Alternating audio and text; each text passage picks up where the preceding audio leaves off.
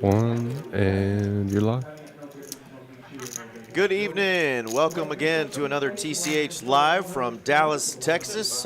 I'm Eric Van Loosen, joined by my buddy in Austin, Texas, Mr. Aaron Money McAvoy. How you doing, Aaron? Barrels 29, please. Doing great, man. Good to be here. Another Tuesday night, another big game, and it's going to be a good one. We got some real spicy players here. We got John Ryan coming back on the stream. We got Benham in the 5 seat as well. We got Harvey mixing it up, and we might even have a fresh face or two. So really looking forward to it. Yeah, looking forward to it. Thanks for everybody who was joining us last night on our big tournament that we finished late in the night, but we had a great time last night.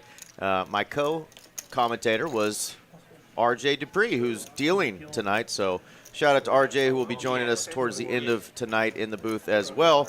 But we are kicking things off right now, looks like with a PLO bomb pot. Let's go. RJ starting us off with a card off the table, but going to get that rectified there. And first card down is going to be the burn.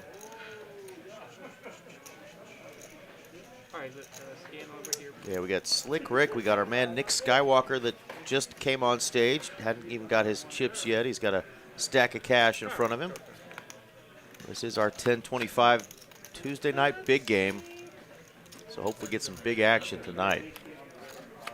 Yeah, last week was absolutely incredible. If anybody missed that one, go back and watch last week's stream. My goodness. We had chips flying everywhere. 700. Yeah, we sure did. And a $48,000 pot won with 7 deuces. Spoiler alert. Spoiler. That was so sick. There's John Ryan in the 1 seat. Got the full goatee going now, Aaron. A little different look for John. Yeah. Yeah, looking sharp, though. Like it. So let's see who all's in this. Nick Skywalker is going to bet with a set of queens and trip sixes on top. Pretty good hand. Yeah. Up against a superior kicker against the trips on top, but looking good on the bottom board. Ooh, straight away, kings. 21. Six is full of kings, I should say. And all the money is in. 22 is cash. That was a big card for Jeffrey. Wait. 3. Choppy. Yeah, both players with some opportunities to quarter the other or scoop outright, but did not shape up that way. And they are going to hack it in half.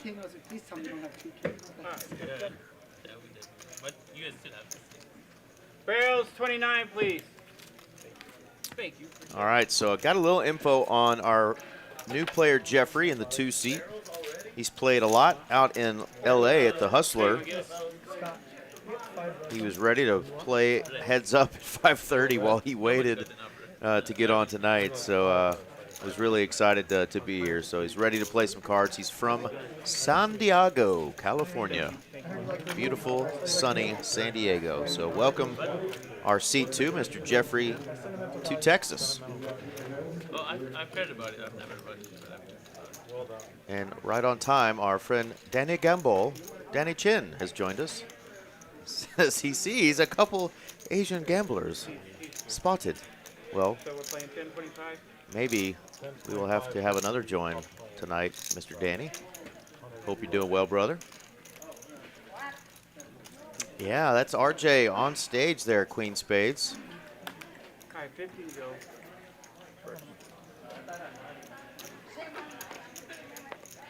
There's the beautiful RJ Dupree, the Dupe Show. 125. Fold. Yeah, flying this ship from the box tonight. He'll be in here once again at the end of the show, bring us home. But right now, spitting the cards. All right, what do we got here? Raised to 125 from Jeffrey in the hijack with the 6-5 offsuit. He is ready to play, 750. as you said. Gonna get called by Scott, and here comes the 3-piece from Slick Rick. First hand. Probably has. I'm behind. Look at like 8, 6, 6. Thank you. Big hands there, Rick right there. out the gate. Yeah, repping the 3-coin shirt as well, since 3-coin will not be with us this evening.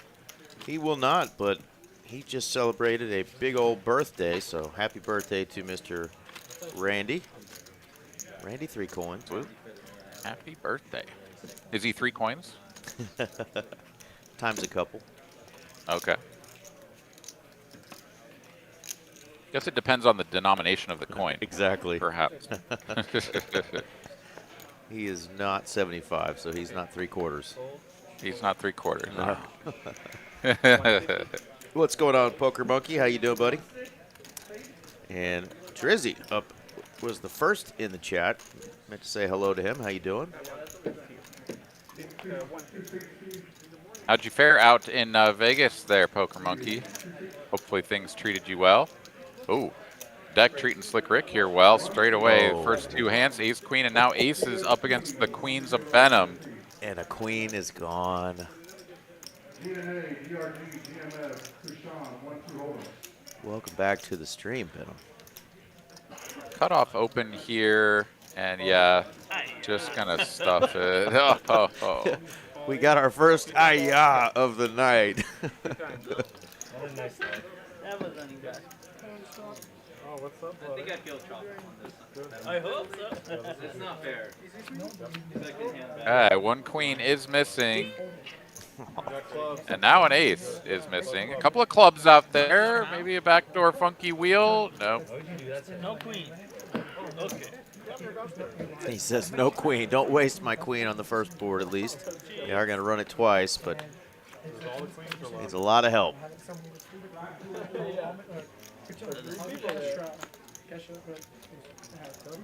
Last queen and the queen of spades only doesn't come. And Benham, he's going to go down to the felt on hand number 3. Only hand number 2 of the Hold'em variety. It is Slick Rick, back-to-back big hands, ace, queen, and aces. And he's going to send Benham down to the felt there. Something about that 5 seat, Aaron. It is either super hot, but more often than not, it is super not. So let's see if Benham can't get things turned around with 5 hours still to go in our live stream. It was a little too early for that. Nice way to start off the stream, though, if you're Slick Rick. Win the first 2 hands of Hold'em and be up over a buy-in.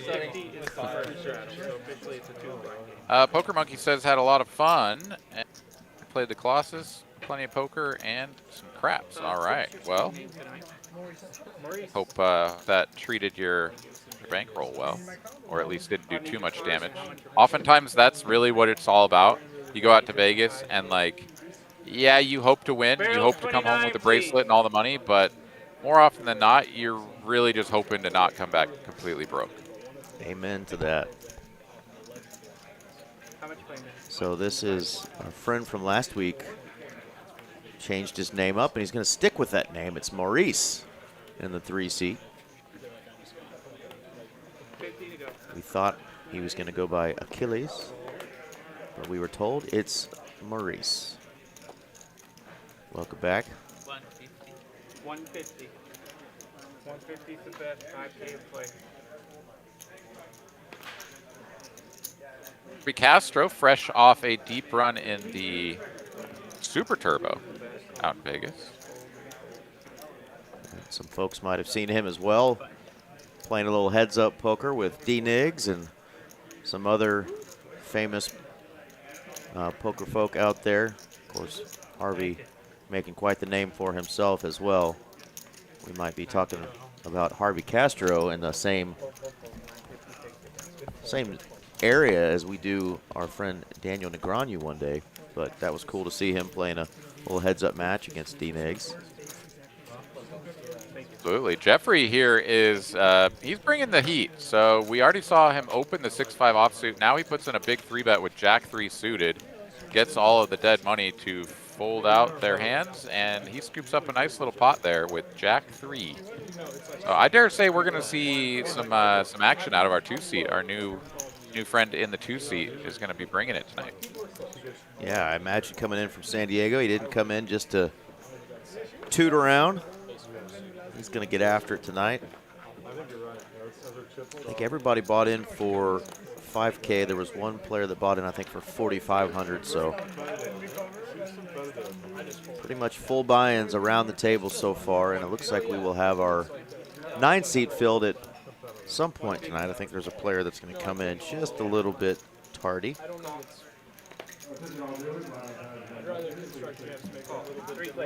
Jeffrey and Maurice are going to call out of the blinds and the straddle. Get Jeffrey to scan his cards in, and didn't want to take, but definitely put him over the scanner. So we'll have to keep an eye on his scanner. Hopefully it continues to work. But Maurice going to flop a flush draw.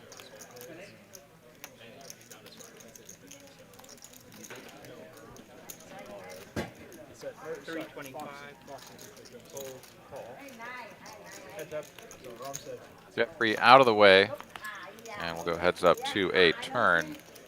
Board pairing deuce should be a pretty good card here for the ace-king. Draw heavy board. If your opponent has a 10, okay, but nice spot to put in another wager, and it looks like he will do so. Half pot.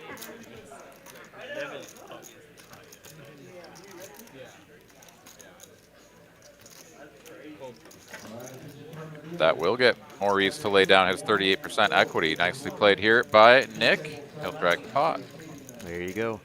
And come to think of it now, Aaron, we will have to watch that scanner over in the 2-seat. I haven't heard from my neighbor next door in production about whether or not it's been multiple hands. We've had that issue, but that seat last night was having a little issue on that scanner. So we'll have to pay attention to that, and may have a mystery card or two tonight from our mystery man, the new player in the 2-seat.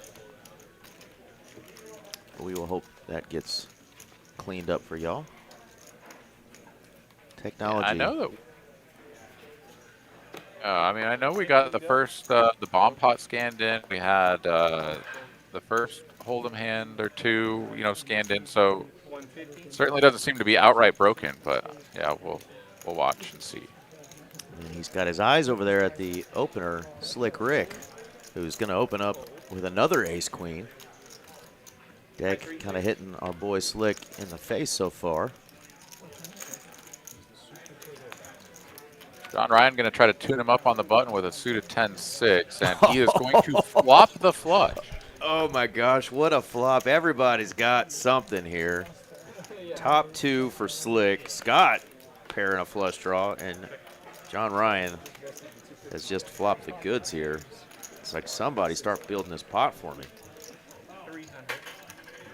Yeah, checks through does make some sense. Maybe a little bit curious that John Ryan doesn't bet the flop when check two on the button, but fair play. He's going to get called in both spots now on the turn, and it's going to be two pair apiece for Scott and Slick Rick. Oh my goodness, and this is nasty. A lead now from Scott for 800. RJ doing the devil's work tonight so far. It's a little bit weird if you're Slick Rick. I think your hand is just way too good to fold. He agrees. He puts the chips out there, and now over to John Ryan, who has flopped the goods. The third nuts, effectively. And I mean, yes, every once in a while Scott could just have like the jack high flopped flush, but yeah, we got to raise, we got to try to get value, and if we get jammed on, so be it.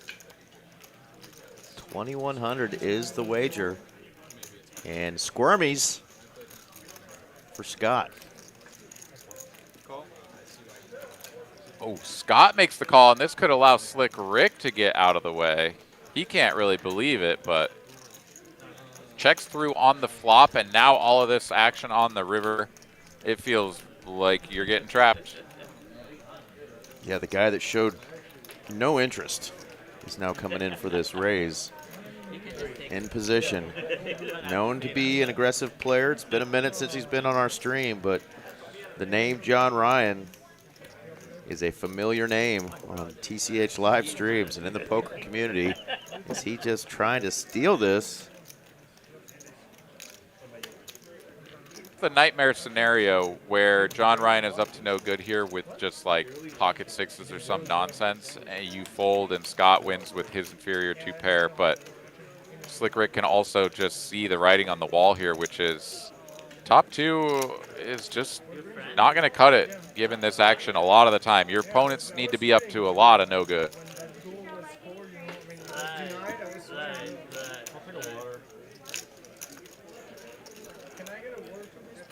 In the words of RJ, if you dog cuss your hand a couple times, it's time to let it go. And he's been cussing that hand a lot. Fold and hold.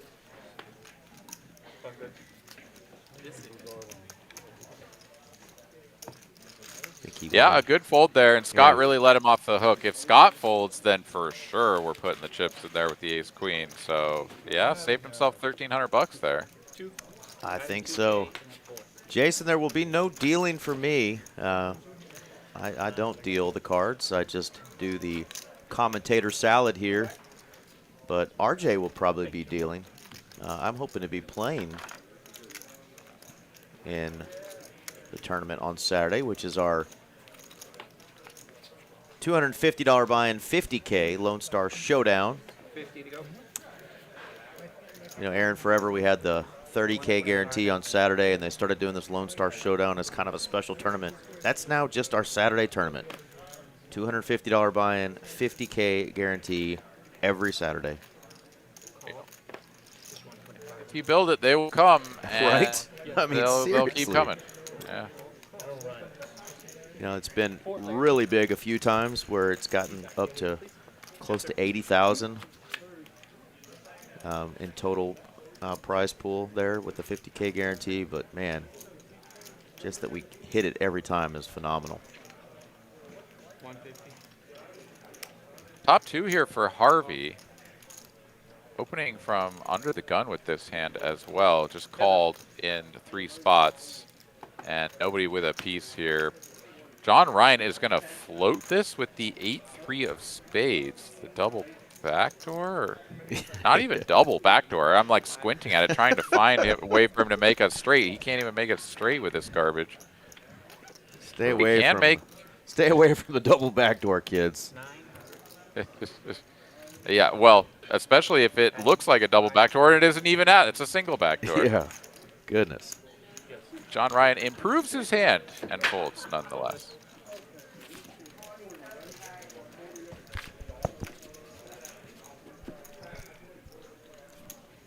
So I do appreciate a good float, though, every once in a while with the double backdoor, because you're in position, your opponent could slow down on later streets, and you can rep something. And you never know. You might just pick up, like, your gin card that gives you, like, a gut shot and a flush draw or something. Absolutely. Yeah, they were okay. What? The watch thing? You mentioned our stream last Tuesday that was just so wild with Mitch and a few of the other players that were just going wild for us. And, of course, one of them is back tonight. That's our man Slick Rick over there in the 8th seat. Was able to put out a little short video on his socials of that 7-deuce hand we mentioned. That'll be the only one we will spoil. But, yeah, that naughty river that Slick Rick caught against Mitch made for some really good poker highlight reels. Harvey's got an opportunity to show up, like, you know, I can beat aces with 7-deuce. Forget about queens, bro. No. The knit buttons are on the table. They haven't been passed out quite yet. They may wait till that 9th player comes to start doing that. Clearly no 7-deuce game going tonight. Great lineup, though, put together by the lovely Miss Mallory. Saw her walking around the room, so if you know Miss Mallory, give her a shout. And if you're interested in playing in our big game, 1025 here in Dallas, Texas, that is who you need to contact, and it's at Mallory Poker on Instagram. Reach out to Miss Mallory Claus. She will try to get you in on our big game.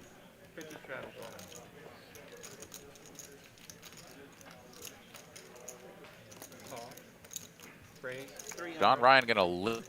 Call. 7-6 offsuit. Jeffrey with one mystery card is going to raise it up 5x. Excuse me, 6x. Raise. 12 and a quarter. And Benham might have a little bit of PTSD from his first queen sighting in orbit number 1. Now he's going to look at him again, this time out of the small blind.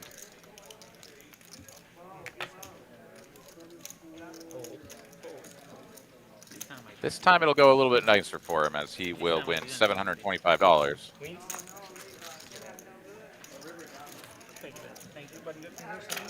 He just needs to do that, what, like 7 more times, and he'll have all his money back. Unstuck like Chuck. There you go. One hand at a time. Skywalker, check your card. I don't. What is coming up, Aaron, down there in Austin at TCH Social? Any big tournaments coming up? Put it in, I apologize. I've been a little bit out of the loop, so was out in Vegas and then just got back from Colorado Yeah, it needs my to witness my sister's wedding. So I'm going to be perfectly honest with you. I don't know what's Okay. on deck. Well, Here in town. let us know if you find out anything, folks that are going to be traveling through Yeah, I'm gonna go to one game. good old Hill Country in Austin, Texas. To the Argentina, Austria. Beautiful TCH Social in Austin always has tournaments going on the daily. 2G. And cash games and great food. All right, here we go. We got the Summer Series at TCH Austin kicking off in the middle of July. So we're just about a month out from that, but that schedule is released and available on Poker Atlas. So July 14th through the 27th, the Summer Series at TCH Austin. As far as things that might be going on just here real quick, I mean, we've got the TGIF. It's a 40K guarantee every Friday. We run that one. And let's see, are we going to get a big one? What's the buy-in on that one for 40K? 140 with a $100 add-on, so basically 240 to get the maximum in chips. Nice. Yeah. And then we are now running a 100K guarantee showdown at the Capitol the last Saturday of the month, each and every month. So Saturday, June 27th will be the 100K guarantee $400 buy-in showdown at the Capitol here at TCH Social in Austin. All right. Good info there. Good flop here for Maurice, who was really not up against a good hand he wants to be up against. The 2 queens for Harvey when he's got queen 10, but he's got 2 diamonds. Harvey's never going to love seeing an ace and then getting called, so let's see how he navigates this. Yeah, the baby bet, though, is sort of the appropriate way to proceed here. Gets value from the queen high. Now turns into a pair of 10s, and he will slow it down with a check with stacked pot under 1. And Maurice is going to put Harvey to the test, goes all in. The combo draw. Harvey's got to try to figure out, does his opponent have an ace often enough for him to let this go? Hard blocks the queen jacks of the world that might do this for a bluff.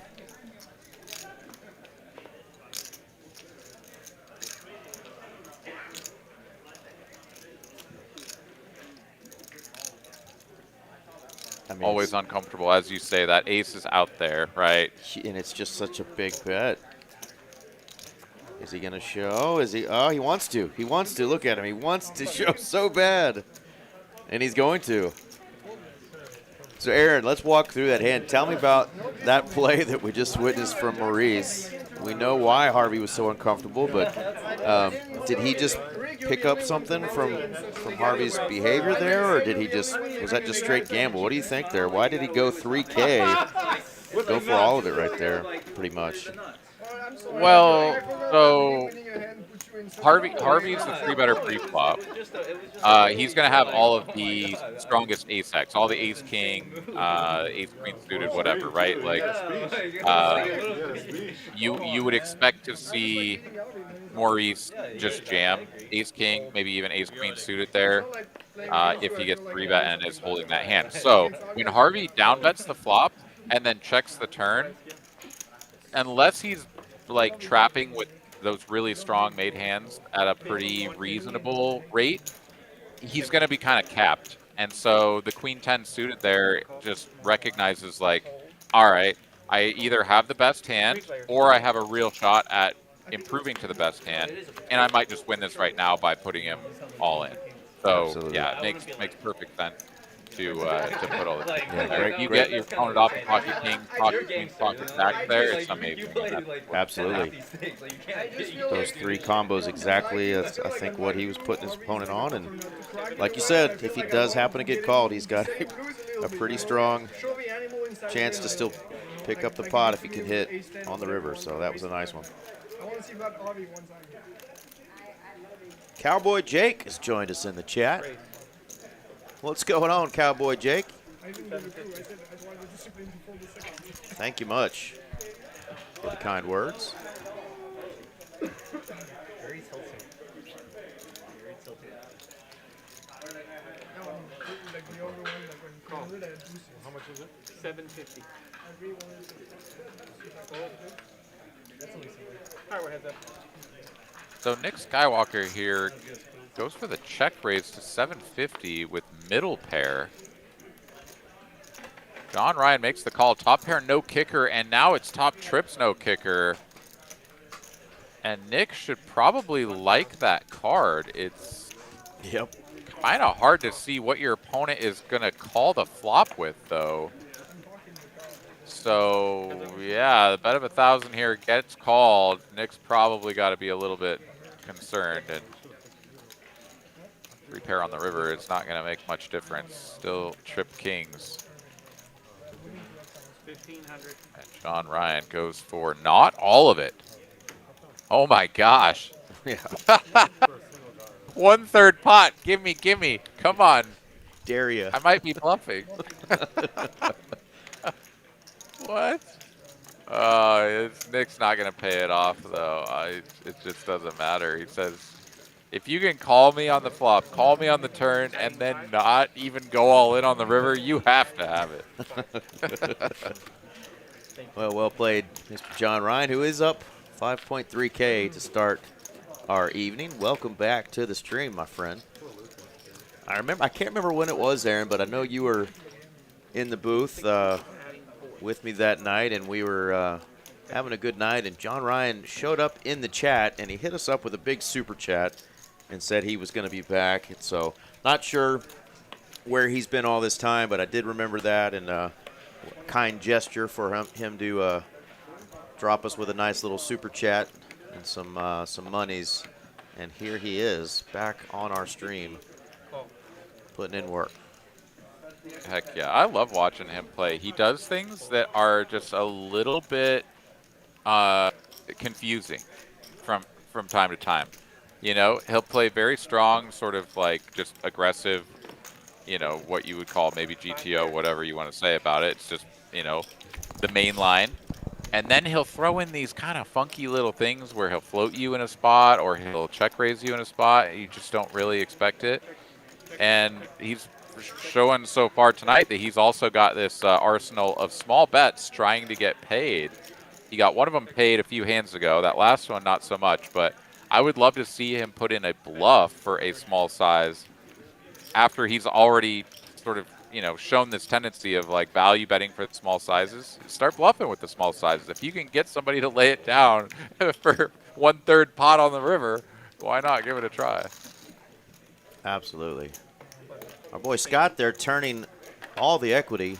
He had just 7 high, but it was 7-5 of clubs at a double gutter and a club draw, including that straight flush out. The 8 of clubs would have given him a straight flush. So uses that equity and bets it and takes down a small pot.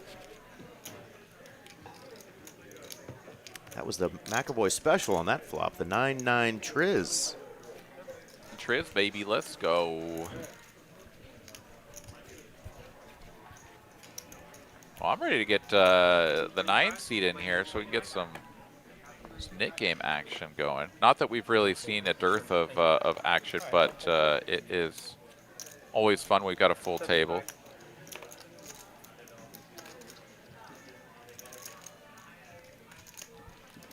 All right, looks like the $50 straddle was missed because our player in the 3 seat was away from the table. We're going to get an open to 75, called in 2 spots. And once again, all diamond ace high flop, this time no flush.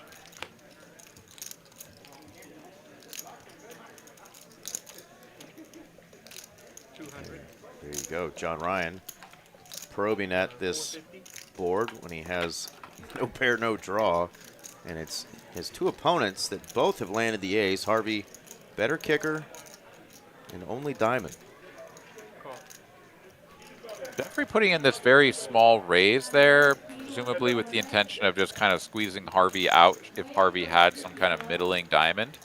Harvey is not going to fold the ace with the jack of diamonds backing it up. And now Jeffrey realizes, well, that didn't really work on the turn, so I should slow it down.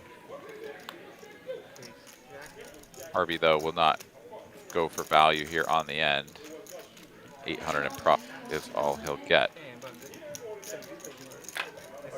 Not hand, not hand. Yeah, I think I was told we are going to have Sam is going to be our player, and I'm having a senior moment.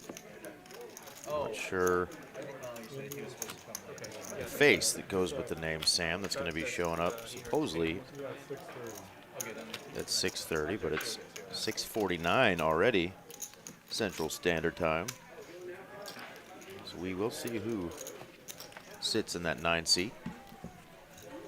Yeah, well, maybe they were going to be here at 6:30 in the past, whatever, right? Because we're 15 minutes behind and they're running a few minutes late. So they can still be here any minute, maybe.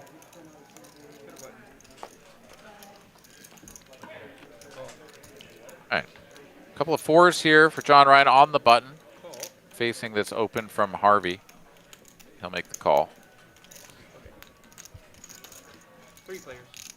Scott will defend for the low price of 75 bucks and Check.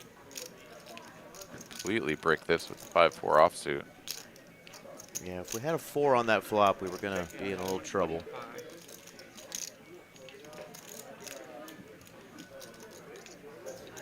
Have to ask RJ what he's done with our decks. What have you done, boy?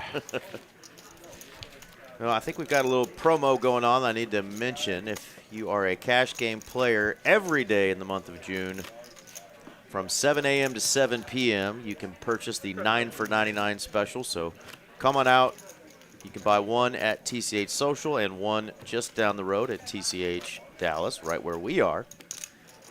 Double up on those 9 for 99 specials. Save yourself $3 per hour when you buy those specials. Aaron and Eric running the show. That's going to be all June, 7 to 7. Come in and close it out. Phony Turgeson has joined us in the chat. Says, "Sup, everyone." 150. What's up, dude? 150. Thank you. Just capped off a signature series, tournament series here at TCH Dallas, and it was over, I think, 1.5 million in guarantees that we ended up having in this tournament, with the biggest buy-in being a $500 buy-in. It was a 500K main event. Got close to 600K in that. Great final table last night, so thanks everybody that came out. Pretty good flop here for John Ryan, Aaron. Yeah, those are the ones we like. You just, you know, make the best hand you could pretty much think of straight away. And he's got Nick Skywalker here on the hook with a small bet flop, small bet turn, or I guess full pot rather, nearly on the turn. And Nick here gets to the river with just king high, has no way of winning this other than to bluff. And John Ryan is like, yes, please, and thank you. I still have the nuts. You've bet 550, and let's take you to Value Town. I was thinking of a different town he's about to take him to.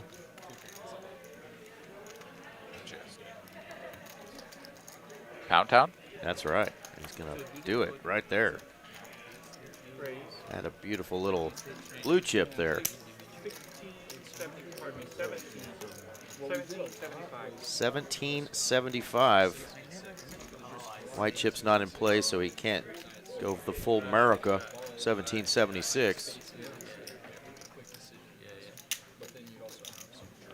Nick is just frustrated that his opponent can raise when he's got the king blocker here.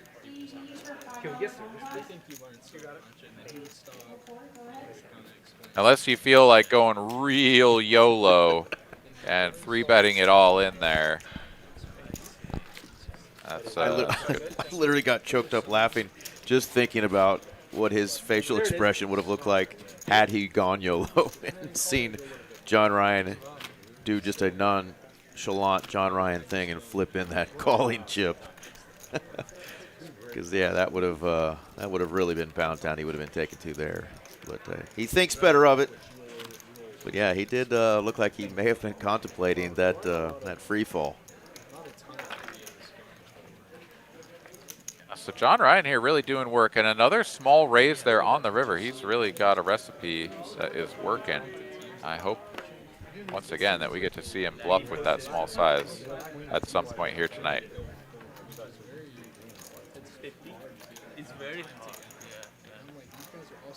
And John Ryan rewarded with the nuts last-handed, and here he is rewarded with another premium ace-king. Yes, sir. Let's get another one. Wow, rags around the horn. Everybody with the middle of the deck unsuited. You've been watching a little World Cup soccer? Just a little highlights here and there. You know, I've been kind of wrapped up with a lot of driving. I've been on the road for, what, 28 hours, something like that, in the last few days. So I haven't had a ton of time to watch any of the games, but I am looking forward to getting a chance to do that. The latest highlights that I watched was the Spain versus that tiny little island off the coast of Africa. Yeah. They held Spain to no goals and drew against them. I mean, I'm not sure if that's a testament to their ferocity or a testament to maybe Spain not really bringing it, but from the highlights, I would say that they just played really good defense and managed to keep the ball out of the net. So pretty incredible result there. Yeah, that was cool.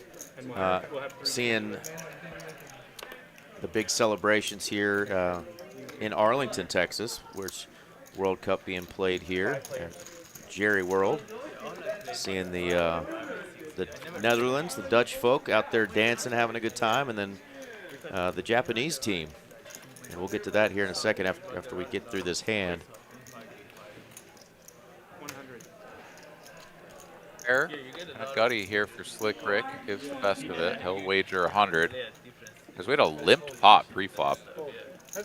Knit game has started, Aaron. Indeed, which is perhaps all the more reason for someone to have actually tried to raise and take this one down. But Jeffrey here will float with the dummy end of the gut shot. He's drawing dead now as the board pairs the 9. And Rick will continue for a little bit of value. 200 bucks to go. Jeffrey says, sure, let me see a river. He doesn't want to see a 7. No, he does not. And a 5 isn't particularly good for him either, as he now actually does have something to show down. However, the flush draw gets there, the 7 gets there, everything gets there. But Slick Rick bets quarter pot. And Jeffrey is going to snap raise to 1,400. And it was gets the fold, shows the hand. Whew. And it was a snap fold as well. I mean, it's the nut worst river card there for Slick Rick when he's value betting an 8. It's just, yeah, and Jeffrey just instantly recognizes that the small bet here is not going to be one of these, you know, semi-bluffing hands that gets there on the river and goes for value. That's made hand that can be pushed away. Absolutely. And Jeffrey, yeah, he's got some poker sense about him. I like his style. Well, I wanted to mention too, Aaron, the Japanese team that played here in Arlington. Did you see any of the videos after the game of their fans helping clean up the stadium? Yeah, true Japanese fashion, man. Those folks are just so, like, generous and, like, so I've been to Japan one time, and I can speak for it firsthand. Everything there is very clean. The people are very friendly. I lost my friend who's like early 20s, whatever, just on the streets of Osaka at 3 in the morning. Like, I have no idea where he is. He's just gone. Some little old Japanese man found him, got him a bowl of soup, and helped him find the hotel to get him home. Like, That's the nuts. I mean, yeah, it's just awesome. And like everywhere we went to, people were like happy to try to speak to us in English and try to, you know, show us around or tell us where we had to go to see or eat or whatever. Yeah, just amazing people. All right, we'll get back to that. We've got a 3-bet from Slick Rick, and Harvey says, no, I've got the GTO special on the button, the suited wheel ace, and I'm going to hammer you 4-bet style. And takes it down. Nice job there from Harvey. Yeah, the other cool thing, Aaron, I saw was Jameis Winston in the crowd. Did you see that too? I didn't. I missed that So part. Jameis Winston was in the crowd. I guess for whatever reason, he was at the World Cup game here in Arlington. And really, after he was such a knucklehead in college and a couple of early years in the pros, that guy has just completely turned his life around, just become a great guy, great teammate, just great person, great personality too when he's been on TV and been interviewed. But he's helping the Japanese clean up Arlington or Jerry World in Arlington. Nice. And it was so cool to see that. I think he was just blown away by their fans and how awesome they were, that he's like, I'm going to join in and help them. Really cool to see. I think it's something that that we could all, you know, cultures around the entire world could learn from, because when you have that kind of mentality as a group identity of showing up somewhere, celebrating your team, celebrating like your nationality, whatever, and then like, okay, but we pick up after ourselves, right? Yeah. I mean, how many times do you see, you know, like a poorly parented child that's just a terror in a restaurant or whatever, and there's no effort made whatsoever to correct their behavior or try to instill any sort of values in them, right? Like, we can all be frustrated by that. You know, we can lead by example is basically the long and short of it, to see the change that we want in the world. For sure. And meanwhile, you know, we're burning down buses, stabbing folks, and you know, after our team wins, for the love of all things holy. But that's a different conversation. But yeah, shout out. Also, we had some Japanese players come join us last night at Texas Card House, Aaron. So they were rocking the jerseys, and they had heard there was poker in Texas, and they came to join us, and thought that was really cool too. So I think we treated them very well. They were happy to have found a place to come play some cards last night. So hopefully the cards were friendly back to them, and they had a good experience. Yeah, well, I mean, they're off to a good start. Their drawing against the Netherlands is probably one of the better ways for them to make it out of the group stage there, because you're more than likely going to take an L against some of these top European teams. So, yeah, you never know what can come in the future for any of these teams, really. It's nice for the U.S. to come out with a win straight away against Paraguay, so Absolutely. they've got a good shot at advancing. Let's take a look here. We got top pair, top kicker against second pair, and a double backdoor. Maurice here with absolutely nothing but a knit button and some heart. He's not going to do it.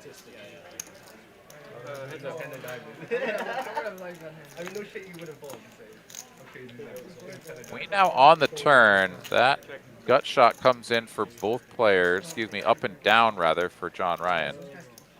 500.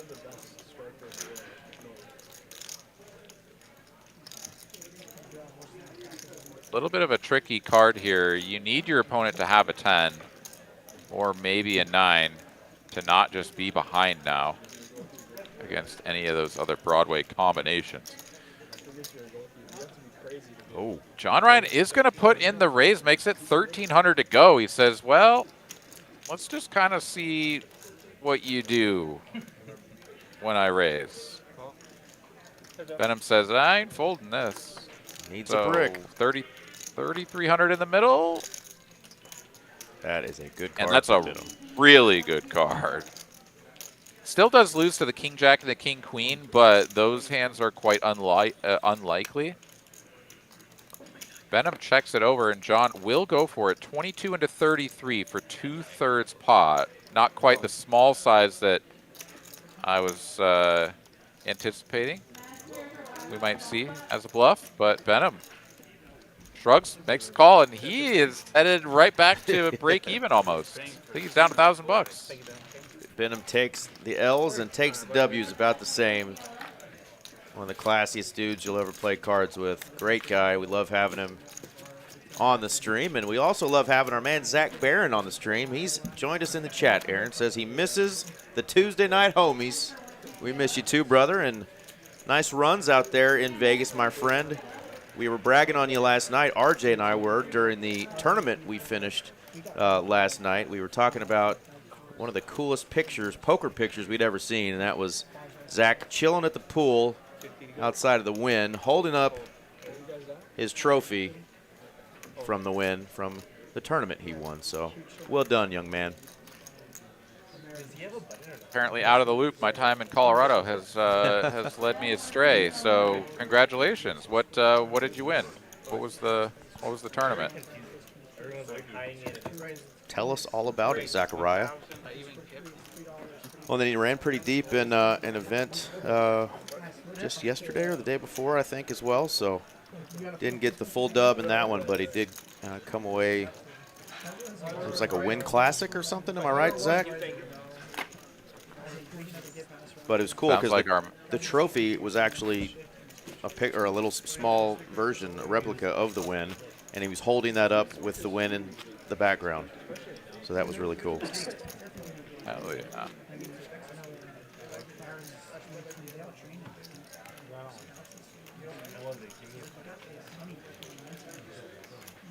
Yeah, who needs to play WSOP events when you can just post up at the win and ship the sherbert?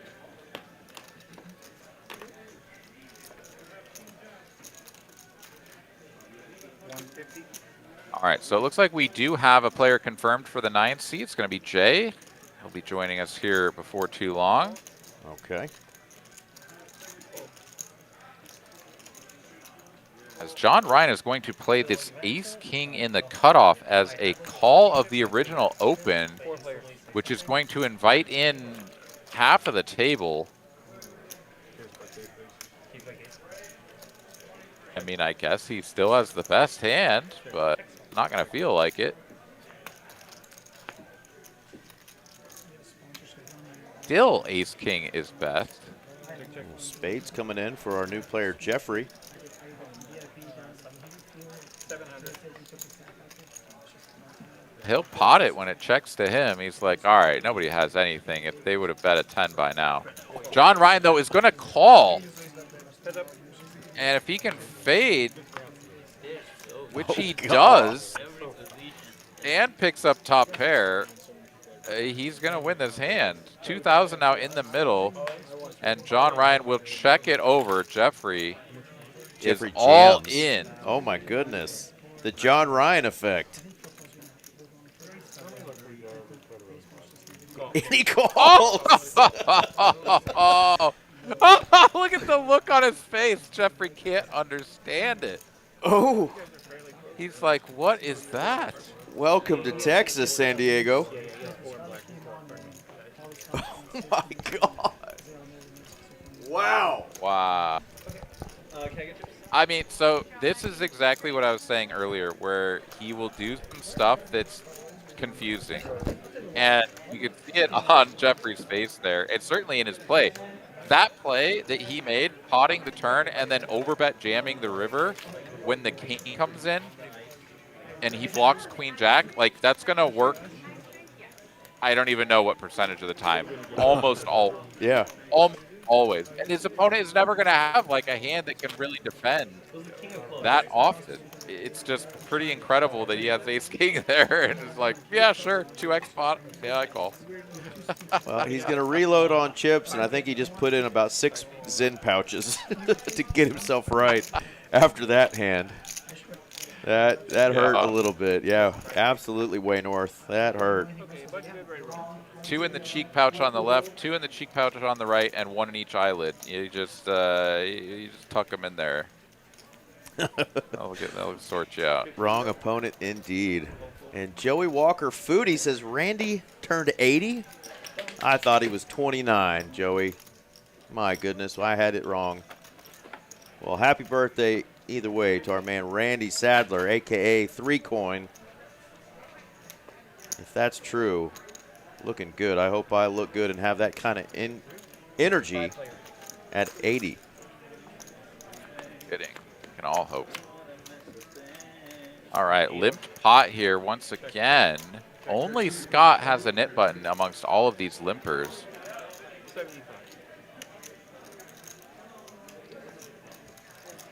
And it's a pair of 4s that's the best hand here.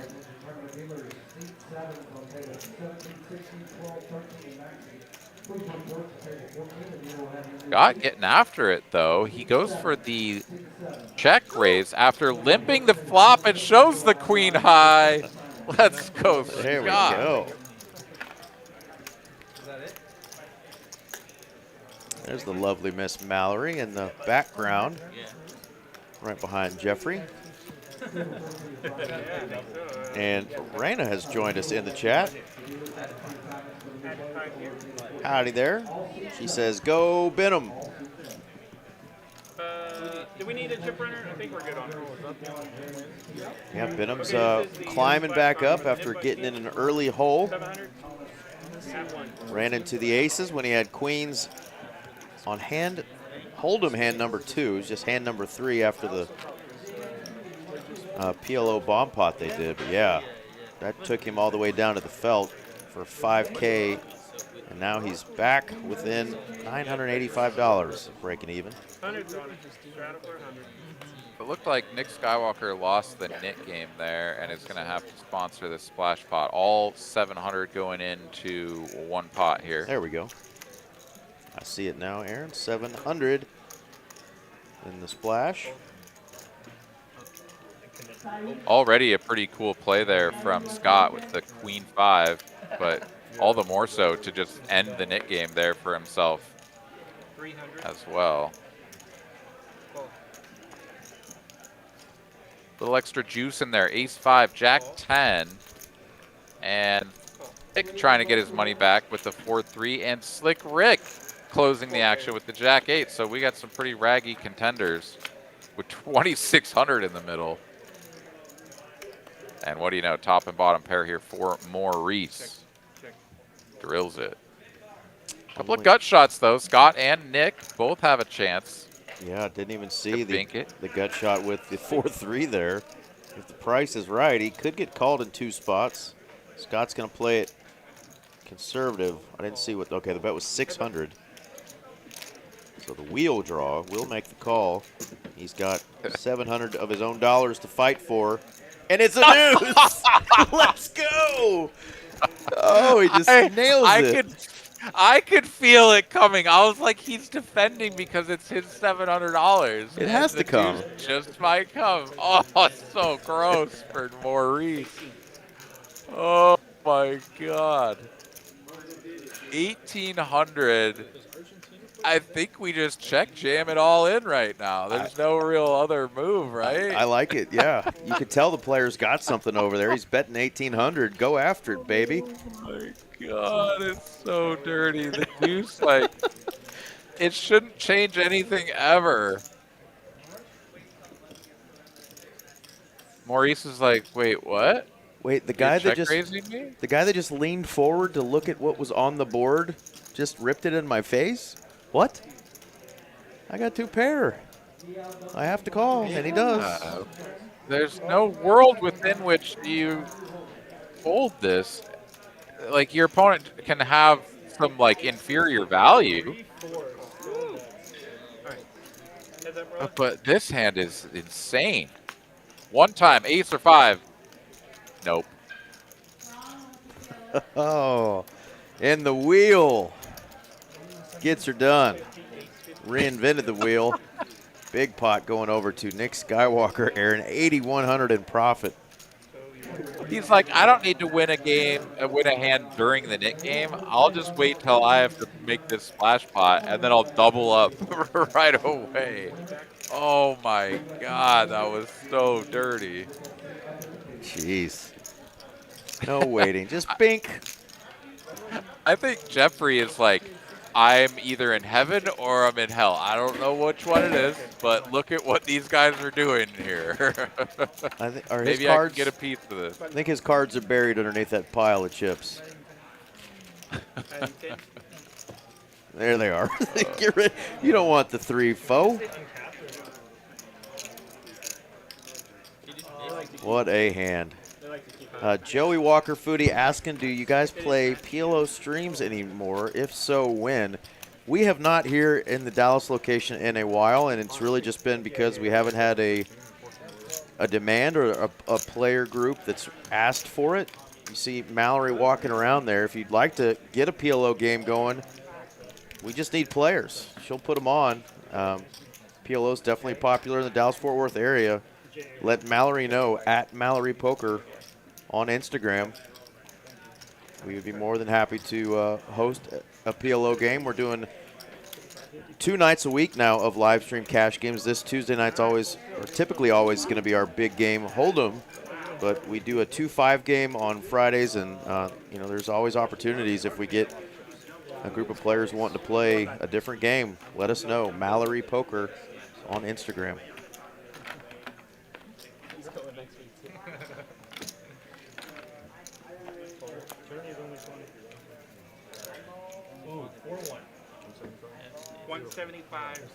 Austin's hosted a few PLO games in the last year. I know, Aaron, have you seen or heard any more of the folks interested in doing that down there? He may have stepped away to grab a beverage, but yeah, TCH Social in Austin has had some PLO streams in the last calendar year. I do know that. But yeah, where there's a will, there's a way. We'll get you on.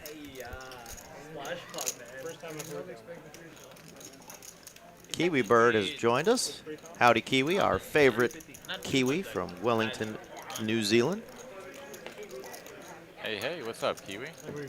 And Christian Martinez says, who's the hottest player? Well, so far, got a couple players running pretty hot.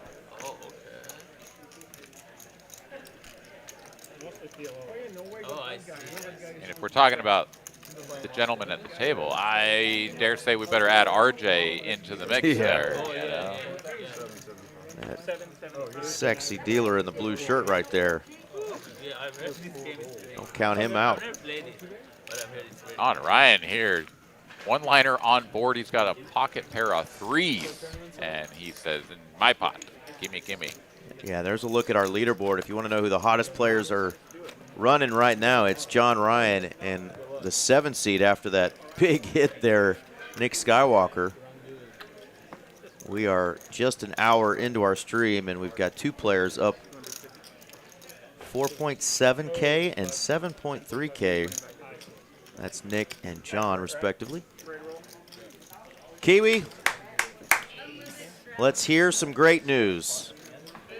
Tell us the great news. You were telling us last night the doctor was going to give you some news, and you were hoping for great news. Tell us something good.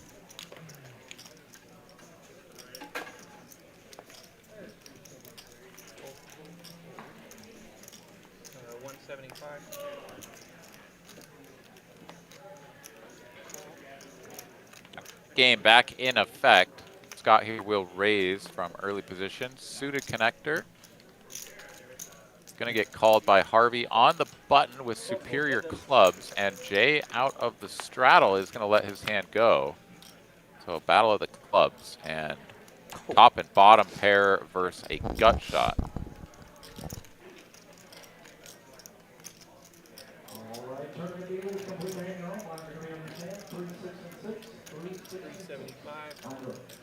Wow.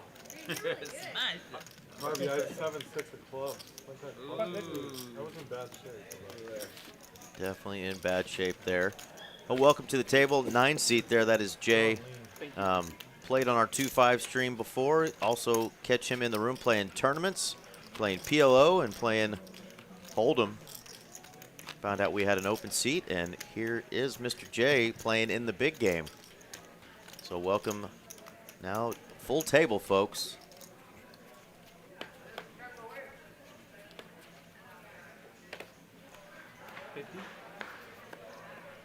And I just realized Maurice over there, Aaron, is just down a buy-in, and you look at his stack. He's got over 14,000 in his stack. This is a match the stack game, so there could be some big hands brewing with these stacks already swelling up. Truth, yeah, last week we certainly saw some big ones. 48,000, the high water mark on my time in the booth. I presume that was the biggest pot. It was, yeah. All the way through. John Ryan in a real tricky spot here. The 9-5 does connect with bottom pair, but he needs another 5 or a straight card to come on the river to bail him out. Benham here up and down as well. We'll make the call. To a river we go. And here we go. Kiwi Bird Special is in remission. Let's go. Hell yes. Let's go. Blood After test in 6 weeks, and then we'll be for sure. That is incredible. Congratulations, Kiwi. great news. Well, fingers crossed for those blood tests coming back over the next few weeks, but really great to hear that. Fantastic news. All right, Benham here is going to bet 1,600 into 1,200, so over bet of the pot. After John Ryan checks the river. So turning the 9s into a bluff. Although they are just the best hand. John Ryan here really thinking this one over. What do you think is going through his mind here? Trying to find a bluff? Like ace what? Ace 9? I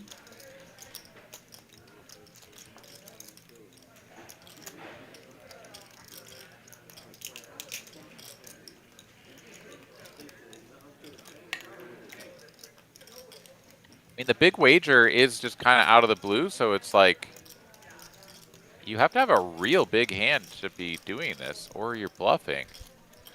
The worst part about making a hero call here is that, yes, Benham is bluffing, but he's bluffing with the best hand.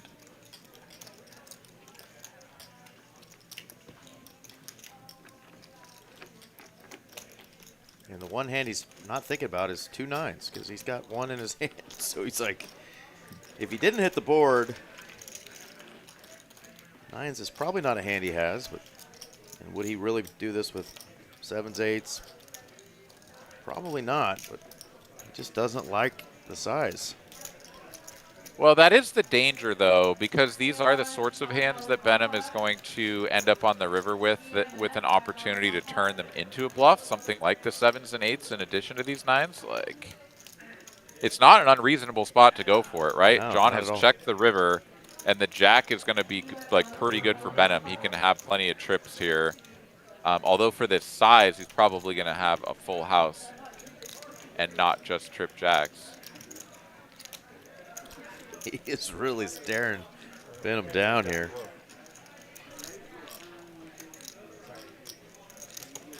Any drinks on the stage? Coffee, water, beer, sodas, beverages? The king jack even could be in there, but just the way that this hand was played, it doesn't really seem like Benham has a jack. I mean, credit to John for thinking it's over. He does announce fold, and that's good for him because he's going to get shown the nines and be like, oh my God, I almost hero called you with a worse hand.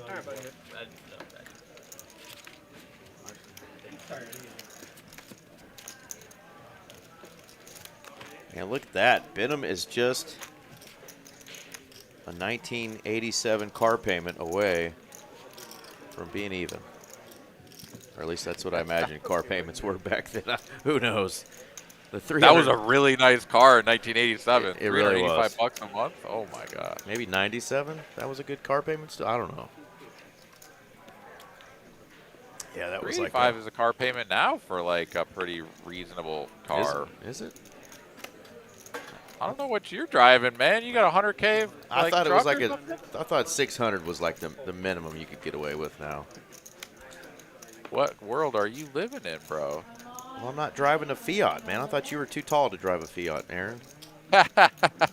No, I've got that thing from the Flintstones where your feet poke through the bottom and you, Hell yeah. you pick them real fast. Red and yellow, Yeah, baby. $385 a month, man. No big deal. All in from the 2-seat. All in from the 2-seat, 5K. That's a little unorthodox. That's how they do things in San Diego. Just Rip City. Well, he's got the nit game in effect. He's got an aggressive player opening the button. It's not completely unreasonable because the raise size was to 500 as well. There's a pretty decent pot out there. I mean, obviously 5K is just a lot of money and a significant overbet, but again, like we saw earlier, like the frequency at which this works and does in this case is so high that it's just very unusual for you to get called.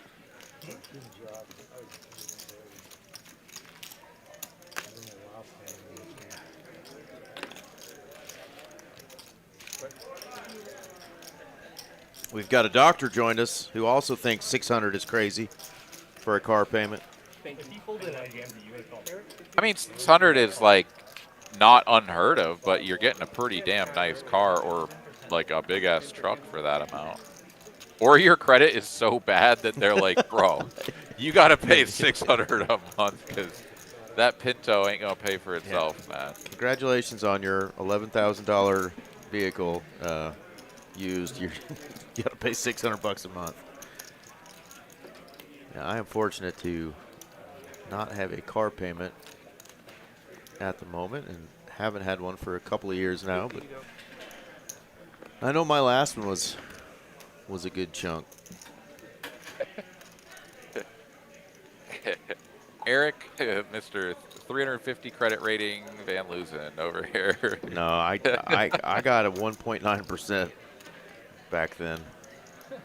So you just assumed that car payments were much higher than yours normally, or what? I guess. I mean, my truck was brand new in 2014, and that was my car payment or my truck payment was $600 a month at 1.9%. Okay, well, you got a nice truck then. Which is the way it goes these days. I mean, I've seen some of these prices. Oh, trucks are ridiculous these days. Yeah, it's like, what? Why? You See? can get like a used Ferrari or a truck. Like, what? Brother May I has joined us to help me out. He says 600 is low. The average car payment right now is $770 in the US of A. I knew I was on. That's probably because everybody's driving a friggin' Tesla and everything, you know? Fair enough. All right, they are waiting for Slick Rick in the chat to win another 50K with 7 deuce tonight. 125. If he finds a spot, I feel like he might try to replicate against the right opponent.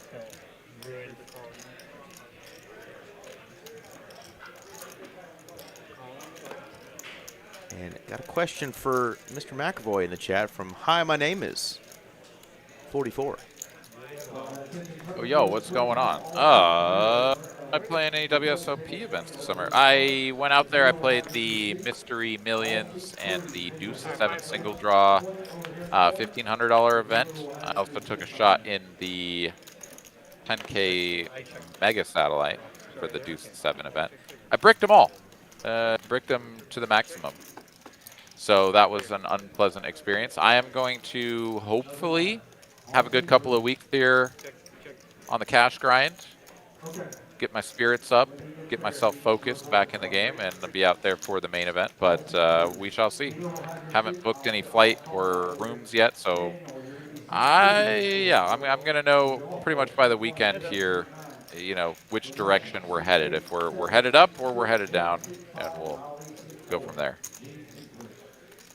One thing I've learned for sure about my experiences during the summertime is that if I go to Vegas with the thought in my mind of, well, this downswing can't last forever, maybe I'll go win some money at WSOP, that has not worked out well for me. So, you know, it's best to go in with like a little bit of an upswing, a little bit of a tailwind, feeling momentum. good, feeling confident, and like not going into it with the idea of like, wow, I've been getting my ass buried for months. Let me try to turn it around out there in some very expensive buy-ins.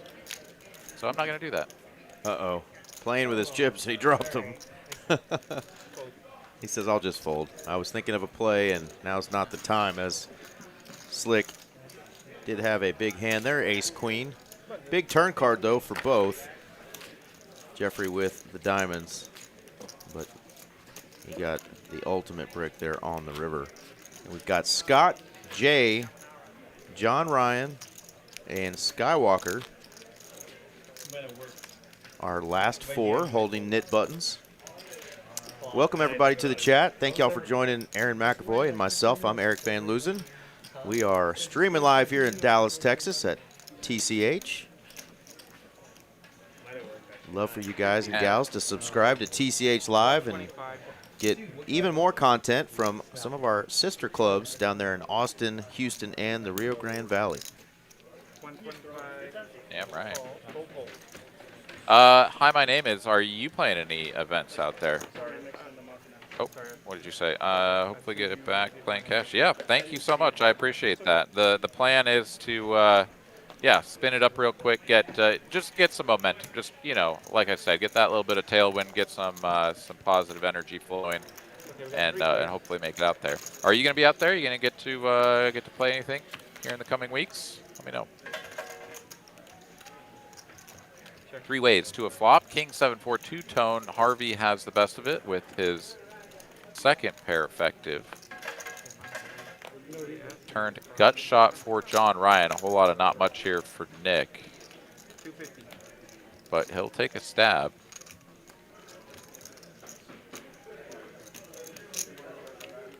And now what do you do with 2 8s? Yeah, they're just probably headed for the bin. Jack high is good. But we know Yeah, Nick has but got to bet. Yeah, once Nick starts betting the turn and finishes with literally playing the board, he has to bet.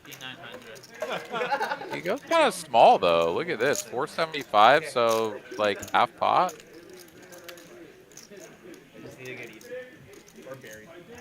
It almost looks like he could be value betting like a 10. Or if I'm up, like it's a bonus. And if he is, John Ryan could get him to fold that hand with a big raise.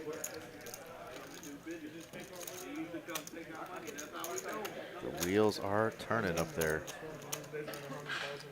Should have jammed when you had these. 15 minutes, reveal some credit. Bucket list to play the main one day? Absolutely, you definitely should. All right, gets it through 3 high like a boss. I just want to know if you're going to Nick Skywalker continuing to build that stack, coming up on the heels of John Ryan in first place there. There on the we go. leaderboard. And there's a look at those V-pips through 33 hands. Jay hasn't got to put money in voluntarily yet. He's just sat down for 7 hands, so we'll cut him a little slack here. But John Ryan, 67% on the VPIP. Scott up high too, 47%. But yeah, everybody Scott putting in a lot of money so far early on. But yeah, that's a high number for our boy Scott. It really is. I mean, you know, 31 hands, not a big sample size, but the fact that he's played 15 of those hands in some way, shape, or form, right? Like not just posting blinds. That is not our usual Scott. So, you know, a little golf clap for Scott there, getting involved. And showed us that sweet check raise queen high nothing right. burger bluff Queen to get out of five. the last Nick game. That was sick. Absolutely.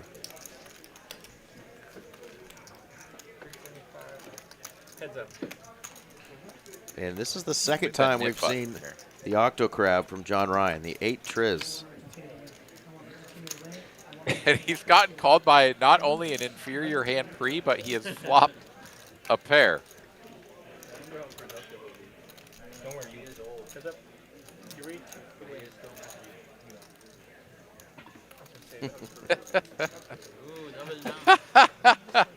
Jeffrey's like, oh my God, you like call with ace king, you raise with 8-3. Who the hell is this guy? Who is this wild man in the 1 seed? Well, welcome to Texas for one, Jay, but or excuse me, Jeffrey, but really welcome to the world of John Ryan. Grab you another Zin. He's going for a 6th Zin pouch now. He's got to get his mind right. Get back in the game. He's going to look like a chipmunk over there. He's going to have so many pouches in. Maybe going for a sponsorship. So that's a $200 shot. Oh, that or a heart attack. I don't know. How many of those can a human being put in? Oh, man. I literally tried one for the first time about 2 weeks ago. Found a can in the room that somebody dropped unopened. So I said, you know what? I'm going to crack it open. I'm going to give her a try. And that thing lasted about 3 minutes before my head was spinning so much I thought I was going to fall over. And I said, nope, not for me. He probably found a pack with, like, I don't know what dosages are, but, you know, the heavy dosage of the, like, 300 milligrams. No, it was the smallest? It was the smallest one. So the nicotine intolerance that I always thought I had, it's still there. Blessing in disguise. I guess it'll save you from stress indulging 6 pouches in half an hour when you run bad at the table. We got a 2-piece for Jay. And gut shots galore. That was the case 10, only 1 spade. And that's Slick Rick. He's going to get out of there and go back to chawing down on whatever delicious bowl he ordered there. Save me a bite, Slick. That looks good.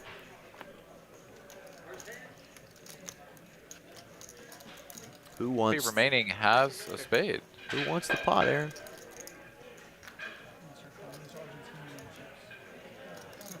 When Jay bets the turn and then slows down, it seems likely that he doesn't have a nutty spade. But everybody has a little bit of showdown, and so they're not trying to turn every hand into a bluff here. Makes some sense. And a little bit unusual that they all have some showdown on that turn card, so the 10-8 gets to showdown. There we go. Pair winner. Welcome to the game. And Jay's won a pot. Yeah. He's played a pot. He's won a pot. Welcome to the game, Jay. 1,800 in profit. You want to do 2 4 now? No, do 1 8 please. 4 2 4. Dude, you have to, that's the only way we can get out.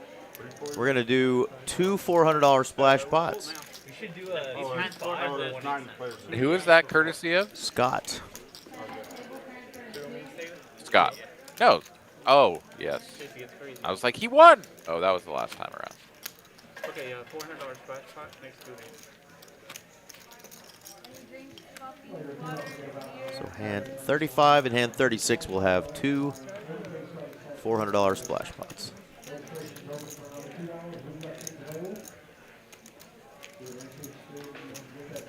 $400 splash. 50 to go.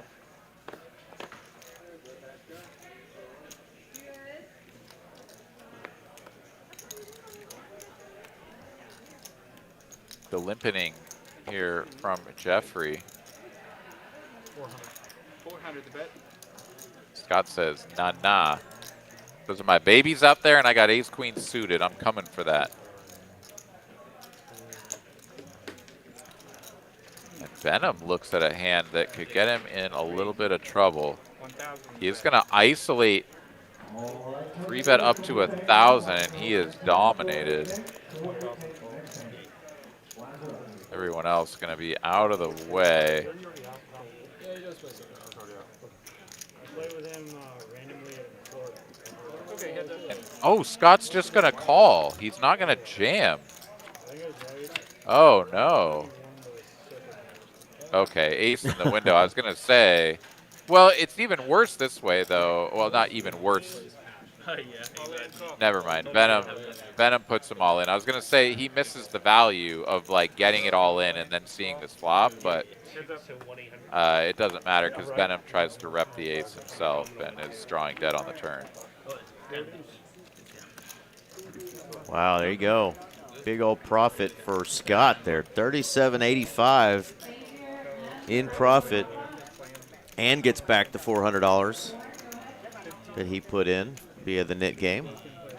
And keeps his VPIP close to 50%. Absolutely. Kiwi want to know what the heck is up with Flag Day. Well, Kiwi, that's a question that I imagine half of the people who are citizens of the United States could not answer. But it was a commemorative day when the U.S. adopted the current flag. Well, so here in the United States, we like to celebrate everything. So, you know, 192 days out of the year, we have a day designated for something. And before you know it, we'll have all of them filled up, and we'll have to double dip. And it'll be Flag Day and American Sausage Film Festival Day as well, you know? Yeah, we have Donut Day, we have Pizza Day, we have all kinds of days. Yeah, that one's been around. We don't have an American Sausage Film Festival Day yet, Eric. We need it. No. June 14th, though, is Flag Day. Commemorates the adoption of the flag of the United States of good old America. Back in 1777 is when that flag was adopted. Boy, howdy. It's changed a bit since then, I'll tell you what. That's right. Stars and stripes. Ain't no more stars and bars, none of that nonsense.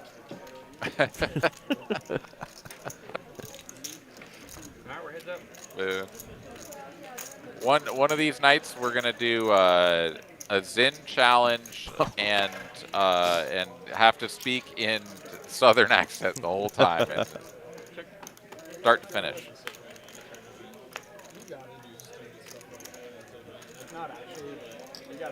Every time your horse loses the knit game or whatever, instead of owing me Taco Bell, you have to put in a pouch. All right, bet and a call. River brings no help to the eights, and we're going to show down the ace-9 as the winner. Same thing, Open had king queen. It was kind of squeezing. And I just stuck it. Skywalker takes down another nice hand there.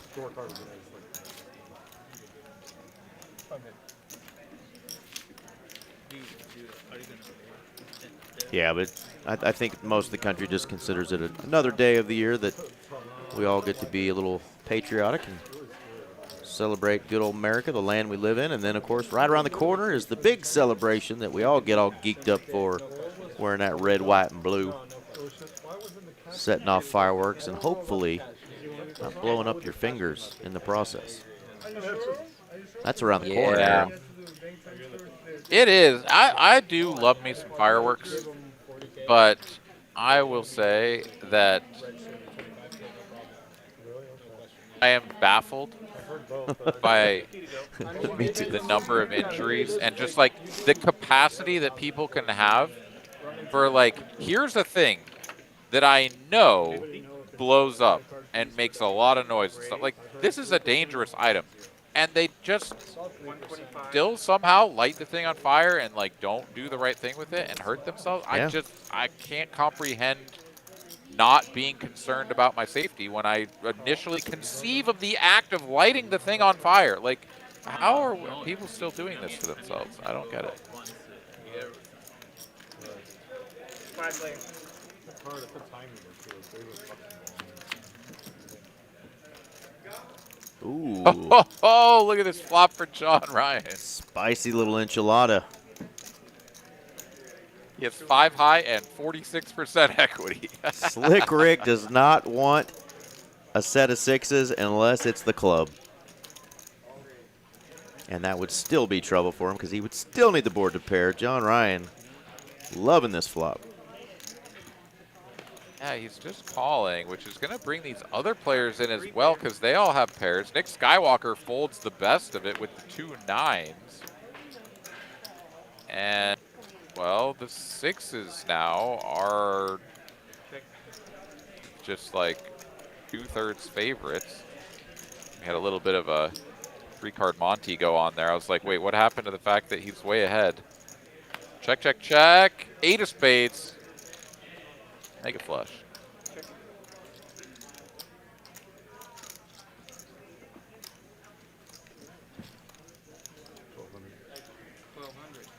For small bets, he is going to blast it for pot.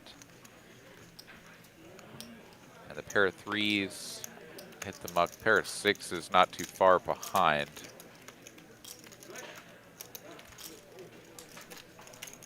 One would imagine. I mean, I think we could call here every once in a while if we had the 6 of spades, just to keep him honest, but I don't know, 4th pair, no spade. Ugh.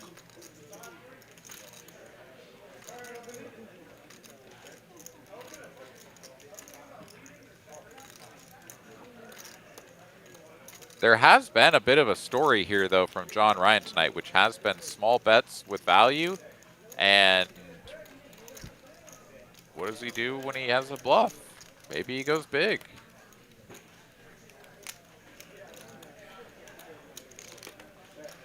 Chang, are you about to pay this man his money with 4th pair, no spade? He is.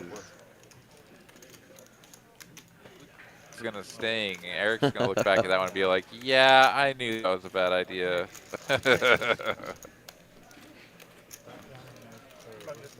But if he'd been right, it would have been real sick. Yeah, now our man Slick Rick only up $200. That's more than Harvey dough, boy, howdy. I tell you what. That's right. And that probably is a car payment from 1987, $215. Now you're talking. Now we're talking a little more accurate, yeah. The brand new Acura. Yeah, it was still probably a pretty nice car, a couple $100 back in the 80s, man. God, how stupid it is that these numbers just keep changing like that. Like, ballooning, yep.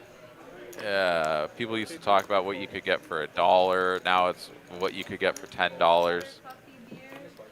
I stopped for a Subway sandwich, Eric, on my way out to Colorado. Yeah, how's old Jared doing? After taxes, I paid $14 for my foot-long sandwich. That's more than a dollar a dollar an inch. Used to get a whole foot long for $5. Oh my God, dude.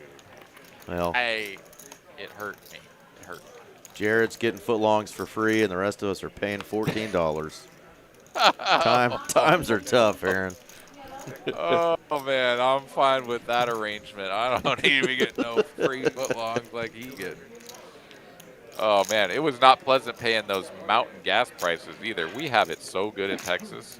I will tell you, there's nothing quite like getting to the middle of the Rocky Mountains in some small little town and trying to put premium in your little turbo. It's not pleasant. At one point, I paid over $5 for 1 gallon. My goodness, yeah. The further west you go, it just gets more and more painful. That is for sure. Patty June has joined us. She says, "Go Team Scott." We got some Scott family members in the chat. Normally we'll have Miss Shada joining us as well. 50 to go.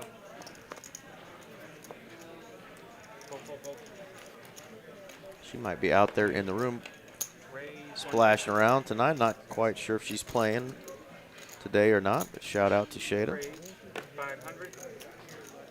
Kiwi paid $125 back in 1970.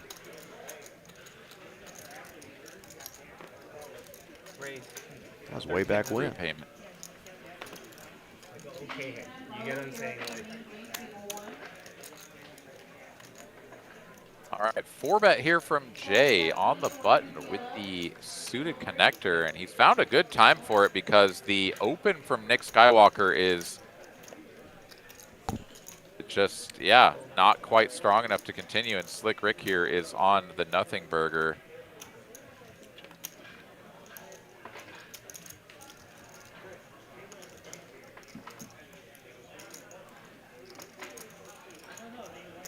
You got to tell on your opponent over here, cold 4-bets are pretty strong, even when they're on the button. Oh, Slick Rick is doing it, though. He says, nah, brah, you don't have it. Click it back. 2,300. And 5-bets. And- What do they say about 5-bets, Aaron? Well, what they say about 5-bets is that if you don't have aces or kings, you better have a hand like this because you're getting a price to play in position, and you just might actually take aces or kings down. He does make the call, and here we go. There's 4 on this board, as well as a double gut shot. Excuse me, up and down, whatever Open you want enter, to call yeah. it. And Slick Rick now with stack to pot at 1. Yeah, there's 5,000 in the middle, and we have King 4 versus 8-7. Slick is gonna check here. Looks up to the poker sky. Does 1J.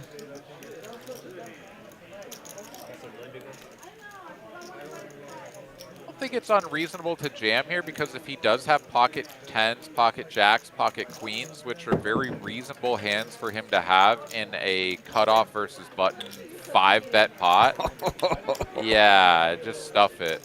Shows the 8-7, and Slick Rick is like, oh my god, I had the best hand with the pair of 4s. Hell, the king was the best hand. The whole table, including one Slick Rick, does get a little grin out of that. And I think Slick's grin says, oh, it's on now. I mean, that one was already spicy as hell, right? Like, the 4-bet with the 8-7 and Slick Rick deciding to click it back. So I like clicking, but when you're in position, clicking when you're out of position just gives them a price that they almost can't refuse.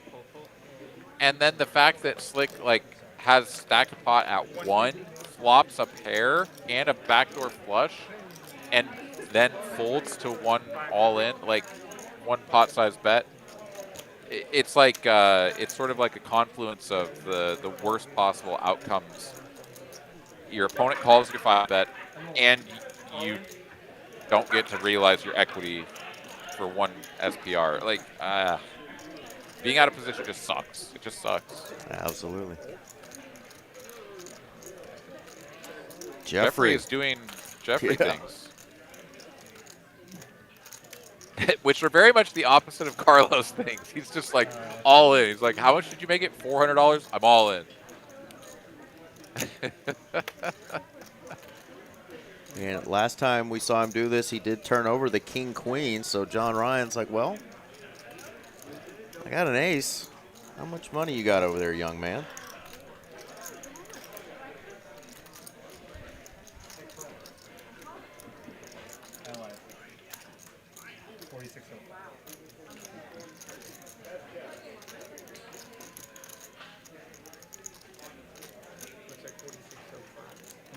You been playing in Las Vegas?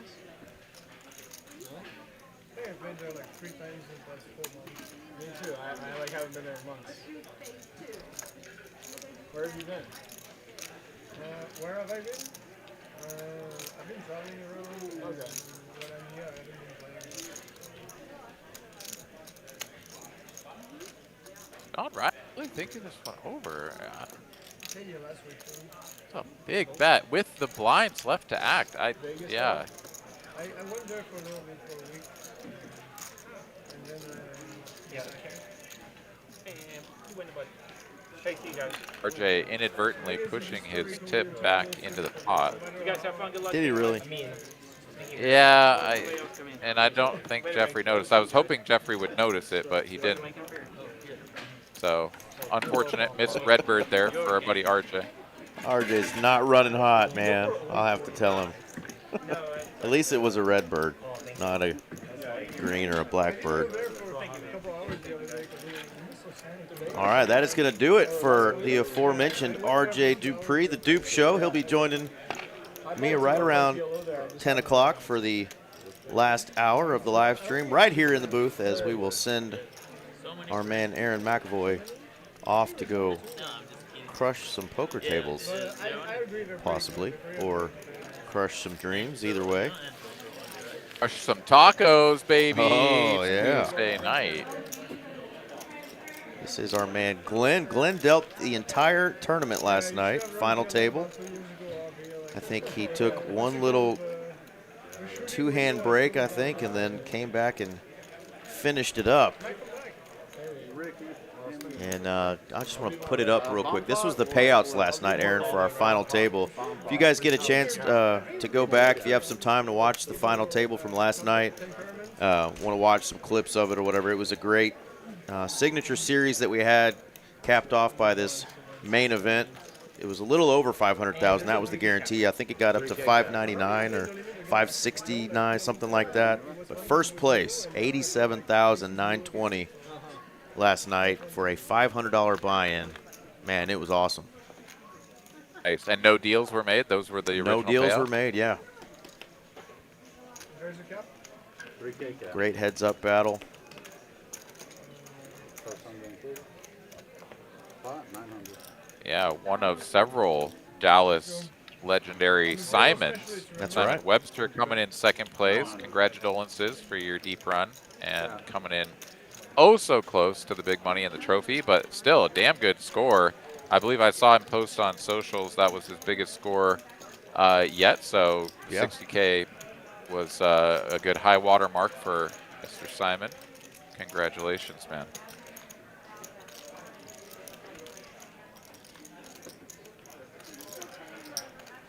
All right, so King 9-3 and 7-6-3 here. A couple of flush draws available.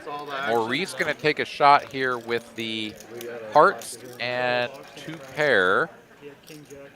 Got a gut shot on bottom as well as the flush draw. Scott is apparently involved. Putting here to read for that. With the 5-4 on the bottom. I have the 1, the 3, and the 4. Oh, he potted it. Capped it, yeah, potted it. 3K cap in these.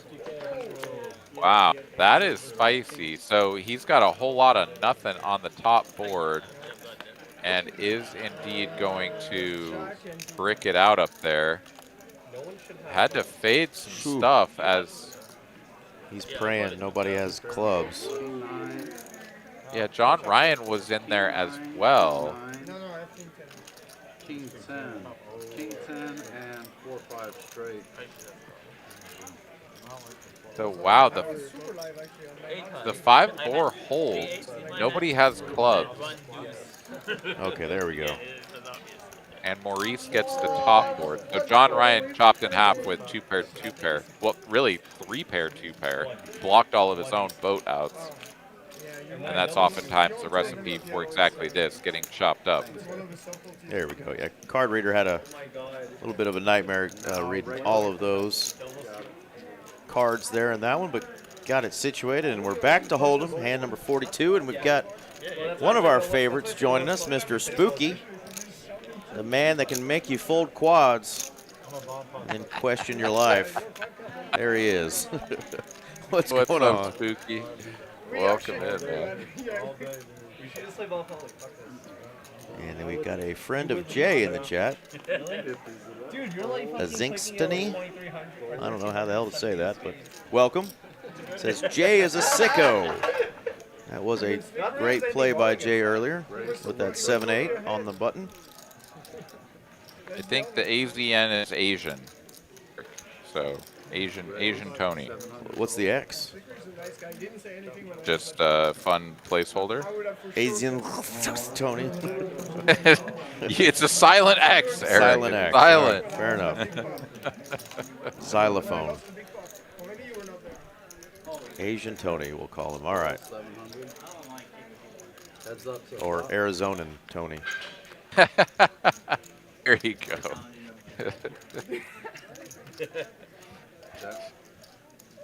More Jeffrey and John Ryan battles. John Ryan's going to like Had it this out flop. for each other. They do, man.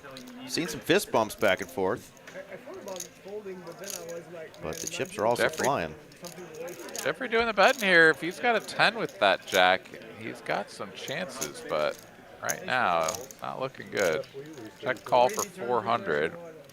Pot now 2,300, and Jeffrey tries to scan those cards again. They're fully over the scanner. They just will not go into the system. So I don't know what's going on there. Plus I can get lucky. That's when he asked me twice on one special poker. Jeffrey's going to try this again. He's all in for 2x pot.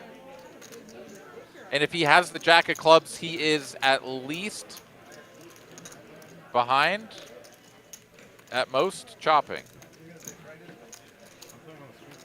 That was not the way I intended to say that sentence, but he's all in for 2x pot, and he cannot win this pot outright if we just showed the cards down right now. And John's thinking, what does he have? I think there's a pretty good chance he's got 10 jack, Eric. run it twice. Good to go. Makes the call, says run it twice. Brick.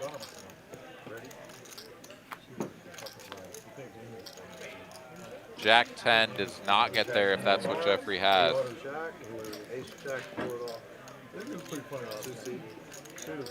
And John Ryan is just absolutely schooling Jeffrey left and right. He stacked him again. My goodness. Yeah, we still didn't see the other card.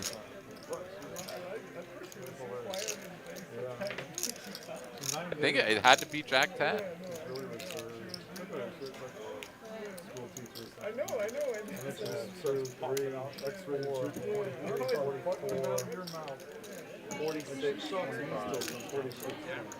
Jeffrey. Wait a minute. Jeffrey had the ace jack.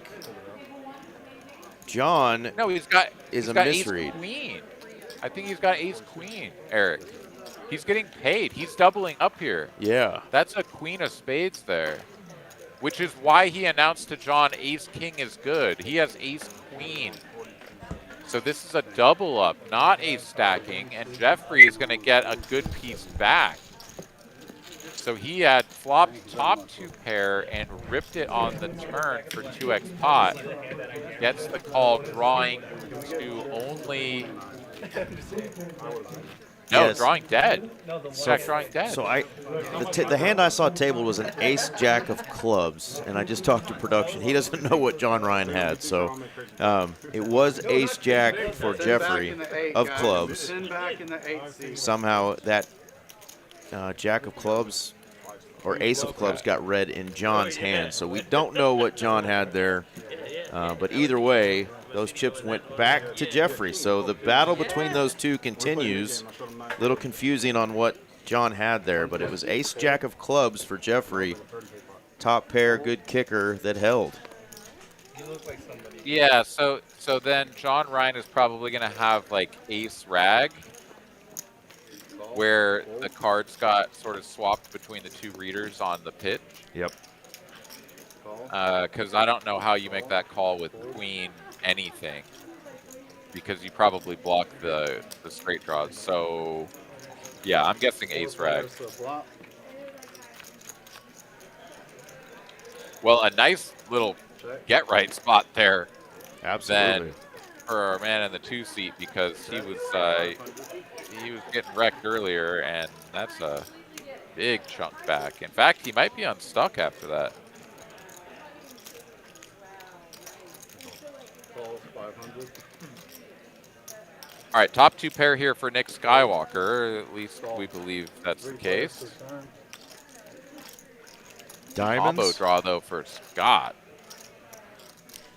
Fill her up. And now a combo draw for John Ryan as well. He's actually still live to the 10 of clubs. Call. Fold. Heads up to the river. The 8-7 is out of there, and no 10 of clubs comes, but it is an 8. Scott would have loved / hated to see that card.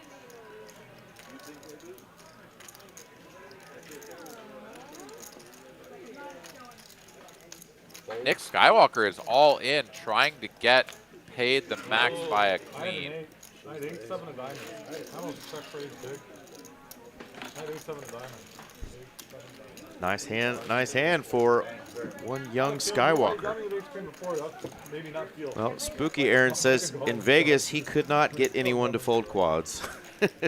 He had a hand in the 1500 monster stack and just could not get the guy to fold quad 8s. What a nit. No, the guy's too loose. Too loose, yeah, loosey-goosey. Hell. Yeah, I mean, you could have had the straight flush. I'm sure it was available. How does he not fold? Good try, though.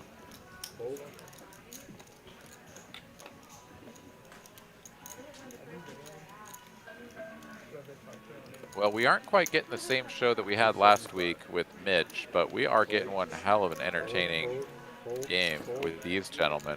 I am enjoying this a whole lot. Hand number 44, we've seen some big ones. Haven't quite had the graphic pop up to show us the biggest pots of the night and whatnot, at least that I've seen. But hopefully we'll get that in the mix. Definitely had a couple of big ones up over 10K. Bet 400 fold.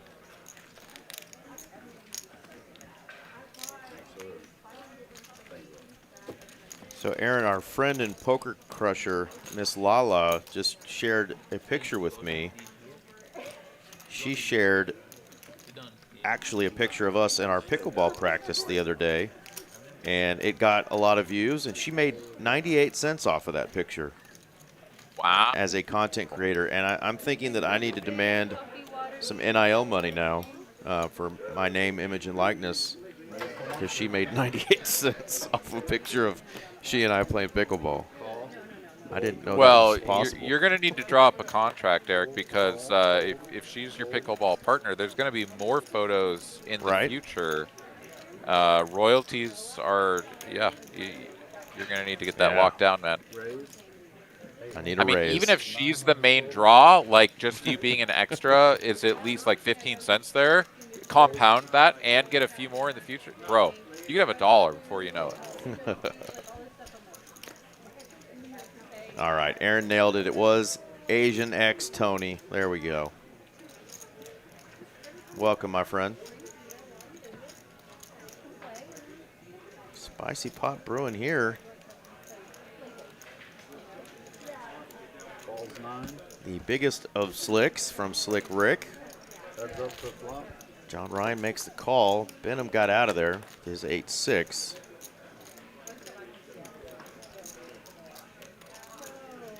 For either player, but Slick Rick with the overwhelming range advantage here.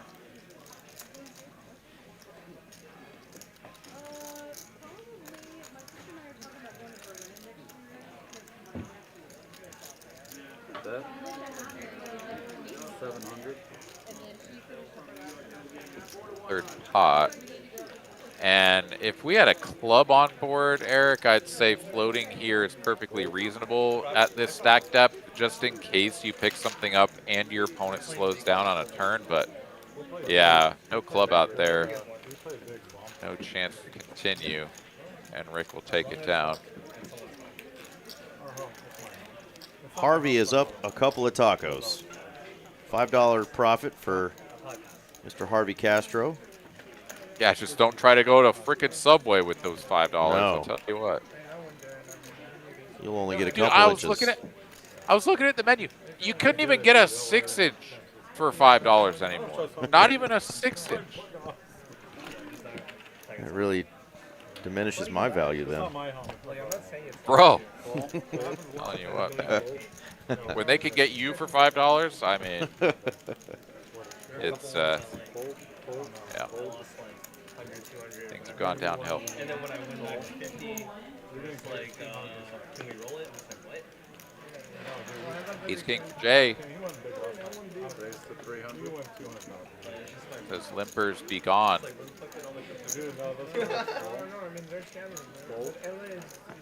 And John Ryan says, no way, bro. I get to play in position against you. And flop nothing. That's all the money you have back. When I'd win like 8 or 9,000, I wouldn't even get my buy-in back. I'd get my buy-in back and like the fucking yeah, it seems they don't have any money in the fucking thing. Like none. Third pot is enough to keep John Ryan interested, and he's now drawing dead. Oh, wow. Jay with the Omega brain play checks the turn and gets John to bet 700.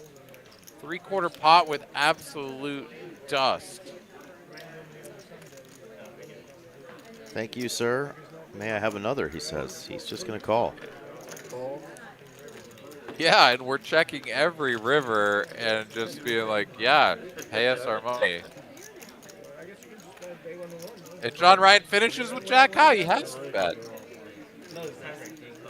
2460 in the middle. For his sake, I hope it's the baby bet. Go for 1/3, but No, he he checks doesn't back. even try. He gives it up. He says, I'm on to you, young man. I picked up what you're doing. Ain't buying it.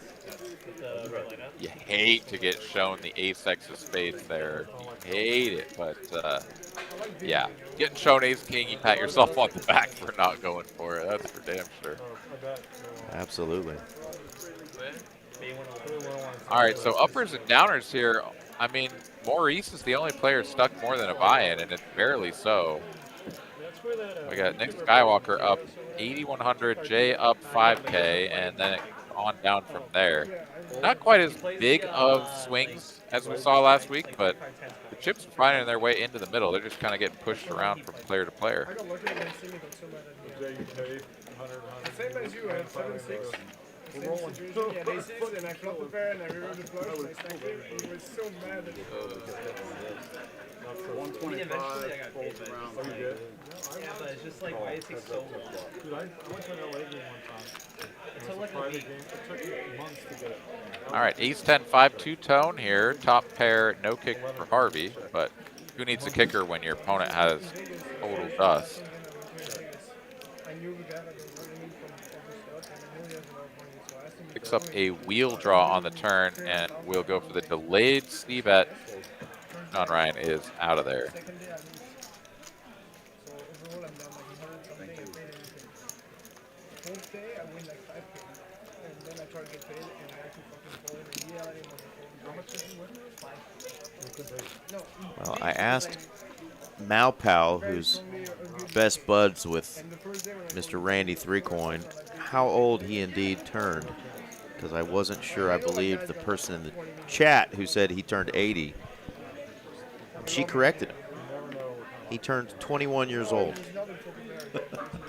21 trips around the sun for that man. Let's go. 21 years old for Randy Sadler. Born again. Two ladies here for Nick Skywalker. We haven't seen these ladies in a little bit. They showed up a couple of times in the first two orbits there for Benham. Worked well for him once and not so much the second time. He's going to try to put them in the ground with the 8-4 of clubs, and he does pair one of his cards.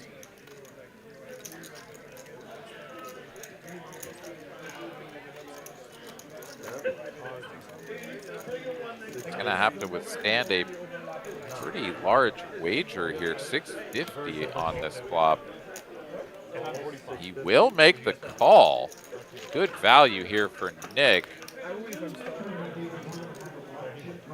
a gut shot now on this turn. Ward getting a little bit more connected, but Nick not slowing down. He's going to continue barreling. Does hard block the king-queen, and Venom shouldn't have any ace-king, so it's sort of like king-jack is your best holding.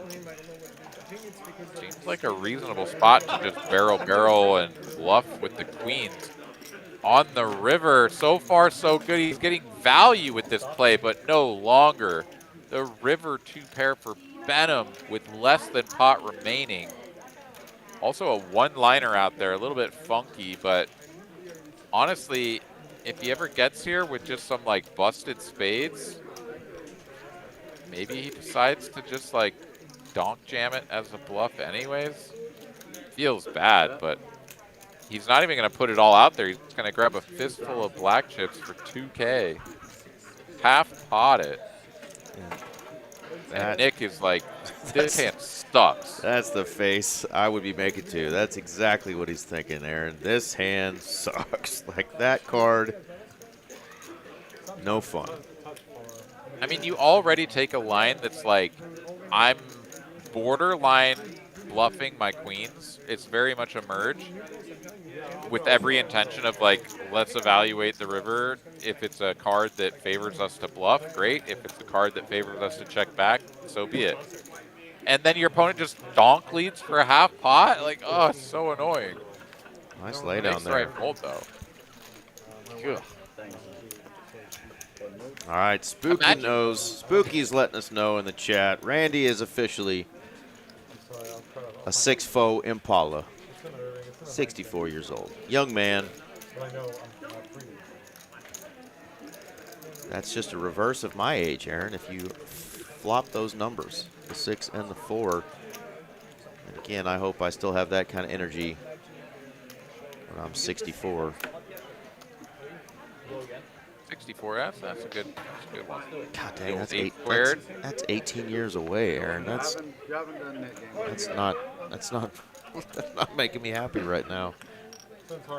18 years goes by fast, brother. 18 years is a long time. I better get busy living, my friend. That's right. Grab you some Zin pouches. Get ready.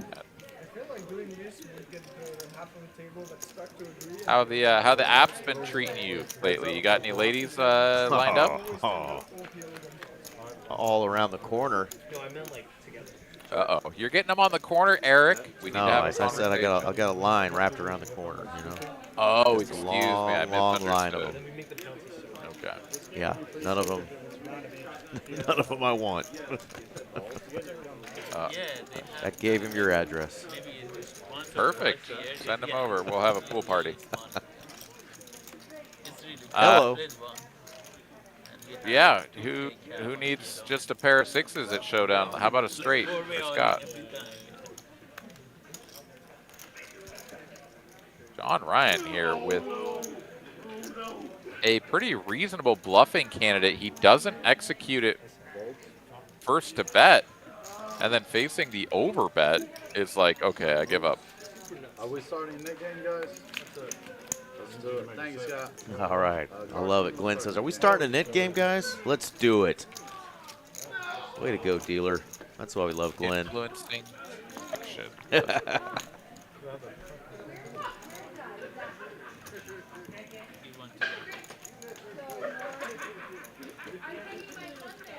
Yeah, they're having a good time out there. TCH in Dallas. There's some folks having a jolly good laugh in the background there. Yeah, that table 4 and table 9 right behind them usually either PLO games or Miss Rebecca Thompson often hosts one of her games over there on that table number 9. They definitely get rowdy.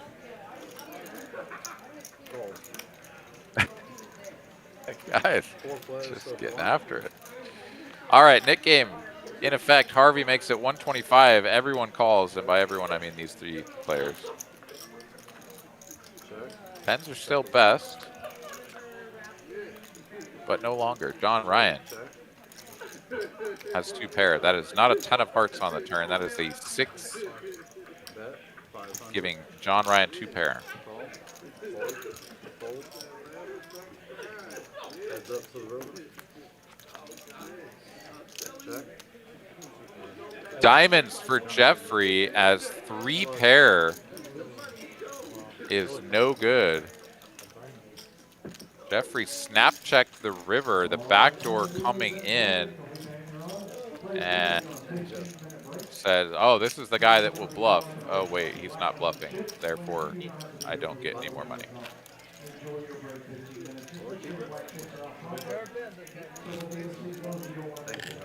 Got a question here in the chat. Queen of Spades says, do you have to rent your seat in a tournament at TCH? No, you do not. You will pay for your tournament entry. It's like normal. And if you're in the tournament for 1 hour or 7 hours or 15 hours, it doesn't matter. You're not paying an hourly rate for your seat. Yeah, that's what I'm saying. Even if it's not now, it's like later. Which it's kind of funny. Like if you bust your first bullet on 30 minutes, you're like, oh, I wish we were paying hourly. But if you're in the tournament till like day 3, then you're really glad that you paid your, 16% entry fee or whatever the hell it was. Yep. All right, top pair versus a gut shot here on the flop. John Ryan with nut no pair and a double backdoor. Your favorite. Absolutely. Check. Check.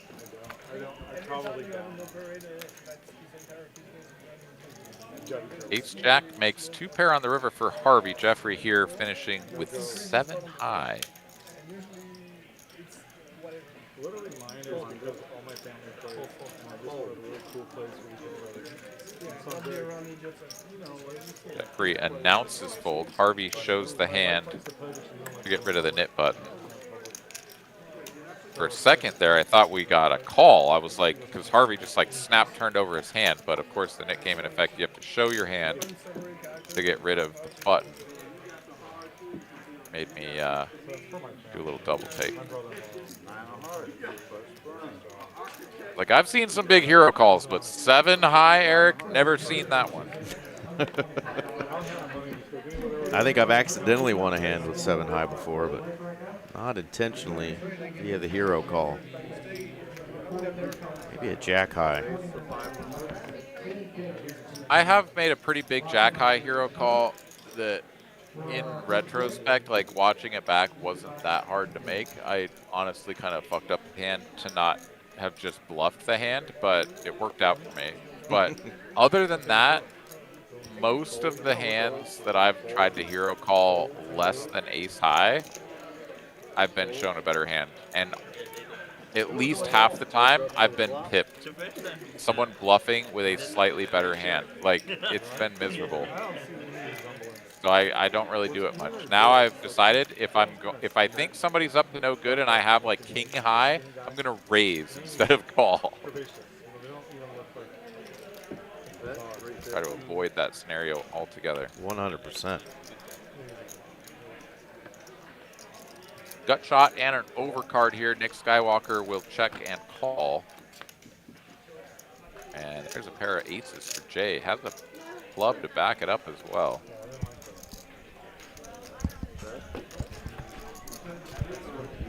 Checky, club comes in. Jack high for Nick Skywalker and a pretty good spot to bluff. Unfortunately for him, it will not be working out. Goes for 1/3.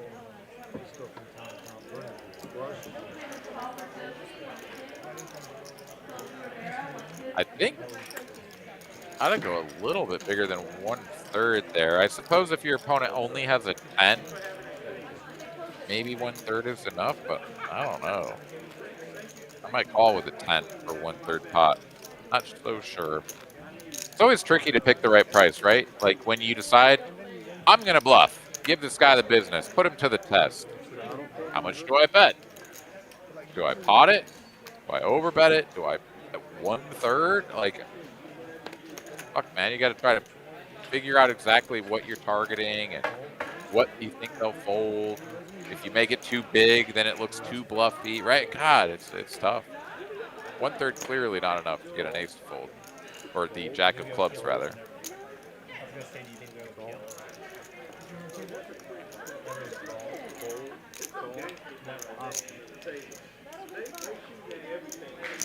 Let him live. Here we go. 5 players to the flop. Let me know in the chat, what do you guys think? When you decide to bluff, you usually go big or small?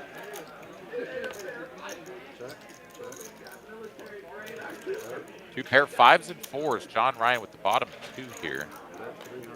Now on the turn. Fold, fold. Balls 3, heads up to the river. Slick Rick takes a swig of the sauce, makes the call with Jack 5, had the diamonds and the pair of 5s. He's going to brick it out. And a small bet here in position from John Ryan with the 2-piece. Slick Rick, pure bluff catcher. Does have some qualities, but I don't think we're right very often when we make this call.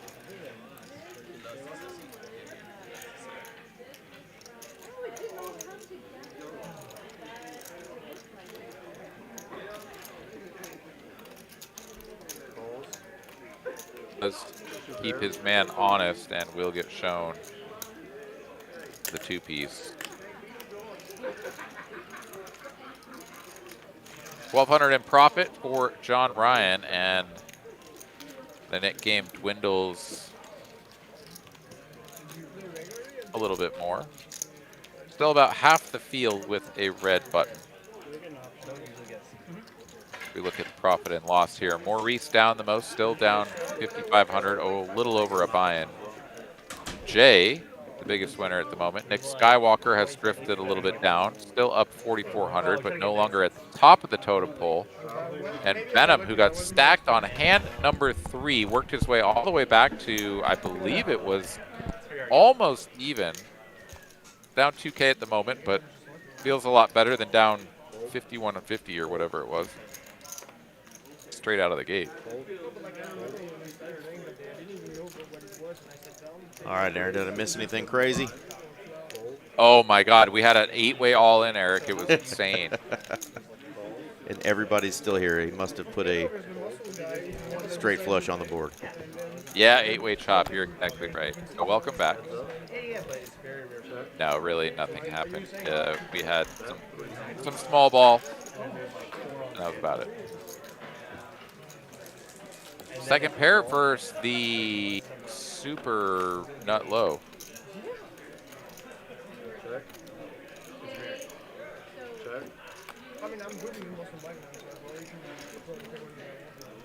Nut low confirmed for Benham.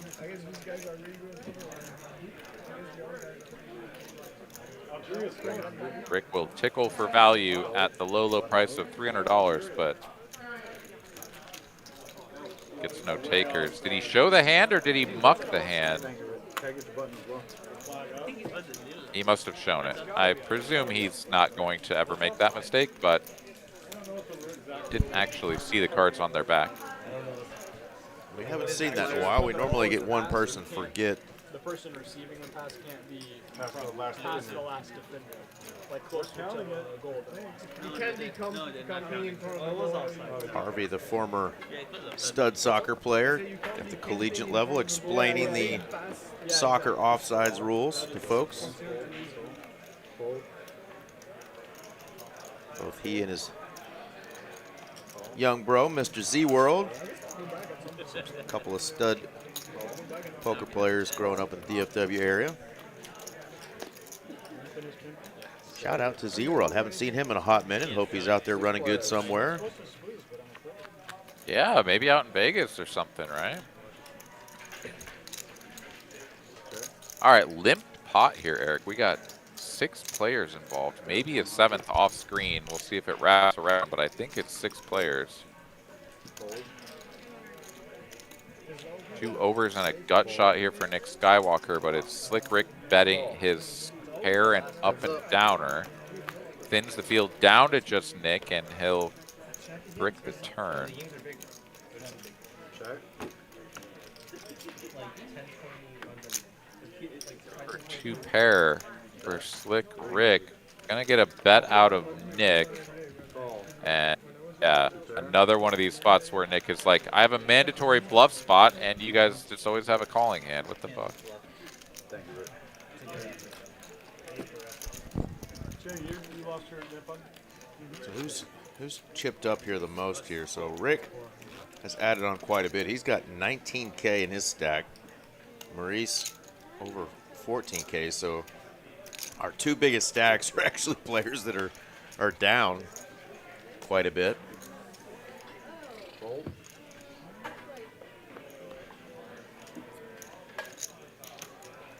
Raise to 150.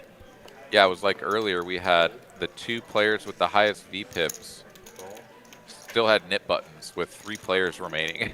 They just like played all of their hands and never won a pot. Fold. Call. 150 is the price. Half the table's in for it. Let's take a flop 5 ways. And the love hand Check. is in a good mood. Check. Around. Not the love handles, but the love hand. The 6-9 of hearts. Check. Check. Feeling frisky. Check. Straight draw, though, here for Nick Skywalker and a whole bunch of checking. He says, I got 5 high and a chance. Yeah, and the 7, not going to be one of them unless Harvey folds. The 7 would be a naughty card. Fold. Heads up to the river. John Ryan makes the call. The 2 7s do have to hit the muck. And Oh, it's the deuce! the deuce is loose. Nick Skywalker loving that specific card tonight, the deuce. Check. And when John Ryan check calls the turn, All in. yeah, we're going to go massive all in here. This is nearly a 4x all in. And it makes sense because John Ryan can check call the turn. He's kind of got to have something.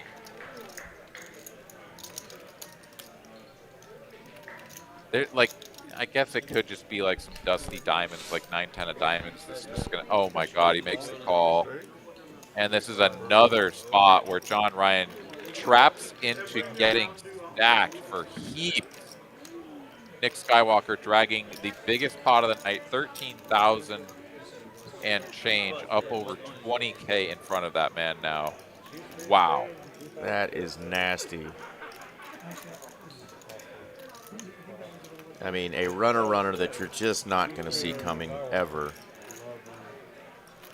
And there will be a whole bunch of people out there that will say this is why you don't slow play and blah, blah, blah. And there's a little bit to that, Eric, right? Because the only type of hand that you can lose to is a hand that goes runner, right? Like your hand is like so nutted that the only thing that can really beat it is something like that. So when you let someone quote unquote like catch up or whatever, it can almost only end in disaster like that. And yeah, John Ryan has had enough. He says, I've taken a couple of these beats for the big over bets. I won't do it again. Yeah. But it was great seeing you back, man. John, Absolutely. It was absolutely fantastic. You played great and just tremendously unlucky. We need that luck versus unluck plot up there because that is not going to go in his favor. No doubt at all. I mean, some of the plays that he made early on, I mean, just watching him, it looked like it was going to be the John Ryan Clinic tonight.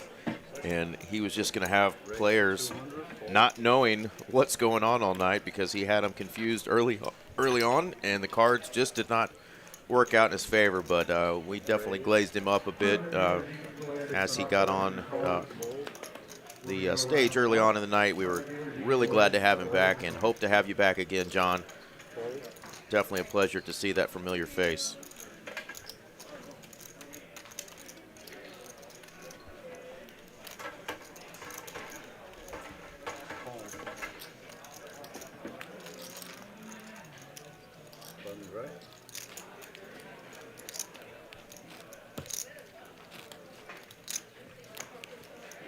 Harvey wins a gigantic pot.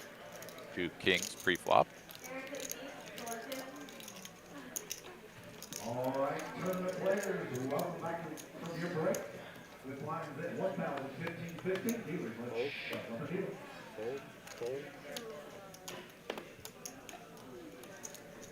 Raise to 150. Fold, fold.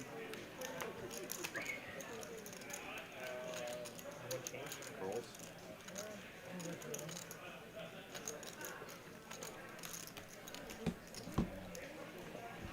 Call. 3 players to flop. All right, 3 to a flop here. 5, 10, 9.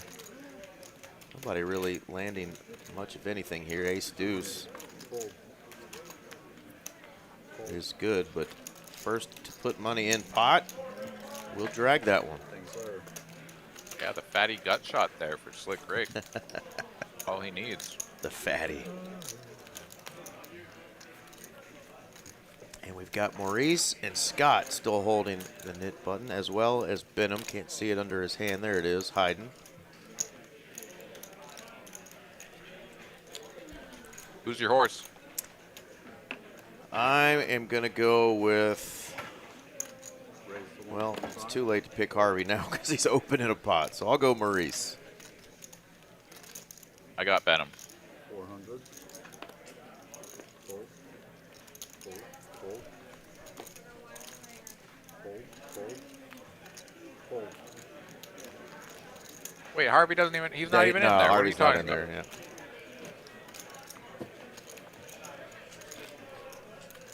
I just don't think Scott could live with himself if he loses the knit game 2 times in a row, so I'm going Benham. I think Scott might be able to live just fine. 50 years old.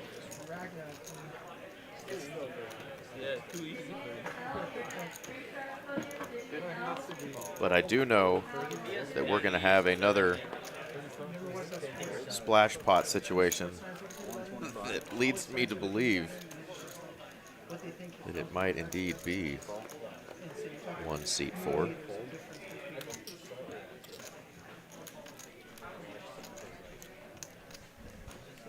We shall see. Raise.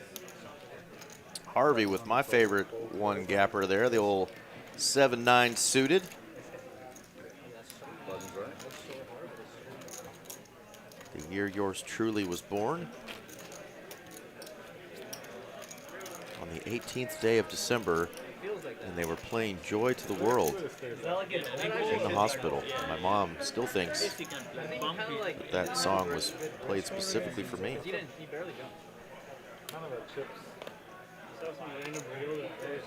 Oh, you're the second coming? A king is born, my friend. Just a very, very poor king. Hey, man. Amen. $600 a month for your truck. That ain't nothing. Oh, did I mention that my company was paying for that truck back then? No. Nope. Raise to 350. 350. Call. All right, players looking like they're wanting to get a little bit more active here, playing some hands. 3 players to flop. Harvey raising up with the suited Canuter.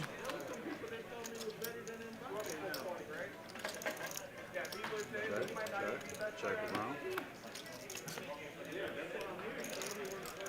2-piece now for Jeffrey. He's going to feel comfortable with that. That's going to give Harvey an open ender. Nick Skywalker still Check. has that same gutter to the nutter, but he is going to let it go.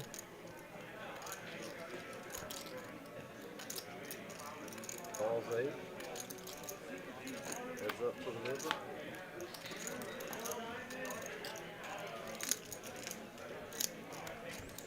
Just 6 high here on the end. No diamond in hand. Feels like a mandatory bluff.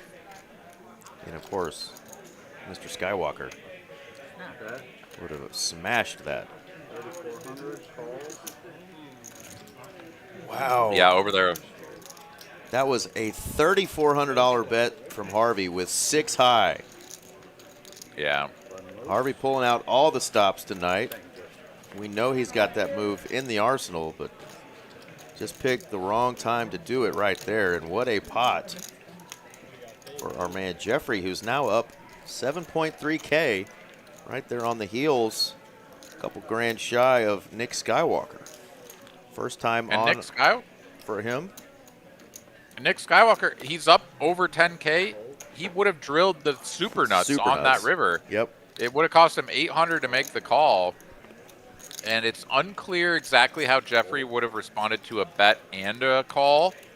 Maybe he raises the ace-7 for top and bottom. But certainly if it had played out the same way of just a call from Jeffrey, that river card would have been lights out for the man with King Jack. Heads up here. Bet. 425.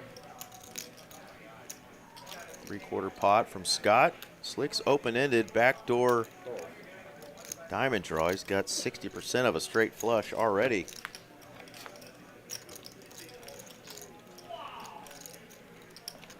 Check. Bet. 2000. Drawn to a chop now is all. Scott here locking it up basically with the 2 queens, and he is not going to lose the net game. No, he will not. It's my man. No, mine. Because Rory did it. Well, no, Benham still has his as well. Norway. Yes, they did. They made us a little anxious.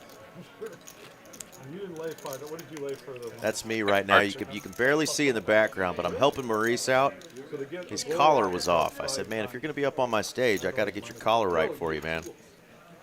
He was like, who's this person talking to me? Hey, Kelly, got a hand if you want.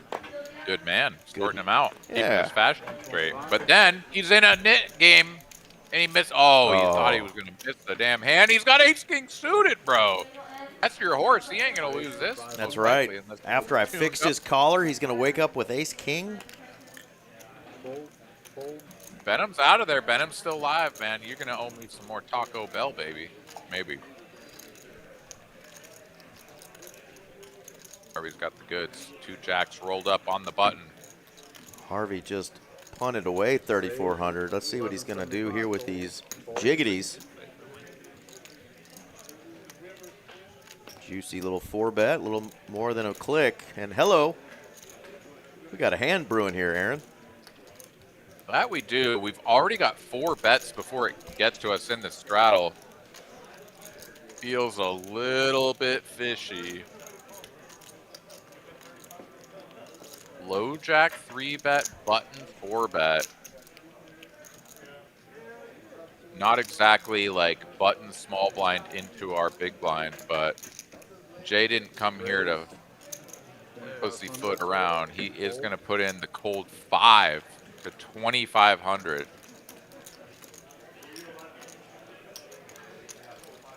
Back over to Maurice, and this is really uncomfortable. Ace-king suited feels like the nuts until you get 4-bet and 5-bet.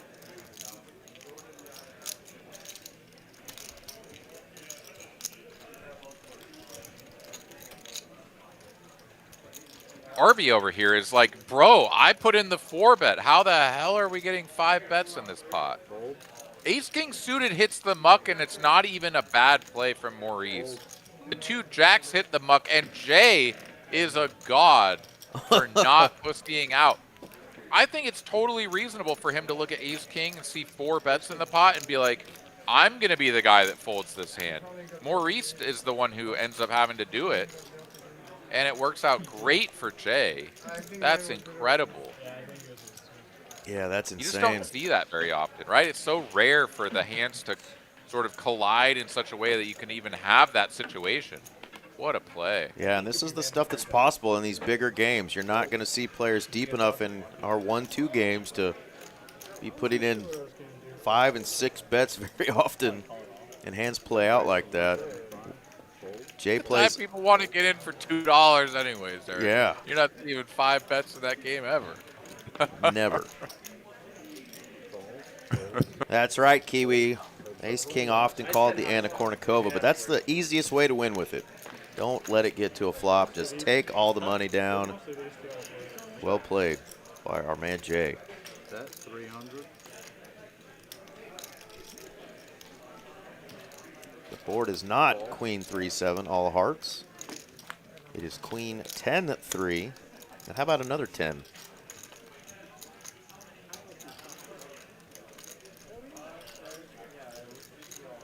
Pay no attention. That's 500. There we go. Now you can pay attention. Yes, sir. 20 minutes.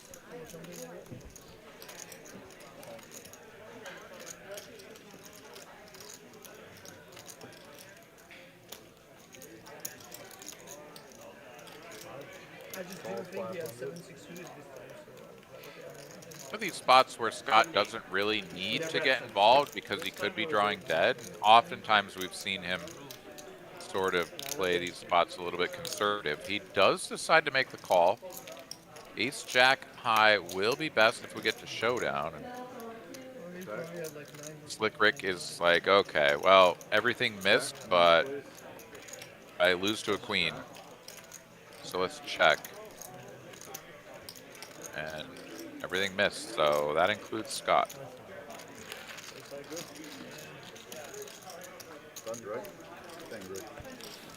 The battle continues. Benham and Maurice.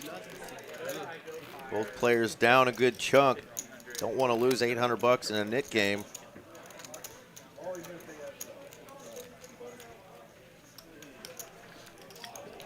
Which I guess now that there's only 8 players, it will be 700.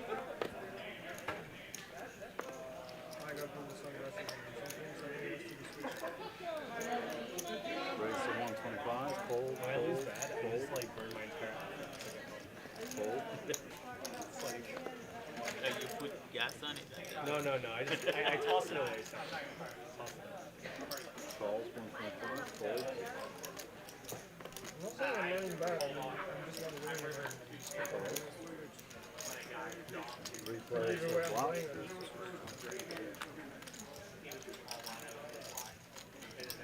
Check, check, check. Top pair for Maurice turns into top trips. Not concerned with that kicker. He does allow 2 players to land an ace. 500. Calls Bets 500, gets 1 call.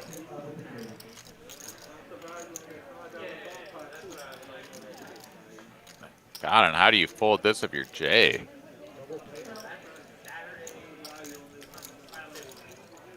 Double payoff, I guess. Yeah, double payoff, he says, and that is indeed true.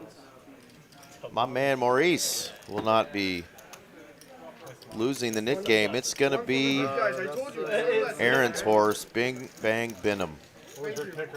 Bing Bang Benham and Bing Bang more Taco Bell, baby. I think, you know, I'm going to have to start asking for footlongs now because this tab is so big that I can afford, you know, sandwiches. Yes, sir.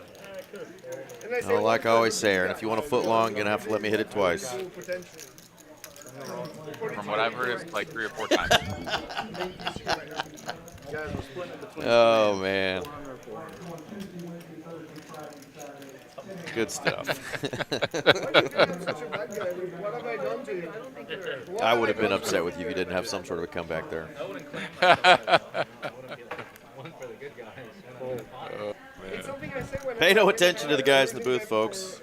an extended period of time. The night is young, though. Still got a couple hours left of this fine Tuesday night stream from TCH Live. Never before shots. Harvey limping, Slick Rick limping. We got an extra, what, 800 bucks in the middle? So people trying to get in the mix for cheap. Jay says, no. I have a real hand. We're going to do the $400 splash pot 2 times.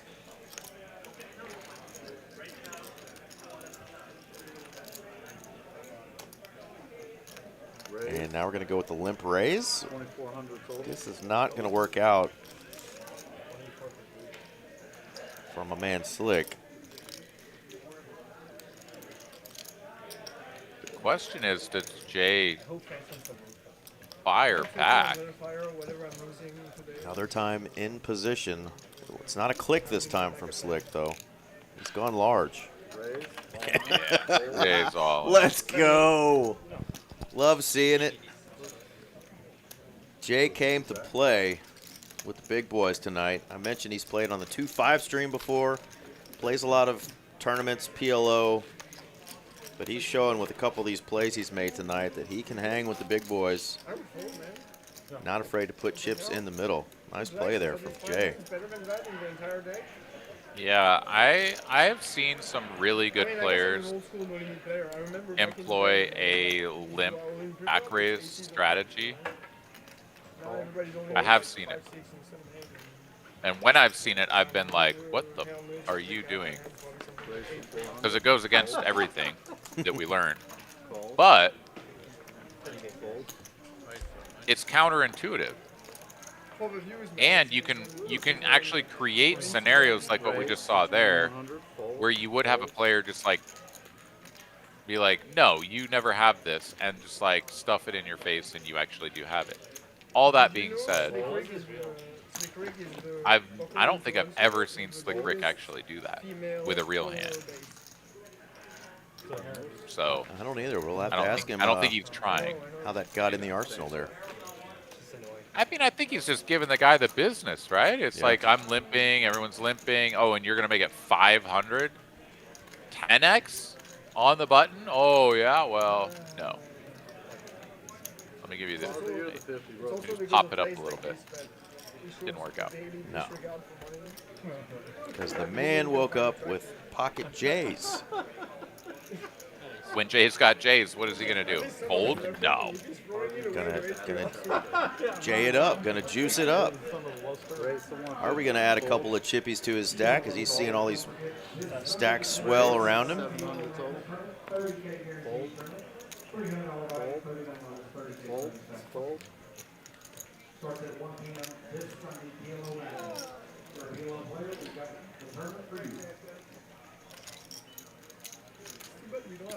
Ace here for Nick. He says 700 is just fine.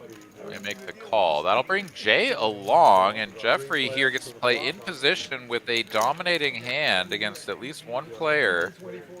However, he will not connect with the board. And 3 ways, despite going unpaired around, this is going to be a little bit of an uncomfortable looking spot. Jeffrey does have the ace of diamonds, though. So actually a pretty decent spot for him to hold on across multiple streets if need be. Queen, though, comes on the turn straight away, and he just has this locked up. Check around. Check, check. To the river we go. Board pairing 3 of spades. And Nick is going to bluff the ace high for 40% pot.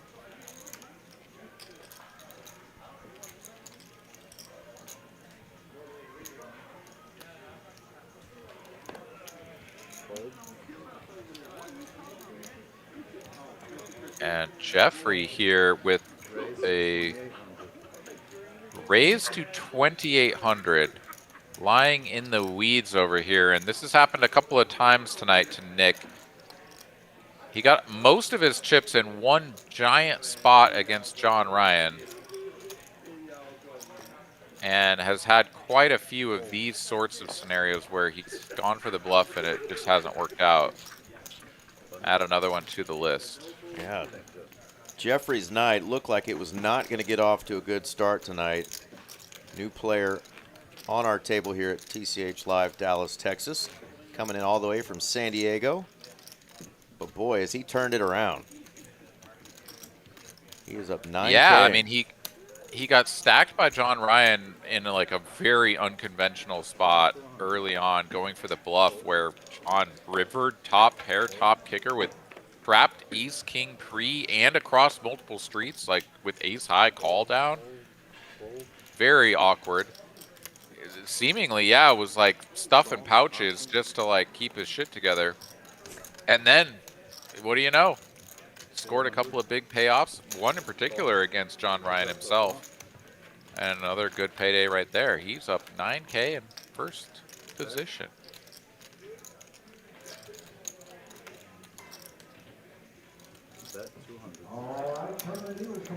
It's going to be some of the best nights, too, where you start off getting wrecked and you're like, wait a minute. What the hell's going on? Like, I'm playing well, I'm making the right decisions, this just isn't working out. Then you stick with it. 1,000. And you find that profit. Definitely been that way for me. I do way better if I get stacked early on than if I double up in the first orbit or so.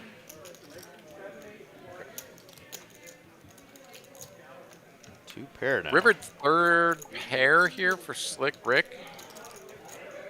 Full pot, very nearly. Call it 80% from Nick.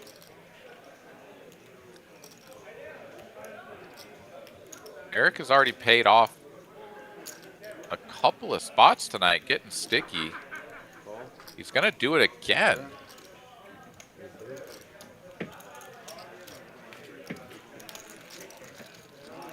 Not willing to be bluffed tonight is Mr. Eric Chang. And I think it's sort of been three kind of like borderline, if not like these are pretty clear folds, where he's made the call trying to see somebody's up to no good, and it's not worked out.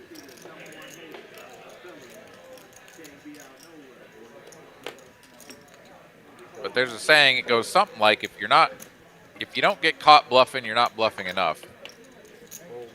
It can kind of go the same way the other direction if you aren't bluff catching enough and losing, then you aren't bluff catching enough. All of that is to say that sometimes you just got to stick the money in there and see what happens. Up and bottom versus middle pair. Everybody with a piece. Slick Rick, though, way behind. Two outs. And it's those two J's. One thing that I think factors into our mentality, too, on a night where all of our bluff catches have gone south, is that then you feel like people are just, like, going to get away with the next one. It's like, all right, well, I called you the last two times, and you had it. But this time it's got to be a bluff, right? Like, just statistically, someone's got to be bluffing me. So I think that factors in as well. Top and bottom still best here after the run out. Jay going to get his value on the river, 1235 in the middle. Going to go for the 2/3, 3/4 pot. It looks like actually 900.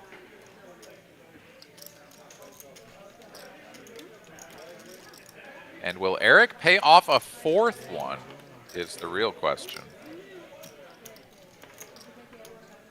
What a good card to have.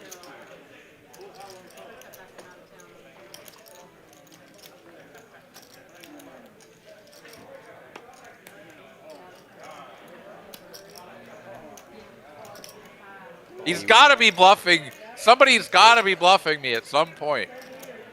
They're never bluffing. Never. Not hand is all you can say. Jay getting the best of this match so far. And he is now up 10.6K. So a couple of first timers on the big game live stream. Jay and Jeffrey are joining Nick Skywalker, who are all up heaps. Three players up a lot, and then Scott up a decent little chunk at 550. My goodness. Seats still available. Who do we got on deck?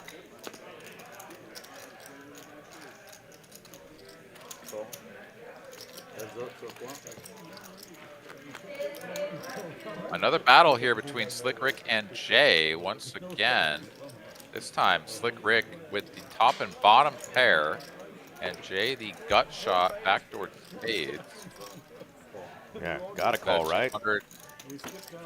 Say what? I said, got a call. You got the guy's number. Oh, I mean, the hand itself. Absolutely, but you're not wrong. Jay has had the best of these confrontations. Slick Rick, though, here with the size up on the turn, will push his opponent out of the pot. All right, well, just getting the word that we do not have anyone on deck, so Danny Gamble or maybe our friend David Benitez. Who else is out there? Maybe a new face. Anybody got some chippies you want to get on stage and try to spin up in this 10-25 game? We have a seat open.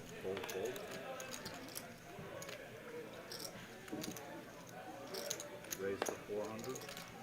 Fold.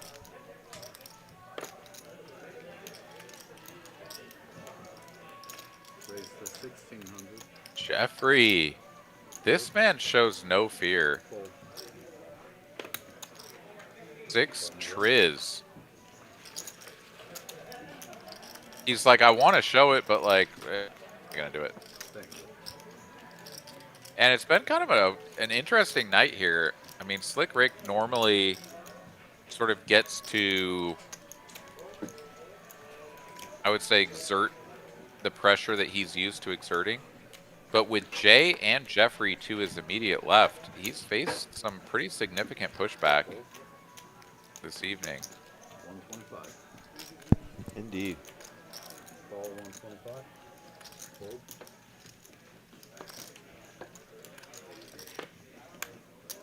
Fold. Jay with a squeeze opportunity in the small blind will just play it as a call, and Maurice will do the squeezing from the straddle position, makes it 700 to go with his ace jack suited. What is the difference? Gone out of game one between you and these guys. Is it a great gap or is it a small gap? So you play these Ace jack at diamonds goes for the call fold. question. Jay's just done with it. Huh. I struggle with the same thing because like there's guys on my team where it's like these guys are so talented, like the most talented players I've played with. It's wild to think that they're still nowhere near that. That was really hard for me to get because these guys like they can do the 50s, Scott. incredible. Right. Okay. I think it comes down to like all of the little details. Scott, you're the 50. Just make a big difference. 125. Fold. Yeah, interesting. I think they're just a little bit faster with everything. Harvey mid soccer conversation. Gonna wake up with ace king, raise it up. And Jay still feeling confident. He's gonna 3-bet to 400. Let's see how the young wizard, Mr. Harvey Castro, plays this. He is gonna make the call. Jack 10 suited hit the mug for Jeffrey. Obviously makes some sense given the orientation, but painful hand for fold. Would have connected with the top pair. As it stands, Harvey will check from out of position, and Jay with the gut shot makes a single bet, and Harvey lets it go. I think we have fun. 6-2, 6-1. But it was fun to be out there. Like sometimes you hit like you used to, and then most of the time you don't. You just definitely. Were you ever a soccer player, Eric? Did you get into it? Yeah, I think we've had this conversation before, and you'll recognize it once I tell you the story. I scored a goal on my own team. Oh, that's right. You did say And that. that's when I decided I was going to hang up those cleats and put on a different pair. Play all the sports where I could use my hands a little bit more. And football, Americana, baseball, and basketball became my loves and the 3 sports that I did pretty well at. But soccer was definitely not my strong suit. Yeah, I was always a much better defender myself, but I did play goalie a lot, and I did have the fullbacks score goals on me several times. You know, when you're kids and people are trying to just do the best they can in any situation, they kick it back towards the goalie, right? Like Right. that's part of the training. It's not like it's just a complete fuck up. Sometimes it just happens to go into the goal. So I mean, you're not alone. It happened to all of us. Yeah, I've definitely watched more as, you know, I've become an older guy now, and soccer's, you know, becoming a little bit more popular, I think, in the States, and the World Cup has a lot to do with that. And I guess all the cities that have the, you know, pro soccer now, Dallas being one of them. I lived in Houston for a while, went to a few Dynamo games down there. It's still a lot of fun. I mean, it's, you know, you don't get the amount of points or you know, touchdowns like you do in other sports. You only get so many goals a game, so it's a little bit like hockey in that sense. You know, sometimes you do see a 1-0 game, but the amount of athleticism with soccer players and the distances they run in the games, definitely a lot of respect there, seeing how great athletes they are. The one thing that still kills me, though, is when they fall down and hold their leg for 10, 20 seconds in absolute agony, and then ref goes over there and tells them, you know, get up, and they go sprinting off like nothing happened. Yeah. Like the flopping, definitely, I could do without that. But I agree with you wholeheartedly. I think it's sort of like the one real pushback would be to have some sort of replay system of flops. Yes.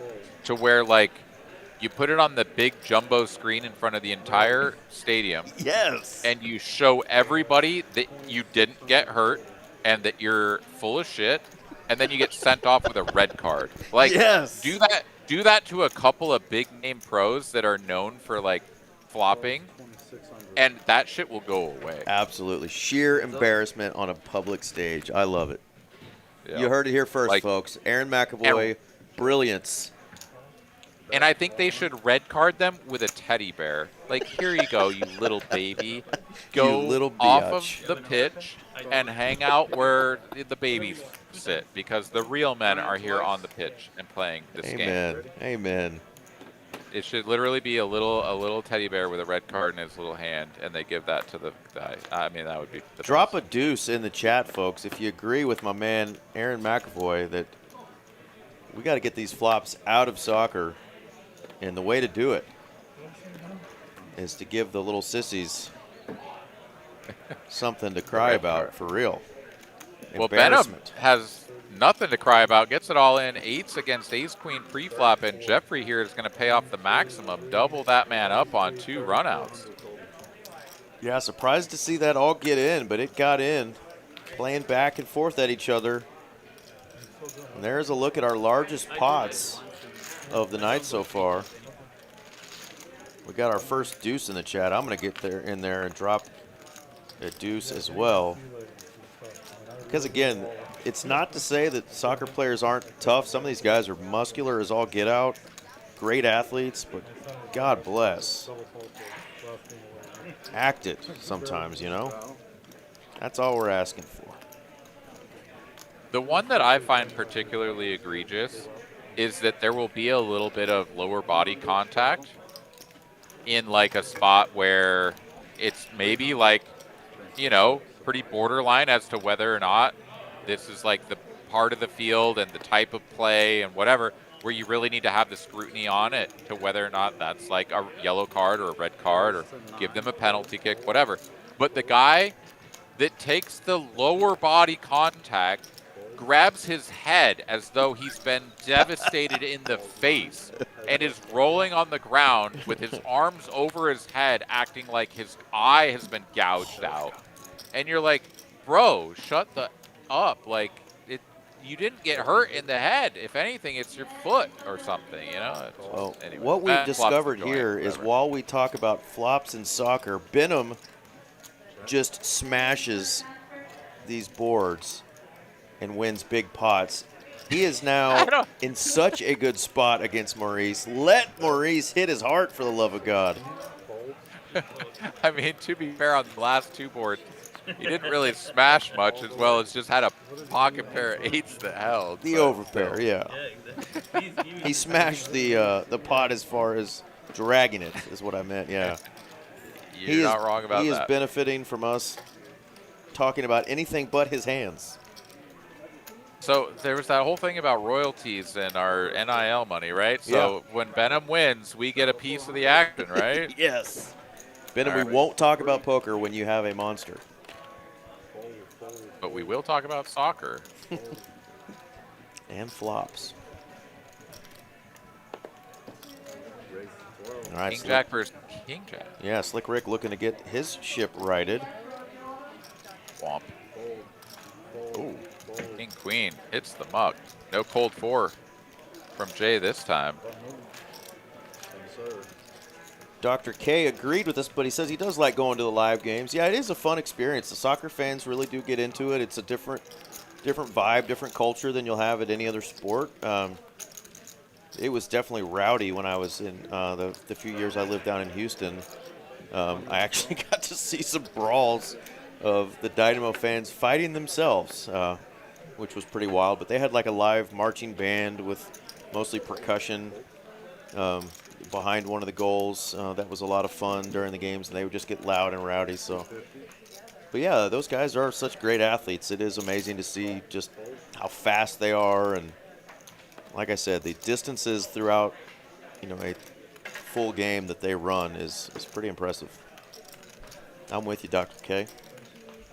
Yeah, I think that soccer is probably one of the most technically sophisticated games, and that's precisely why the flopping is like the most egregious aspect of it. Like, you already have to have such a high level of talent to be able to score goals, to be able to like dominate the opposition, right? I mean, so many players on the field occupying so much space. Like, get this bullshit out of here, just like win on merit. Like, hockey players understand it, right? Like, they're not out there flopping, man. They're like, oh, I'm going to throw my gloves down. If you do something I don't like, I'm going to throw my gloves down and box you. Like, come on, man. Let's bring that into the sport of soccer. I can only imagine the fake injuries that would ensue there. Maybe we should keep that out of it. No, I just mean transition them into a real, like, okay, like, you got a problem with me, bro? Like, we throw down. And I would love to see just like Ronaldo fight Messi at center line, and the refs are just like standing there making sure they don't get hurt too badly. How epic would that be? I think I'll get pushed to pretty soon. I'm not complaining. 9:15. Here we go. Scott said, hurry it up. I think anyone who has witnessed the energy and excitement of a hockey match where the players are just like playing the game with such heart and like ferocity would be like, wow, I wish every sport had this level of competition, Oh, for sure. Net game getting started again. Here we go. Hand 82.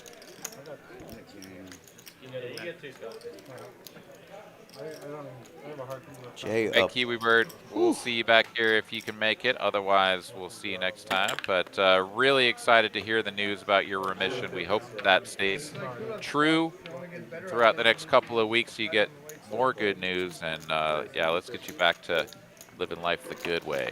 Absolutely. Lots of healing headed your way, Kiwi. 400. Jay on the button with the J4. Net game just started, and oh, did he forget to show it? Oh, they went to a flop. Okay. It awarded him the win for a split second there. There we go. It's Jay and Nick going to battle here.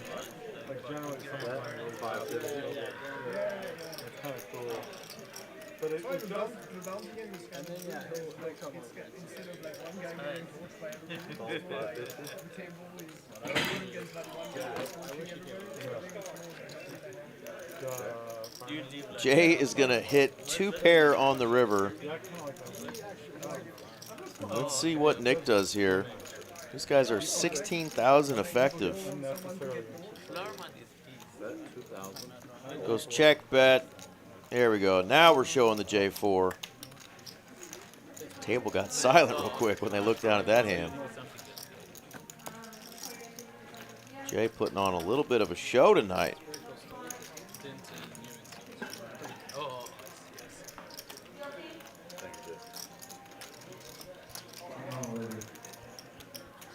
All right, tournament leaders complete the hand your own lines. They're gonna be up 1,500 3K, 3K. Lines up leaders, next hand, 15, 33. Call. Raise to 300. Calls. Folds. Folds. Folds. Folds.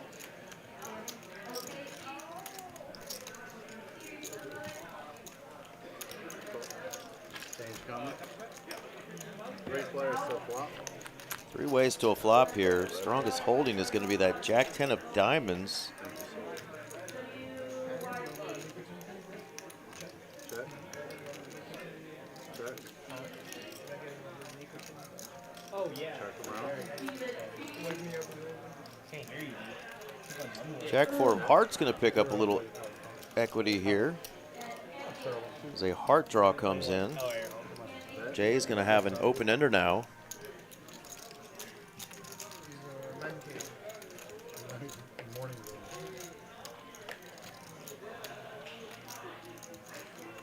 Balls. Folds.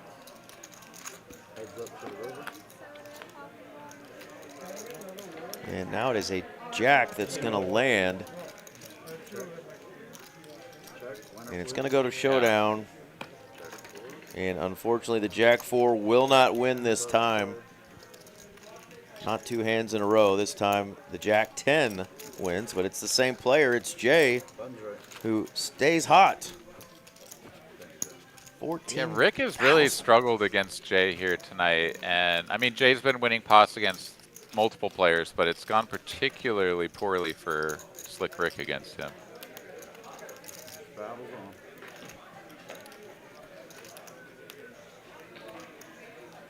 Anybody pre-order that Garrett cup? 250. Fold. Fold. It's all good. Here's a question for you. In your whatever YouTube handle, Eric Van L 34, does the 34 have any significance? Yes, it does. That's my email address. And that did that No. significance, or was that just No, the I'm number that kidding. you got allocated? That is my email, but the 34 is one of my favorite numbers via sports. That was my baseball number and football number growing up. My nephew decided to wear that number to honor his Uncle E. So growing up, my nephew wore 34 in football. And to honor him back, I ended up getting that number tattooed on my back. Not like full jersey number or anything, but just a special number for the fam. Yeah, lower back like a tramp stamp, right? Absolutely, yeah. Yeah, perfect. Just let people know I'm looking for solid 3 or 4. That's all. No, but I grew up, a big Walter Payton, Herschel Walker, Nolan Ryan, Kirby Puckett. I mean, you name it. Bo Jackson, a lot of famous 34s that were playing sports back in those days. Even Hakeem Olajuwon. So yeah, that's just always been a big number for me. But yeah. Cool, man. We got Lexi in the chat and Edgar. Smash that like button. Thank you very much. Even on nights, sometimes I don't feel like we're doing our best. We get told we're doing a great job. So whether you're fibbing or not, man, we appreciate it very much. We always have fun in here, and the folks in the chat make it fun for us. Hope y'all are out there doing well, whether you're on a table somewhere stacking up some chippies or just hanging out, taking a break. We always appreciate you joining us on a fine Tuesday evening. Been waiting for a playable hand for a long time. Maurice says, waiting for a playable hand. 6-4 off, or 6-4 suited, rather. Let's go. That's what I was qualified. going to say too, Ed. He's like, I've just been waiting for it, boys, and now I got the nuts. Got to make things happen sometimes. Especially with the net game on. I mean, it's early, so you don't have to take risks, but I think I've said this multiple times. When the net game is fresh and there's a lot of people still with buttons, it feels like the general vibe is that the pressure is low to get rid of your nit button. That's all the better spot to like take these sort of one gappers or whatever and get after it with a 3-bet or maybe even put in a cheeky cold 4-bet. Because, you know, it just doesn't feel like it has to be a nit game type hand. But it is. All right, 400 to go. Call, and fold. We're going 3 ways. Jay not involved. Pair no kicker for Slick Rick. Top pair 9 picking for Harvey. That's 375. Fold. This is just a wild ride. Calls. But I'm happy, I mean, when I started, it was really bad. Slick Rick here, gonna need some help. That is not it. 9 is kicking hard, especially as a diamond.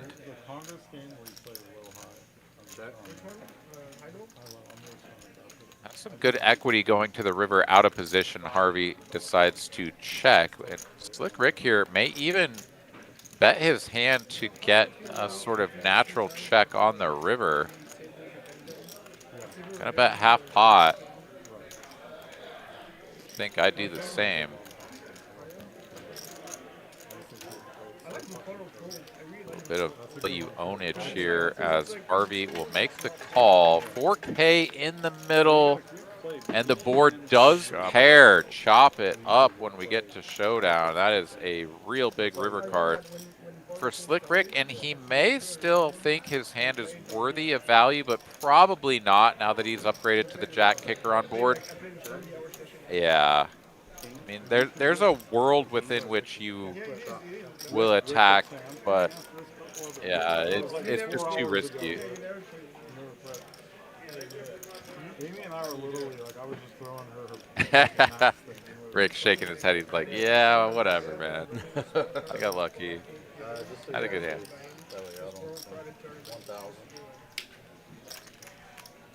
I always love the little interaction between like two really strong thinking professionals when like something like that happens, you know, because there's always the little bit like, okay, I see, I had you. The other guy's like, well, yeah, you had me, but like, come on, man, I'm still like top of range, you know, like there's always that little back and forth. I love it. Indeed. Way North Drones says, okay, guys, I'm off. Well, signing off from way up north, from way down south. We will see you next time. Always great to have you in the chat with us. Yeah, take care, brother. Good night. Yeah, you got to remind us your name so we don't have to call you Way North Drones. We're going to try to remember it. For Aaron McAvoy, I'm Eric Van Loozen saying goodbye to Way North Drones. Nayworth Drones.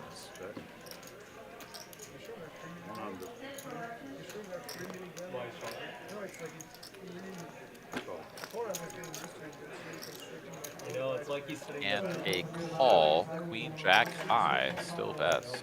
But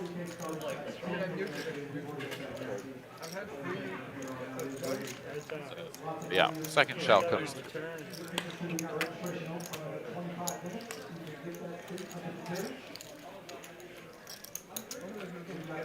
Well, Way North Drones may just be holding out on you, Eric.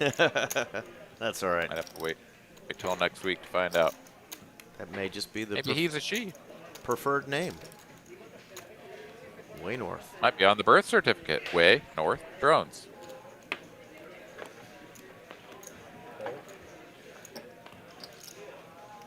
And Ho Ri Chit, our friend ADHD Poker, has joined us.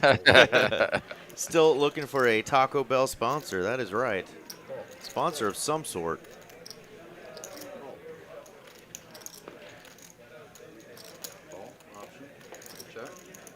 Something like a free soft taco, if you remember or if you know, get the sign-in code from 3 hours into the broadcast or something. That would be fantastic.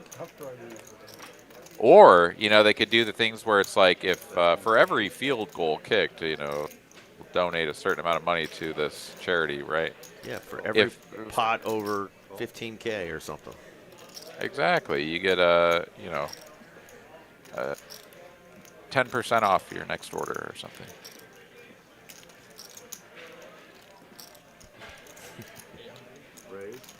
Top pair, no kicker here for Slick Rick. Gonna bet 150. Gets called in 2 spots, and Harvey says, all right, bottom pair is no good, but, like, y'all can't have anything, like, particularly strong.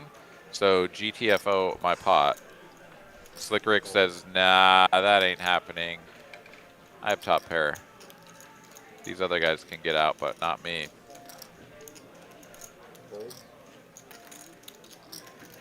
Get out they will do, as Jeffrey here going to slowly make the fold. Heads up we go to the river. Harvey representing 2-pair plus, and the river bricks it out. Top pair, no kicker, good for Slick Rick, but Harvey with a lot of heart and representing that 2-pair plus. Also very draw heavy board on the turn. Jack 10, the only thing that gets there, and he doesn't have a jack or a 10. And that's not going to stop him. We're going to see like 1.5x? No, we're going to see the smaller wager. 2/3. 2/3, yeah.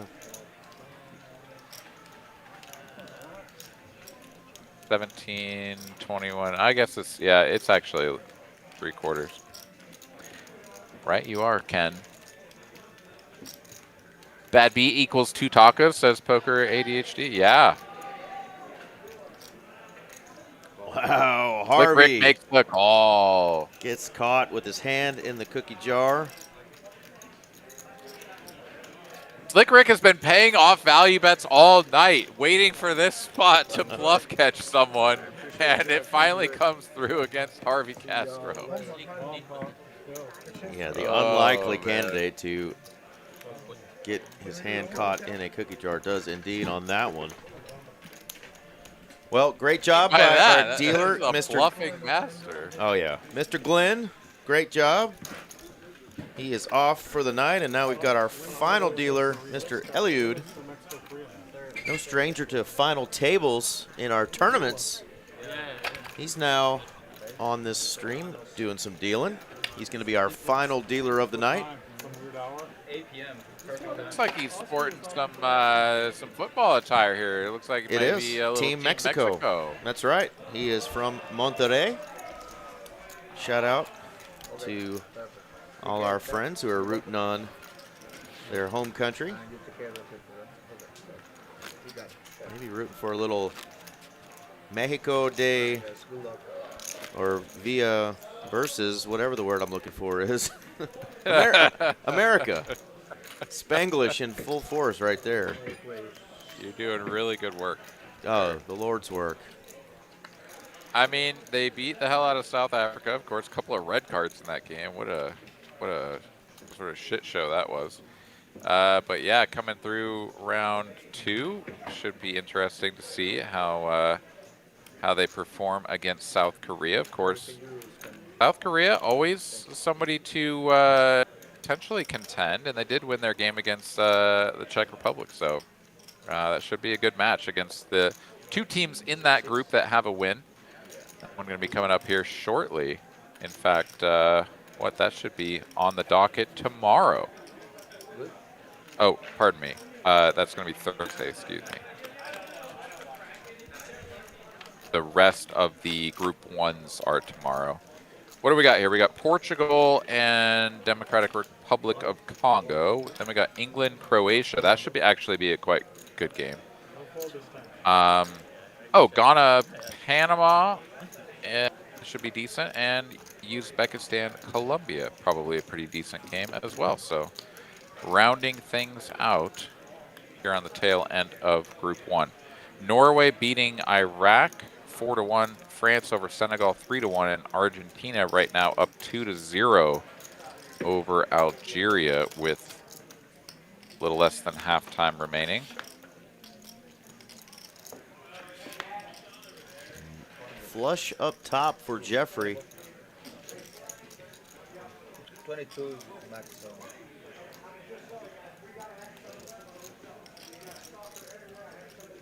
Slick Rick not liking that.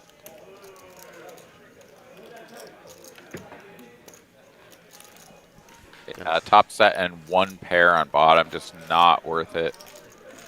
Gets out of there. Well, Poker ADHD, we've got a seat open, buddy. Seat 1 is available, Mr. Cavan, if you'd like to come in and play against these boys in the 10-25 game. You know, short buy, spin it up. Come on.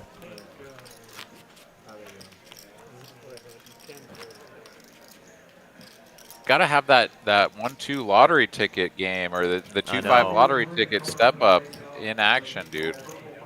I haven't pitched that yet, but I'm still thinking about it. What they should do is, well, it wouldn't be fair. What I was gonna say is that TCH should be like, all right, we'll splash the stack or whatever, like the pot for like 500 of, you know, take like a 1-2 table or a 2-5 table. Everybody puts in 500, and then the house adds 500, so that they come in with a clean stack of 5K. I think that'd be pretty cool. That would be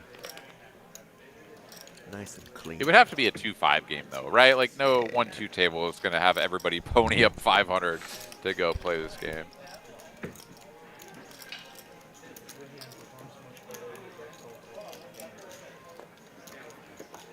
Raise, call, 3-bet. Scott makes the call. 10-9 suited. Harvey out of the way. Finest choice, you do not have to be there for a specific time. They just hope that you stay the whole time. They don't want anybody coming in and trying to hit and run. Now, if you get stacked, you can leave anytime you want. But players agree to play the whole night. We played till about 10:45 live. And then, of course, our stream ends right at about 11. Wow. A combo draw now for Scott here on the turn. He's all in. Jams it for pot, and Nick Skywalker is like, wait a minute, why do you have a king?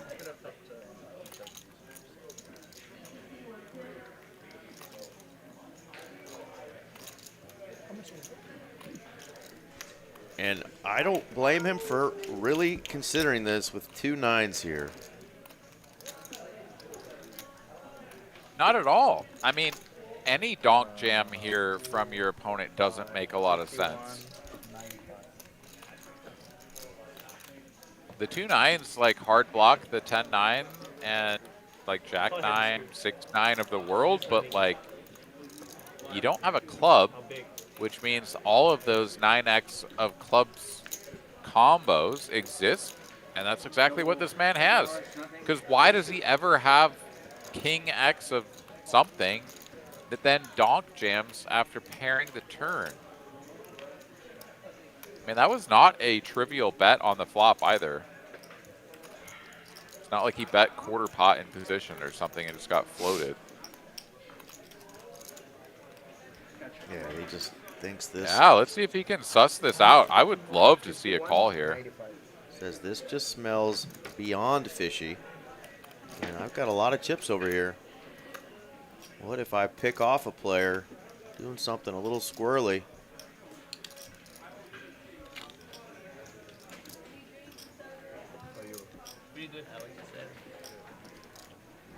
You got 9-10 of clubs, Scott. Oh my God, he just called out his hand. You're gonna see it. Of course. I mean, not much else makes a lot of sense here. I'm beating 9-10 of clubs. Coffee, water, beer, soda. Do you have 9-10 of clubs, Scott? 8-9 of clubs. Trust your gut.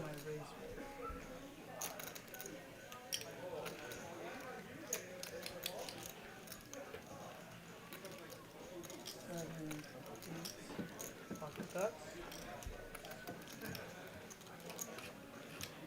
6-5 of clubs, 10-9 of clubs, 9-6 of clubs. Oh, he lets it go after calling out the 10-9 of clubs. Scott shows it, and they're gonna rabbit hunt it. What a read. Fuck, yeah. And the nines would have held, I believe. We're not gonna see that card on screen, but I heard a fuck, He has 9, 10 of clubs. and that means I would have won. I called out the 9, 10 of clubs. So I guess you got 9, 10 of clubs. I bet the right amount, like 4,800 calls. Oh man! Wow! Whoa! Wee! Whoa! That does suck when you have the read right. You take a lot of time to process it all. You come up with that conclusion and you just don't make the call. The radar was right on point. Yeah, and I mean, you know, he'll sort of tuck that one away for the future. No, even worse. 10 of diamonds. The next time he faces that scenario, I'm sure he'll be that much more willing and ready to make the correct play. He wasn't out of the woods. We did get to see the rabbit hunt. He would have held. They would have played it one time, because Scott's a one-time guy. But results-orientedness aside, he did have the right read. He knew he wanted to call. He just needed to pull the trigger and didn't do it. I'm glad I'm old and not young. You probably call a young guy. Right? You know, old man, he's never bluffed him. That's me too. That's me too. Like, if I Well, call young people, but they always think I'm a that's nit, easy, you yeah. know, so it helps sometimes. Couple of queens for Jeffrey. Makes it 1,200. This is a big squeeze after we're limping for 50 bucks. Call is sexy. He ended up calling it. Yeah, right? He ended up calling, but he was so Fish good. of all people. Yeah, Like, Z-fish of all right. people. Yeah. Do you have a net button? Well, I have the money. I don't know what you're asking. Oh, I'm asking. This is mine. Jay wants to know if that knit button belongs to Jeffrey, and he's like, yeah. And Jeffrey's going to show the queens. He was trying to use the knit game to his advantage. It gets like three shots. They're like, why so big? Well, come on, man. Get fucked. I got a knit button. The game's going crazy. Like, they'll just take 2 cards and just re-shot it. Going back to his earlier jams with like King Queen, he's like, maybe I'm gonna get called light here. Well, and it was literally, he was one of the last 2 people in there. I mean, Harvey loses the knit game. He's going to do 2 splash pots. Harvey's trying to figure out whether he wants to put the $100 straddle on. But yeah, we're doing a 400 splash pot right now and another 300. Or we're doing 3 now and 4 later. I don't know what the fuck we're doing. We're doing 3 and 4. 3 and 4. And didn't finish the answer to the question there, finest choice. Yeah, you can buy in for, I think, like 2K in this game. 5K is the max to start, but you can match the stack once the game gets going. So somebody could sit down right now and ask who the biggest stack is and match that stack. Sorry, Yeah, just sit took me down a minute to with come back with that. 16 grand, I think, the highest stack at the moment.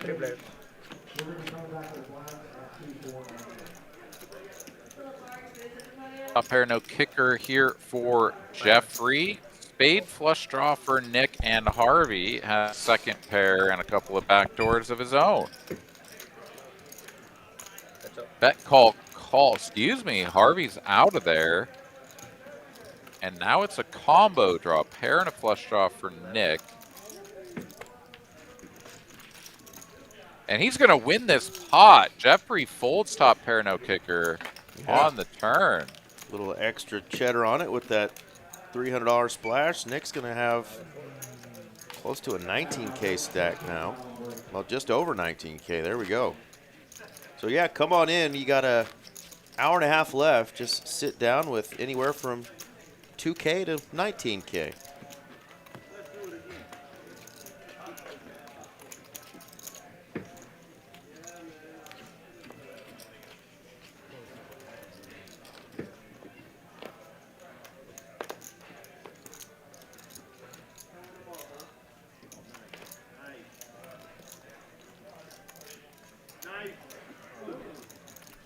Here has to wind up the watch. The hamster got tired.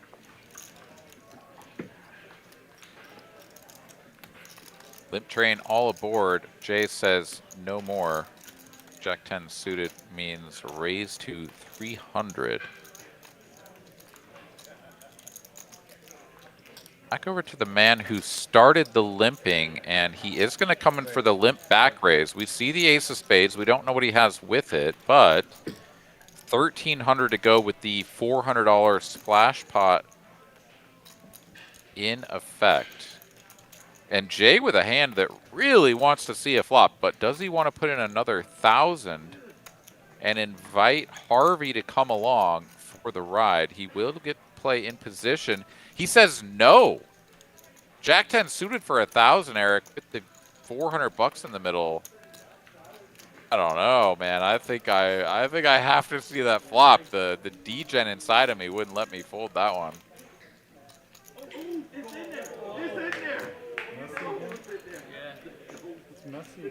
Harvey, though, a little bit of a different situation. He's out of position, and he's getting shown the ace. What? I didn't see it. Did you see it? Aces. 2 aces? 2 aces. Oh, wow. Jack 10 of diamonds could have fucked that hand up. He would have at least tried, that's for sure. The DJ and a lot of us would have loved to have seen a flop.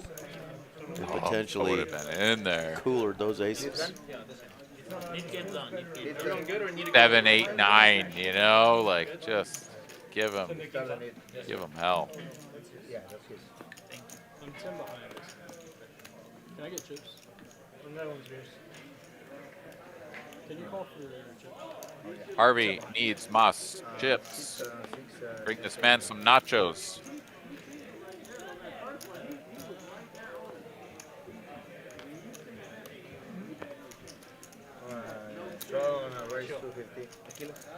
Edgar Rodriguez hates to say it, but some of these guys need to be more aggressive, period. Well, guess what? The 1 seat is available, Edgar. Please come on down and show them how to be aggressive. We need you in this game. Be aggressive. Be aggressive. Yes. We're with you, though. But we've had quite a bit of aggressive play early on from some specific players. Seriously, this is gonna be done. Did you have 8 sevens? When I limped and folded? Yeah. No, wait, 6-3 suit. A little better, you just be good. A little better, but I'd probably call. Like 6-5 suited, you read that? Fucking in there. Calling.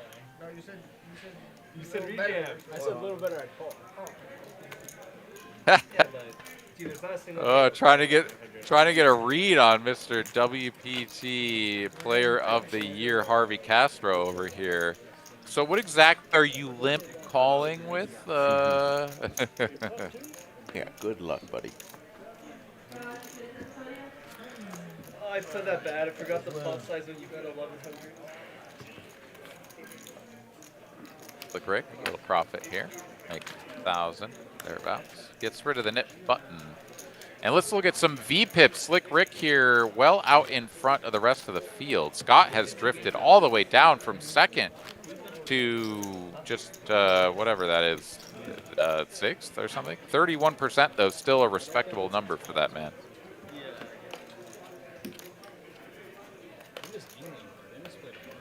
I think England's 100 or so.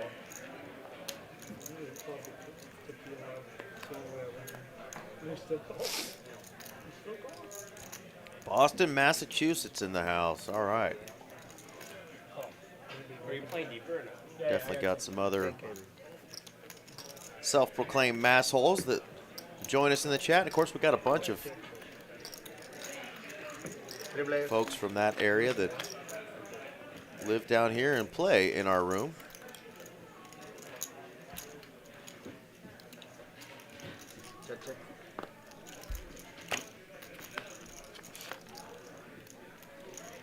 Ten ball lands. It's going to give Slick Rick the best hand. Steep turn card. Bets 100. Jay will make the call with the gutty. Pairs are not live. And he drills the 8. Oh, my goodness. Are you kidding me? He's like, I'm thinking of a card. Oh, there it is. And I run really good against this guy tonight. Oh, it's absolutely devastating here for Slick Rick. He's going to bet for value.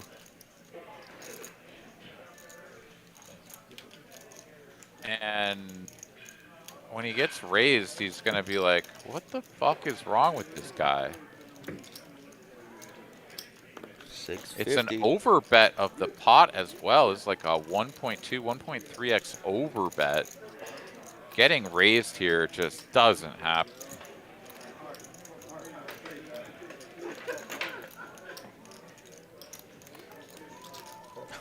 And in fact, it doesn't happen. Jay, oh no, he makes the, yeah, there's the raise. I was like, I thought he just called. That would have been just like the most insane just call. But yeah, he does put in the raise. That blue oversized chip sneaking in there on me. And Slick Rick now beats pretty much nothing, like ace-7 of diamonds. He makes the call. He can't fold for that amount, but ace-7, ace-9 of diamonds. There's just not much there. I mean, just perfect river card for my man Jay.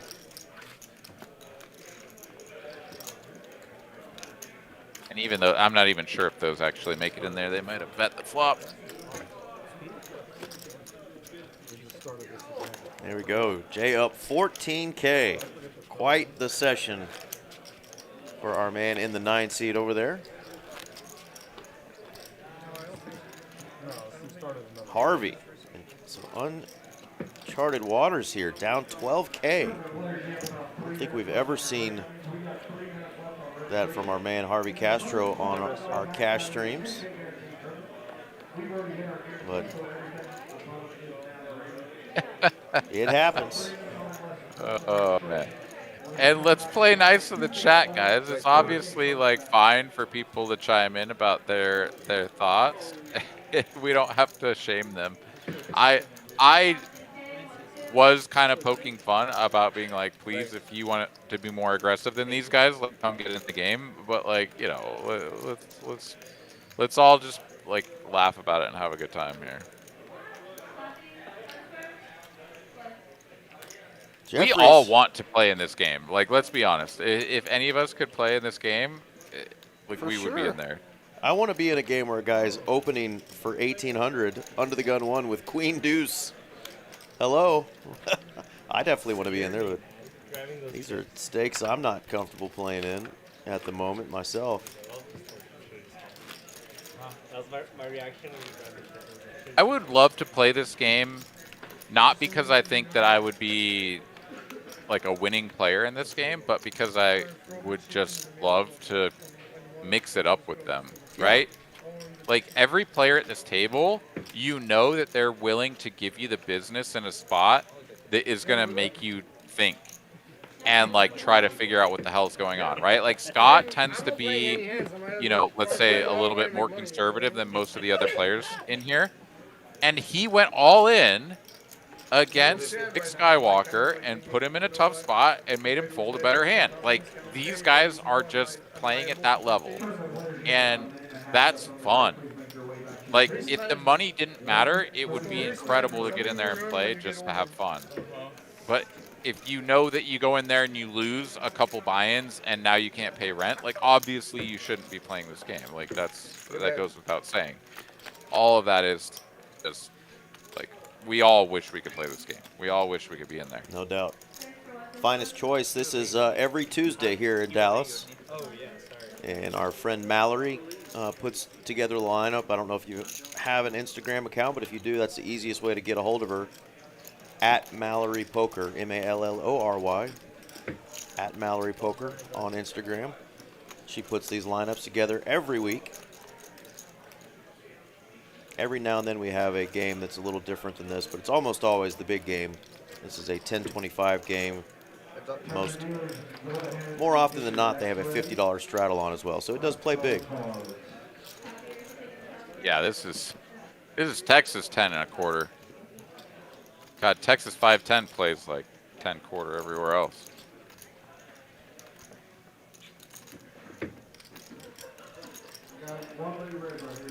Could he have the 7-8 of hearts? We don't know. But he's going to raise it up and take down another pot. Now his stack is swelled up to almost 21,000. He got rid of the nit button there. I didn't see what it was exactly, but I think it was right there with what you said. Looking at the stream replay to see if I can get a better look at it. But 7 looked like a face card. Looked like suited hearts face card with a 7. I don't know exactly what that made it. Jack but 7. Who knows?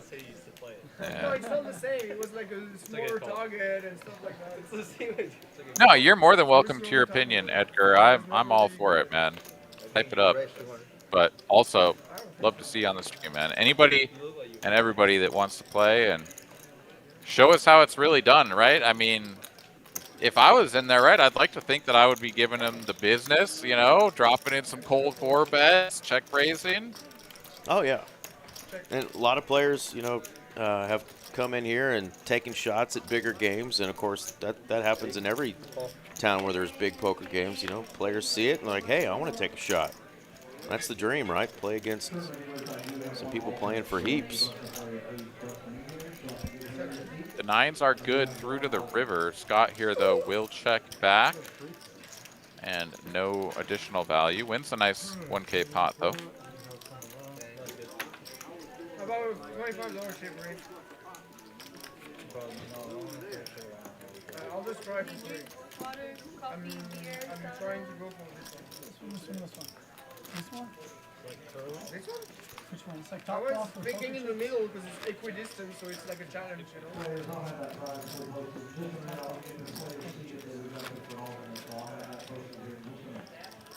Not bad. I'm closer though. Trying to pitch onto the center dot. And Jay Snap call. is superior. Snap call. People get scared when you say that. Like, you can't be that big of a deal. All right, we got Venom, Maurice, and Harvey still holding their nib buttons. I'll never forget the last time I did a prop bet with someone at a table about making like a making a shot, right? Like they just did, where see who could get the green chip closest to the TCH logo in the middle. They were just doing it for fun, but I did a wager with a guy. I was playing in a poker tournament in Biloxi, Alabama, or Mississippi. Excuse me, yeah. Mississippi. And this guy probably weighed over twice what I do, and has probably played basketball like 3 times in his entire life, right? And he finishes chugging his like 24-ounce energy drink or whatever, and then looks around for a garbage can, sees that there's one on a raised up platform about 25 feet away, and says, "Who wants to bet I could make this can into that trash can?" Well, my dumb ass is like, there's no chance this guy can make it. I say, I'll bet you. He says, what do you want to bet? I was like, $100? The guy's like 25 feet away from the can. It's on a raised platform. He literally can't see the circle. And he's like, all right, even money? I was like, yeah. Dude freaking hucks that thing, drills it. I was so pissed, man. I couldn't believe it. He was, I mean, the guy's reaction was like very believable. He'd never made a shot like that in his entire life, and he totally expected to lose. He drilled it. He was so excited. God. And I had to pay the man $100. Oh, it was miserable. All right, Mr. Edgar. Well, work is going to come soon for me in the morning, too. I'm going to have to stay up another hour myself, finishing up our stream, but have a fantastic rest of your evening. And, of course, you can always catch the last hour at a later date. Make sure you subscribe to TCH and you'll get updates when we're doing all of our live streams, whether it's here in Dallas or our Austin, Houston, or Rio Grande Valley streams. We greatly appreciate you having fun with us tonight. Always a pleasure. Yeah, thanks for tuning in, man. We'll see you next time. I'll tell you All right, about- Lip I'll tell you Train, about all my aboard. almost bet that I lost here in a second, Aaron, after this hand. Let's get to the action Need here. it. Suit my soul.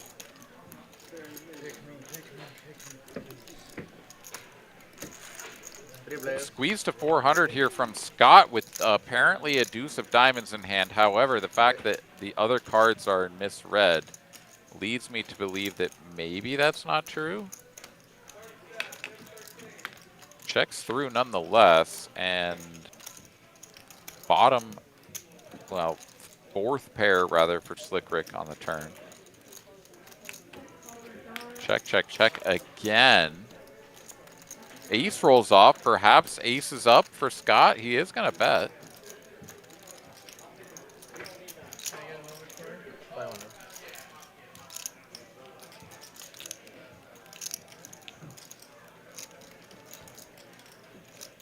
Harvey makes money by overfolding here.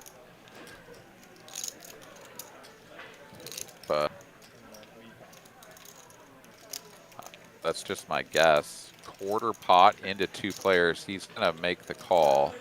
Ace, deuce of diamonds? What do we got here? And it is indeed.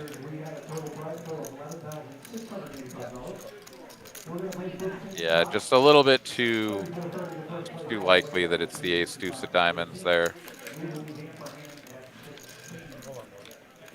All right, lay this story on us, my man. I need it. So, I had a couple of DJs come to a table the other day, early in the morning. I showed up to play an early morning session before the tournament over here at TCH Dallas. I went over to the Las Colinas room, and they had more tables going, so I went over there to play, and a couple of night owls came in out of nowhere, like 5 or 6 in the morning, and these guys are wild men, played on a couple of our Friday streams before, and love the guys both, but they will gamble. And I gave the guy about the worst odds that if 3 deuces came out on the flop, I would give him $1,000. If it didn't, And he just owed me $10. And so 100 to 1?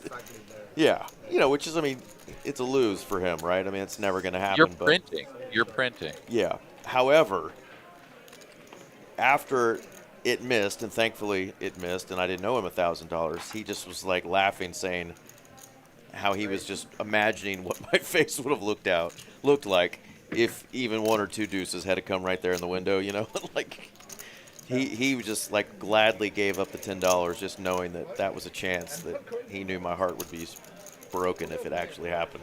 And I would have been like, that's the dumbest thing I've ever done. We said we want to gamble. So you got an incredible wager and $10 free, and that was your story. Okay. Yeah, All right. but I literally was just fearing, like, I was like, what have I done? Like, once I said I would do it, I was like, this is how bad I've been running lately. I'm about to see 3 deuces on a flop and have to not play cards for a couple of months because there goes the bankroll. Guy just robbed you. Just robs me. Making bad decisions, so I Bank don't 3 6 deuces. in the morning, comes in higher than a kite, and I'm about to lose $1,000. The dealer would have just like slow turned and looked at you and given you one of those fake smiles, like, Yep. "Hi, love you," as they get tipped like 3 blackbirds. 115.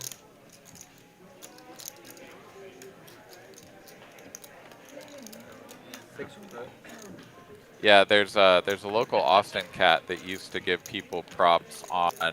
You could pick any hand, had to be down to the suit, so you could say like 7, 8 of hearts or whatever, and whatever it was, he would give you like you know, 1,000 to 1 or 800 to 1, whatever it was, right? Because the odds are, I don't know the exact numbers offhand, but something like 1 in 1,700 to get an exact hand or whatever the hell that number is.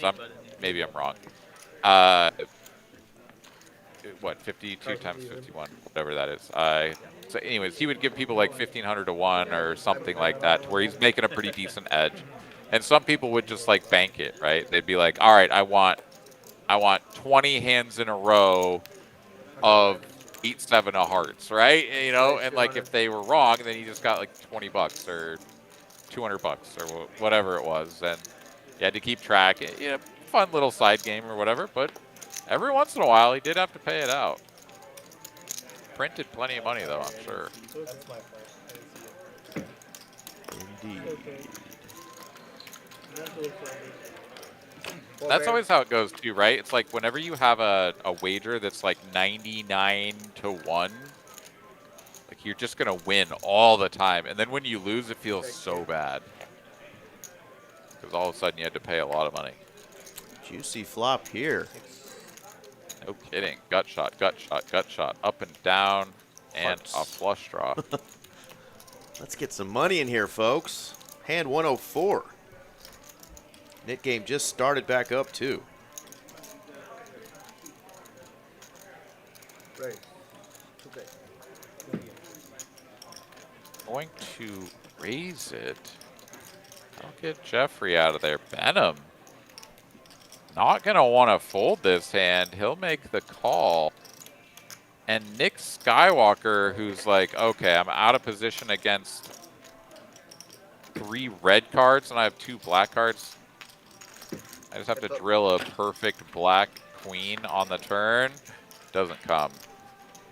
8-5 of hearts is the Nutter Butters.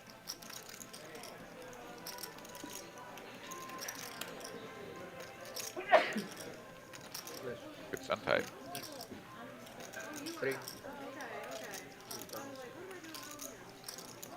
Rick says a lot of my check raises are going to be hearts, so let's represent. Benham, though, actually has the hearts. He makes the call. This pot is up over 10K already. And the ace of clubs on the river changes nothing. Slick Rick with jack high is going to give it up.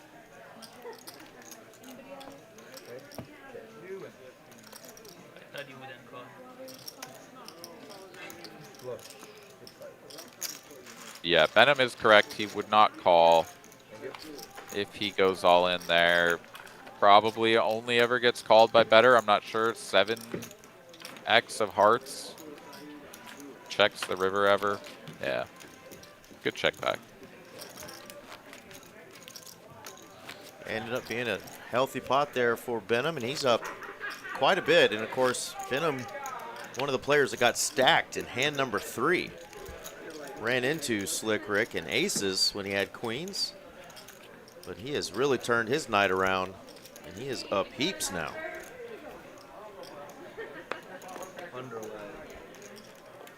All he needed, Aaron, was his good luck charm, his lady, Miss Rana, to join us in the chat. We all need a little bit of lady luck. True. And he also had you and I talking about soccer when he was in hands, too, that we still, Oh, shit. We still have not claimed our percentage. Oh, it's happening. Benham, pony up, bro. Pony up, Benny. Benny boy. Raise to 300. Call, call, call, call, call. We're going 5 ways to a flop. There are clubs out there, Eric. We've got 2 players with clubs, one of which is bottom pair and a flush draw. The other is gut shot and a flush draw. We've got some spice, as well as top pair, top kicker. My goodness. 3 players with real hands. 6 of clubs. One time dealer. Oh, I can taste the bile already. 6 of clubs for shits and giggles. Or giggles and shits, whichever happens first. For the worst when you get the giggle shits. Jeffrey is all in. Front row. Bet and a call of 525. Jeffrey all in for 13,000. he just says, whatever. If you guys have something, you have it. If not, go away. Jeffrey, I had folded in my head so long. don't care. Decided to already fold in. As soon as the door started hit. Nick Skywalker just middle pair. But back over to Jay. He's got top, and this man just jammed all in into the field. What the hell is that? This is insane. I mean, Jay is a slight dog here if we just turn the cards over and count the outs, but given the action, I mean, yeah, he has to just fold like such a high fraction of the time, but wow. $13,000 jam with a pair of fours and a flush draw. We know how RJ loves pairs and flush draws together, but normally he likes middle or top pair in a flush draw, not bottom pair. I love it. That's my boy right there. Pair and a flush draw. Get her in. Get her in there. I like to call that the old copper draw. Yeah, buddy. Welcome to the booth, Mr. RJ Dupree, the Dupe Show. There he is, folks. What's up, fellas? Even changed clothes for us. Got out of the dealer's shirt. He's got a big old green KCP poker hoodie on. Tell us what KCP poker is. KCP poker. That's a fun home game in the Norman area. Norman? Yep. Like Normandy? Norman, Oklahoma. Oh, not the beaches of Normandy. Storm the beaches? Yeah. Okay. Much different. Oh, well. I'm ahead. Yeah, you too. Well, welcome in, man. It's good to have you. We enjoyed your dealing. You dealt some fire those first couple of hands. You got Benham down to the felt with a couple of ladies up against the birds. Yeah, I think that was hand 3 or 4. Yep. Hand number 3. How dare you do that to our boy Benham? Right out of the gate. Looks like he's recovered a little bit. Big time. Yeah, no thanks to you, but it's cool. We're getting a percentage because Eric and I, you know, we're getting our juice. We're getting our juice from Benham. That's right. My friends come and go really fast. That's got to happen all the time in the poker community. The dealers are your best friend or your worst friend. Yeah. He didn't limp that in. He opened. Well, you did great work out there, as this run out is going to bring a pair versus a pair, and 8s are best. Going to get a little wager here for over the pot. It's going to get called, so a nice little bit of value there for Maurice. Chunky overbet as well. I think that was 2x pot. Well, the net game in full effect. Got a couple of winners here. Still plenty of buttons out there. Let's see if we can't get some spice on hand number 107 here before I step out of the way and let you two gentlemen bring it home. But what do you think about the NBA Finals there, Mr. Dupe Show? I didn't get a chance to see any of your social media breakdown, but what was your hot take on the finish there? Man, I thought the Knicks played outstanding. I thought they overcame a lot of things to close that series out. I think they were up against it when it come to fouls, like in every game except one. And the Spurs seem to have the advantage on that a lot. And I noticed that caught my attention, you know, throughout the Thunder series and the Knicks series. I was like, man, Spurs get by with a lot of stuff. But I thought the Knicks played just tremendous. Even though they were down, like 65% of the time of this series, they were never rattled, and they hung in there. And by golly, they closed it out 4-1, go home. Pretty incredible stuff. I mean, I know all the Texas homegrown folks were rooting for somebody here in the state to take it down. Obviously, San Antonio was looking pretty juicy going into the finals, man. Everybody had them pegged. I mean, I can't tell you the number of times I heard people say, "Oh, the Knicks don't stand a chance," right, and yeah. blah blah blah. It was they were basically writing it home, and it didn't plan out that way. So yeah, the heavy favorite after taking down the Thunder, and I don't mind rooting for the Spurs. At least I used to not. And then I kind of don't mind rooting for Wemby. At least I used to not. The last couple of weeks have been a little annoying, but yeah, I don't mind rooting for the homegrown crew. But they did annoy me here lately. But that's all right. Yeah, well, unfortunate, but you know, there's always next year. So with that, I'm going to go ahead and sign off here. Hand number 108. Turn it over to Mr. Eric Van Loozen and RJ Dupree. You guys have a great night. enjoy the rest of the game. I'll see everybody else here in about a week. So All right. take care, everybody. Good night. Happy stacking, AA Ron, and get you a big old juicy bankroll to take with you to Vegas so I could say I know a main event winner. Thanks, man. I hope to do that. All right, buddy. There we go. Let's do it. Good night, Aaron. Good night. Adios, everybody. All right, folks, that does it for our man, Aaron Money McAvoy, who always joins me via Austin, Texas. And now the closer has come in, RJ Dupree. Got to do a little bit of dealing on this stream tonight, and here he is with his brother from another mother in the booth. Yeah, it's pretty all-star lineup tonight. Absolutely. It's been fun to pull the doubleheader tonight, hang out with them a little bit in person.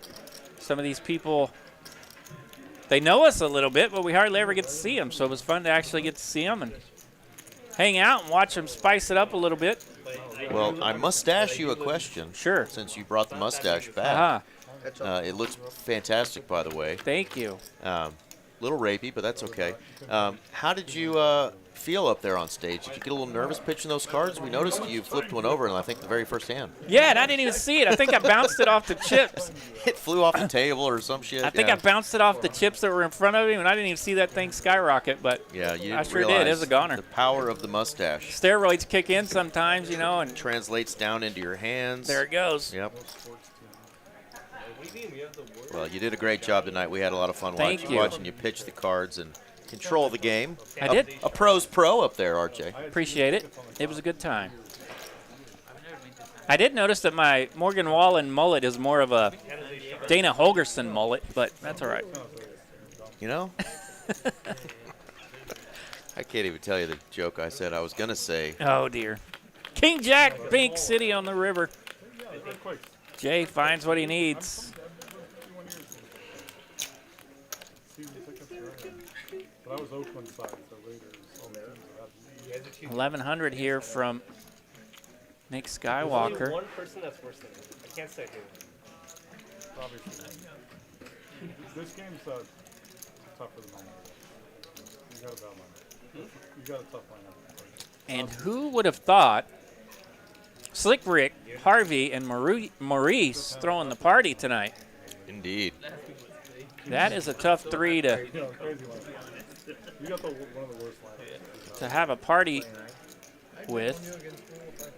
And by the way, Jay's going to raise it up, bumping it up. I think what RJ was trying to say, folks, is that it's not a normal night here on the stream when you get normal crushers like Harvey Castro and Slick Rick, and of course our friend Maurice over there to be the guys who are spreading the wealth, especially, I'm going to say, for our man in the 6th seat. Absolutely. You don't see that from Harvey often at all. The guy just doesn't run bad in life or on the poker table, and he definitely has gamble in him, no doubt about it. He's got a little bit, splash and around. Probably compared to the other two, Maurice and Slick Rick. Of course, Slick Rick leading the way when it comes to gamble, being a little ornery and got a little gamble in him, but Maurice he's not scared of any big numbers, as is not Harvey, right? But y'all watch out because we still have an hour to play, and Harvey's got chips. He can double that stack real quick. And we've seen that Jeffrey's not scared to get some chips in there. When I see my coworkers code sometimes, this guy's better. This guy's worse than me. He's the best player in poker. But in poker, My man Eliud in the box. I don't mind. What's up, Eliud? Dude, he's the one with the Jack 9 Deuce gutter ball for both players here. They want to for like 4 years. When I was doing, dude, the private games he plays on. yeah, you see a lot of stuff. But he won't even match for any of them. The weirdest thing I saw was that some guy Nick Skywalker jumps out here on the turn. He'll take it down. open marked aces on him, and he was mad at the dealer for giving him aces. And he wasn't like up or down because I've had that happen. say, like, he was too much up that he just wanted to leave. He wasn't like that. The game just started. I wish he was that good. Yeah, players kind of checked out of the game, ready to go, eyeballing some racks, or maybe the racks are already there. Maybe the chips are in the rack, and then they get aces. They get them cracked. And they're mad at the dealer. How dare you give me aces there? If you're ready to go home, go home. Not a great start. That will avoid any of those. So how do you get so good at poker if you don't get a day one Any of those blues when you really didn't want to play the hand. We mostly code in Python. I did fold kings one time when I was ready to leave. Folded kings pre-flop to a massive 3-bet from a dude that hadn't played a hand in about 2 hours. Yep, not doing that. And I was ready to go. And I was like, yeah, I mean, this cat loves his hand, and I'm ready to go. I'm up about 1,700. He's like, oh, I'm ahead. He showed jacks, and I was like, okay, bye-bye. Where's my rack? He was going to hit a jack. Exactly. Yeah, good fold. I didn't worry about it too long. Good fold. But, of course, I still think about it today. There's not 2 10 of spades on the board. 10 years later. There we go. 6 of clubs. There is another spade that showed up, though. It's the 5 of spades. Slick Rick with a whole lot of nada, but he actually has the best hand. I guess maybe not you. You probably would have won more. What was the line? Huh? I think I told the story wrong, by the way. He 4-bet for heaps because I was a 3-better. What did you think you spent on Argentina? 1.5 or 2.5? That was you took 2.5, I think so. Cards have not been cooperating for Harvey tonight, so he is going to have to bluff if he wants to win this one, but instead he's going to try to take his king high I mean, to showdown. favorite, but not It's 1.5. And Slick is going to bet $800, and that's good enough with just ace high. They'll probably be like Mexico, we probably plus 140. Yeah. Who are our remaining knit button players? Yeah, good We to see got the knit game still going. Scott and Harvey. Harvey. Okay. Pick one. You can go for score. Boy, Mexico looks good now. I'll take Scott, All right, I'll take Harvey. but Scott likes to win the money back. Probably a tie. He likes to lose the nip button game, and then he likes to win the money back. Absolutely. Frankie Treviso says the dealer's jersey is nice. Nice. Yeah, that's our friend Eliud. He is from Mexico, Monterrey. Rocking the Team Mexico jersey tonight. World Cup fever. Do you got it? Of course, we are in Texas, so we've got a lot of Texicans. A lot of our friends are Absolutely. fans of both the U.S. and Mexico, and it'll be great if we get to see those two play each other I always. believe, yeah, right. I believe Mexico's next big game is Thursday night, and USA's is Friday, Friday right? Yeah. afternoon. A weird time, like a 2 o'clock start. But, you know, that probably helps out our friends in Australia, For sure. which is who the USA is playing against. The Aussies. Both teams off to a good start. Yeah, Australia with the upset. I was trying so hard to get on Slick Rick's Instagram though, but we couldn't find one. Harvey says, I'm not hitting squat, take these cards. He said he's a fan of yours. Super big fan. Did I hear the rumor that our man Messi went off in his game? I got to see the second goal of that game. I think it finished 3-0, and it was a Messi goal. So I don't know. I think all three were his. All three? I think they call that a hat trick, RJ. Hat trick. You know, I learned a little something about Messi. He's smarter than all the other soccer players that, like, he hits the top of the ball and puts it on goal. Like, and what also did his teammate, because on the second goal, his teammate ripped one, hits the top of the ball, rips it. Keeper can't handle it, so it kind of bobbles back out there. And lo and behold, the best player in the world's there to just cash in on it. But, Rebound city. yeah, good things happen if you just put it on the goal. But like obviously you're not allowed to find. Like they'll know. Yeah, I guess it's That's my soccer advice for tonight. Well, here's some advice. Big Slick. 3-bet pocket tens out of position. Okay. Slick Rick will do so. He's going to get back over to Scott. Scott, the original raiser here. And that's a big 3-bet. And Scott noticing that size, so he is just going to call with ace-king. Yeah, a little grin there from our man in the 4 seat before throwing that extra $1,000 out there. 1,300 to go now. 2,900 in it. Deuce 3 for the flop. Ace King picking up some outs. Whoa, it goes check, check. Check on this 4-high flop. Interesting. Now a grin from Slick Rick. Scott has whiffed with Ace King, not once but twice. Yeah, 12. Was that 1,200? He'll let it go.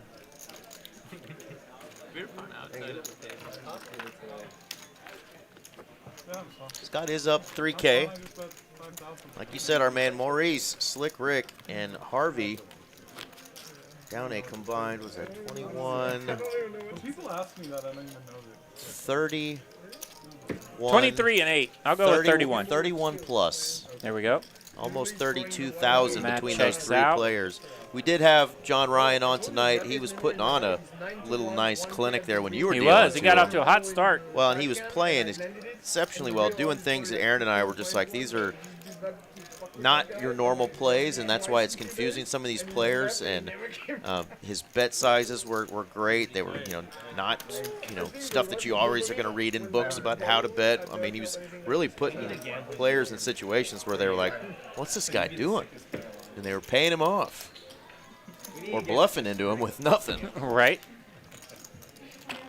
It's up. I mean, he's going to have to find an over career at some point. But glad to have him back on, and we know we'll see our man again. And what a flop developing here. 10-9, bottom 2 for Skywalker. Slick Rick, double gut shot, and a flush draw. 8 of clubs would be a straight flush. That's a doozy. 10 of hearts. A little different. That's going to fill it up for Skywalker, and now Slick Rick needs the has 8. one lonely out. That's not it. Queen of diamonds. Is going to give Slick Rick a straight. and Nick rips it. All in for his remaining 9,230. And Nick's upset, thinking he could have got it all. Well, there was one way you could lose it all, too. He didn't hit that card, though, and Nick will take down a little skinny profit. We were just talking about Raina, and she has joined us in the chat again. Hi, Raina. We were mentioning that Benham just needed his good luck charm to join for a hot minute earlier to get his night going the right direction. After my partner in crime helped him get felted by dealing him queens against aces, RJ, you should be ashamed of yourself. Got him off to a rough start. But yeah, he has come way back. Then he did start coming back as I was finishing. I know he took down a nice pot with some 9s. And look at that. Rana joins us, and here he is with ace-king suited. No, you have to find the other. So sick. Would you fold if I just like went bet back? On what? Like if I just like bet normal instead of No, I didn't have much behind. Yeah, I decided. No I one calls decided on the. yeah. I decided. Like if I bet like 1,000, you're just going. Yeah. Maurice looks like he's going to make the call here with queen jack. Might as well put more pressure. So heads up. It's up. 6 deuce 4. 2 clubs here for Benham and his ace king. Not flush draw. Why would you ever fold?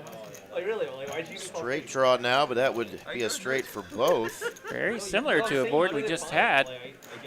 It was a 4-high flop with a 6 on the turn. You saw that flop and folded. There's 8 the of club. clubs. Lock her up, Benham. Sometimes you feel like the nuts. Well, look at that. Rana joins us in the chat, and Benham has the stone cold nuts. And Queen Jack's going to jump out there for $1,100. Yeah. Queen high can't win otherwise, but Nothing better than somebody bluffing into you when you got the nuts, so Benham is going to hammer it. Nice hand. yeah, Maurice felt safe to bluff there with the queen of clubs, but up against it. Another 1,500 in profit going the way of our man, Bing Bang Benham. And that is going to put him up almost 11K for the night. Atta boy. He goes from down 5K in hand number 3 to now up almost 11K. Do you have any soccer gear? I do not. I don't either. I have one, like, not really nice zip-up jacket that is a Spain warm-up jacket, and it's sweet. I told you before. Makes that makes a great little poker I jacket. quit playing soccer in about 3rd grade after I scored my only goal, and it was against my own team. There's a lot of people. I quit, and I never looked back, never owned a single piece of soccer anything. A lot of people have USA Soccer gear that can't kick a ball for squat. Well, not me. One day. Maybe if I go to a World Cup game, I will do so. But until then, it is all football Americana for me. Baseball.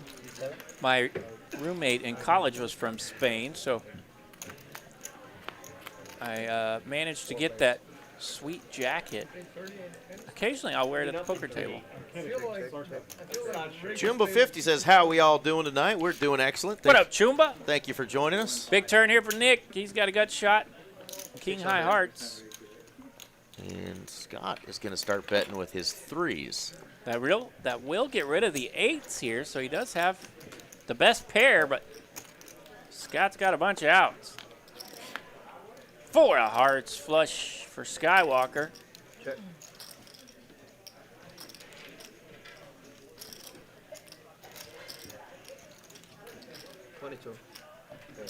22 the bet. Skywalker continues to run hot.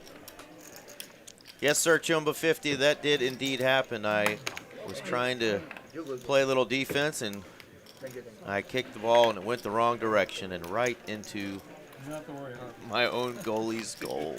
If I could pick a person that I work with that scored an own goal, how do you say that? Own goal, yeah. Yeah. And it made him quit soccer, I might pick you. Yeah. We were always fast and we're great with our hands, but that whole kicking a ball thing just never was my specialty. I was actually pretty good at soccer when I was a little kid, but I quit in the 9th grade because once you get to high school, baseball and soccer are the same season, and got to pick one. Of course, we all knew I was going to end up playing some baseball, so that was the end of soccer for me.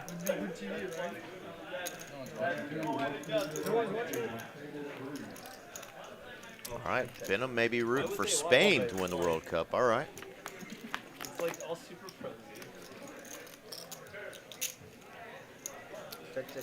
Rooting for France. She loves croissants. Because she loves croissant. I agree. I do love a croissant as well, especially the breakfast croissant. Not a lot working here in hand 116. Scott going to try to make this pair of 3s work. He's rocking Jack 3. There we go. He's going to take down a little skinny rabbit. And Scott will not lose the net game. He will not. And I believe that is the end of the knit button game, right? It is. What are you going to do, 400 twice or 800 once? So Harvey Castro is going to lose the knit game. And he's got to pay 400 and 300, so he's going to split it up that way. 400 in this hand 117, and then he'll do 300 in hand 118. And this will show you that even the best can have tough sessions. Man. We just have not ever witnessed it. I mean, this is weird for me. Absolutely. Weird for everybody who's ever watched Harvey on our streams. This is just not the norm. But we know he'll get things going. It is poker. Right there, those 3 players know how to make a living playing poker, and they are up against it tonight. Still 30-something minutes left in our stream tonight.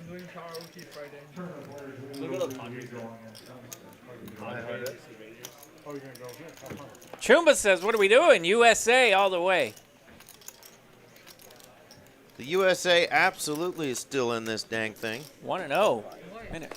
If they win Friday, that'll put them in position to win their group.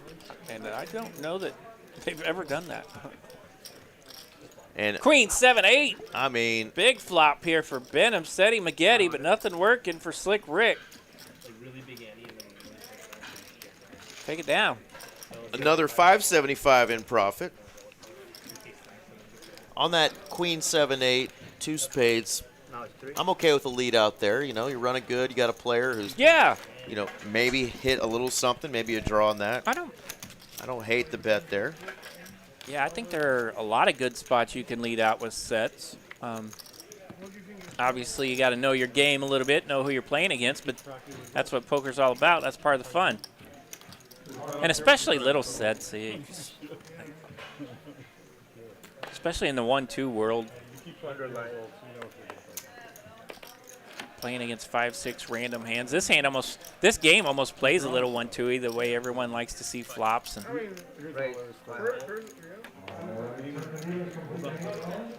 I think if this game were not on stream, probably have a little less people seeing each flop.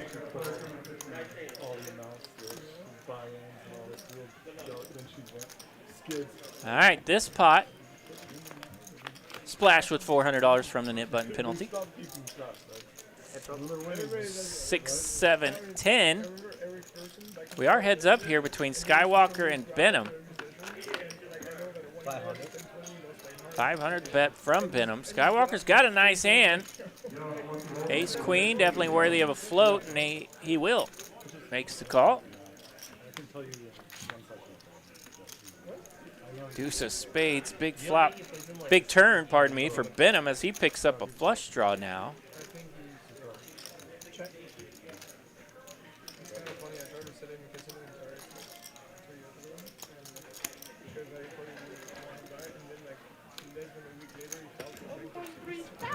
Benham will bet again, 1,200. I mean, yeah. I think we need Rana to come sit behind us when we're playing poker. Right. And sprinkle some of that good luck on us. I could use a little run good. Because since she's come in, Benham's won an extra 3K. He is now on the heels of Jay, I hear who's those up pretty 14.6. I hear those pretty ladies will give you a little run good, which could explain a lot for us, Eric. Yeah. Have you seen the movie War Dogs? Okay, so the guy that's playing like Jonah Hill, his name is Efrain Giroudi, and I used to play with him in Florida. And he was doing Chumbo, remind us where you watch from. That is a very nice thing to say. We greatly appreciate comments like that. That's the kind of stuff that makes RJ and I, and of course Aaron McAvoy, want to keep coming back and doing this every week. We love interacting with the folks who love watching poker. We're just novice poker players, you know, amateurs. Of course, Aaron plays professionally, but we love the game. Been playing it a long time, and we love interacting with the folks in the chat. So thank you, and remind me where you're watching from. Top 2 versus the set, and you made like $600. Washington State. Okay. Heck yeah. I have yet to visit, but that Pacific Northwest is definitely an area that I want to get to. Man, that's an area I haven't gotten I want to see either. those beautiful cliffs in Oregon, and of course I want to go see Seattle one day. Little 4-liner here on the diamonds, so Jay's going to find what he needs.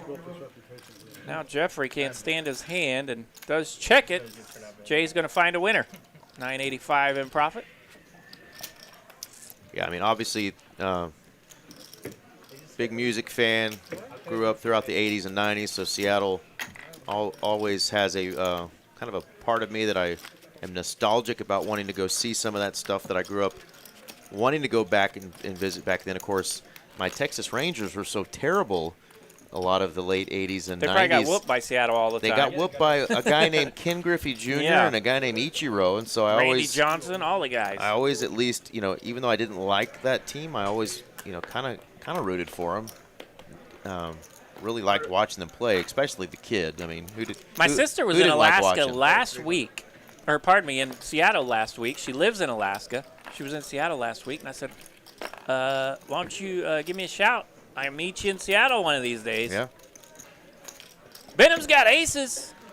$300 bet. I tell you what, he just can't help himself right now. He's running so hot.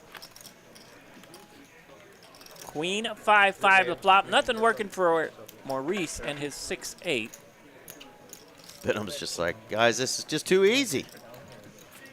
Maurice agrees. 6-8 in them up. Yeah, definitely was a big fan of the grunge era. Grew up on it. Of course, I was a fan of the era before that too, the hair metal era. Then grunge came and killed that. But I really got into that music as well. Basically anything loud and obnoxious. I just want to throw a fish in the market. I was jamming too. I want to throw a fish in the market too. Yeah. In Seattle, but there's plenty of other places. Of course, that's what we all think of when we think of Washington State around here is, oh, Seattle. But I know there's a lot more to the state than just Seattle, so feel free to give us some more suggestions. I saw that coming this spring. Yeah, I saw that. Somebody said Got to compliment our boy Elliot on the haircut. He got his haircut right. Elliot's always looking nice. He can rock that fade. Looking sharp. Got the low fade, not the high fade. They went with the high and tight on my hair. I like that low fade on Eliud. If I did a high fade, there wouldn't be anything on top, so it'd be kind of backwards. it's so easy. You need practice here. Slick Rick is happier than a puppy with 2 Peters. He just won 185 bucks. 185, that a boy. I got him 7.5 to 1. 1-2 pots get you excited. He's going to need about 1,400 more of those. Minimum. Probably like 43. Somewhere in that ballpark. 39 There are some big winners tonight in this 1025 game. They all started out with a 5K buy-in.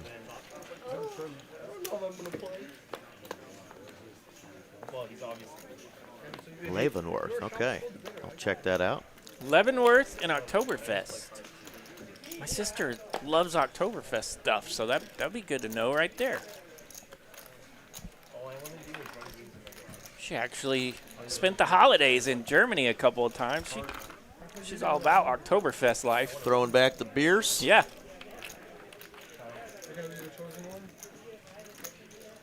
All right, look at that, Slick Rick. 2 in a row. Her wedding reception in Vegas was at a Oktoberfest type place. I forget what it was called out there, but Heilig Schlugel, drink the beer, whatever. Portugal? The Ronaldo? They didn't depend to Ronaldo. All the kids. But in the friendly, Like an underdog, not like a big favorite, you know.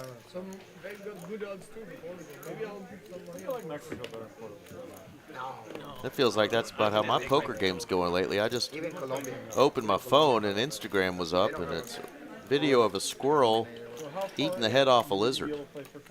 That's about how my poker game's going lately. I mean, if I really tried Yeah. to play for them. Well, you don't see every day. You don't see that all down. Wonder if that's that AI or that squirrel just got sick of eating the same old nuts. Said I'm gonna try out this green lizard. He's in my tree. Might as well. Is this my button? No, it's that. Well, Jay's been in everybody's tree tonight. He's not needed the nuts though to win over 15,000. Having a really great night so far, and a lot of that through his neighbor to his right. Those aren't easy chips to get. He's been picking them off of my man Slick. Slick may burn that shirt and never wear it again, even though he loves him some 3-coin. We all do. I feel like I recognize both the new players, Jeffrey and Jay. You do recognize Jay. Plays PLO in the room, plays little tournaments. Okay. And he's played on our 2-5 stream before. So I've definitely seen him around the room. Definitely seen him around the room. Yeah, Jay's a staple in the room here at TCH Dallas. And then, of course, I got to introduce myself to Jeffrey earlier, and he mentioned that he's from San Francisco area. San Diego. Well, Unless Mallory lied to us. We've been saying San Diego all night. yeah, you might have got your Sands mixed up because, yeah, he mentioned San Francisco to me. And, of course, Scott has to run around San Francisco from time to time and lived out there for a little while, so they got to visiting. And that's why I'm pretty sure he said San Francisco, but you never know. I've had a lot of concussions. we know our boy Scott well and know that he's very happy to not be out in San Francisco anymore. He's a Texan through and through now. But I've been out to San Fran and I've not been seen to the pretty parts of it. I have been to San Diego. San Diego's a good time. San Diego's gorgeous. Celebrated a Cinco de Mayo out there back when I was in my drinking prime, and that was a good time. I got 2 pairs. And Pocket you said sixes he has and been there or not? Yeah. Oh, a couple of times. Yeah, pocket twos. I said pocket twos. Jackson pocket 3. Here we go, the old K9 versus 10-6. Little 835 in this pot. And it is Skywalker who lands top pair. He's going to let the other Jedi put some money in the pot for him.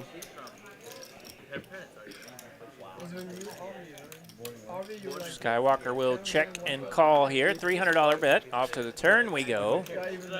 5 of spades pairs the board. We go check, check. Slick Rick drawn. Smooth dead on the turn.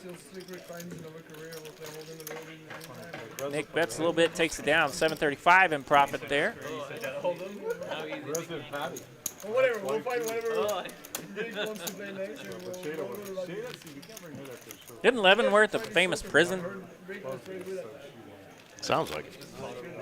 I was always terrible, but I'm thinking maybe against Rick I have a chance, you never know.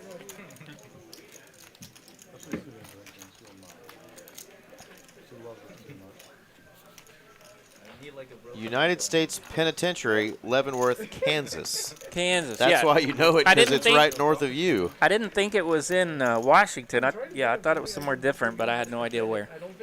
So it's in Kansas, and it's pretty famous. Former inmates include Machine Gun Kelly. I was going to say it's got some and pretty the bad dudes Birdman in of it. Alcatraz, Robert Stroud. Okay. That's like the worst thing to bet on. It's like it's decided already. What's your name? Cheers back to you. Salud. Nice to meet you. They call me Skywalk. Betting blind, it's like when you get told you always 8-9-8, open-ended here for Rick. And next year on May 4th, the stream my friend that I know, May 4th is on Tuesday. I got paid maybe when I was like in middle school. Oh, you playing the stream? What? 3 of clubs. Jay coming along with that ace high, rocking ace 6 here. Not a lot working, but ace high is still the best. Yeah, Chumba said don't go to that one. I mean, sounds miserable. You're in Kansas. No offense, friends from Kansas, but you're in Kansas and you're in prison. I don't think they got a whole lot of women for us. I think a comedian does a skit about Kansas prisons where he talks about the security just likes to watch them run if anybody escapes because you can see them forever and then they just give up. Slick Rick finally gets there versus Jay. And I've driven from Wichita to Denver, and you do get excited if you see a tree. They say there's a beautiful woman behind every tree out there. Saw one. All right, Slick Rick finally gets there, makes the nuts on the river, 6-7. Good. $1,200 to bet here. And Jay has owned him so much tonight. I wonder if he's thinking his ace high could be good here. Maybe Slick missed a spade draw. Maybe a jack 10 that missed. Yeah, a lot of things could have missed on this particular board. Amen, poker ADHD. That's it's brutal, especially when the guy's been owning you all night. You're like, I finally get a chance. Have something here, please. And he's got ace high. It would feel good for Rick if ace high makes a call here. Oh, I thought that was going in. Yeah, I'm like you. There's a ton of draws. Jack 10, Queen 10, all the stuff there. Possible spades, but Jay is going to let it go. Well done. Nicely played by both players. He's on a little mini heater now. Not winning those big pots that's going to get him unstuck, but definitely picking a few up is going to help get him a little momentum. And these guys often play after the stream is over as well. We've heard from a few of them where we didn't think they finished the night very strong, but they played a few hours once the stream was done, and they just went on absolute heaters. I think Rick loves to do that on nights that he is down a little bit on the stream. He'll come back a little bit at the end of the stream, and then he likes to crush him after the stream and go home fairly happy. You're up, right? Or no? The days he's lucky, he just ends up busting it every single time. How are you down? He just like gifted you, man, like 5K. I've seen that many times, like Rick up infinite, and you're like, there's no way he's losing today. I don't see a lot of Ks in Slick Rick's It's like maybe that's what you should do. Your next stack there. Oh, they're in his right hand. Okay. You are cooler when you're shuffling the 1K chips. 450. I just want a hand to stand up against him. But I have to keep telling me this. You're gonna turn me to the big cup.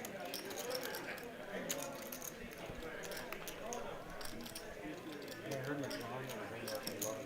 Not to me. What? Yeah, anybody gets out. And he plays a lot. And so 1100 to me.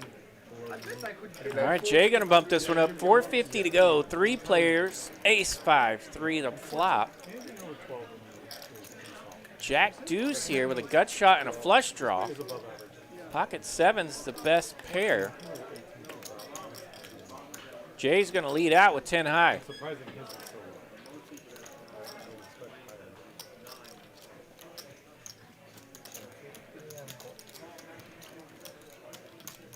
should have jammed the 6-5 suited in. You call A7. 10 of hearts. No waiting for Rick this time. Oh, yeah.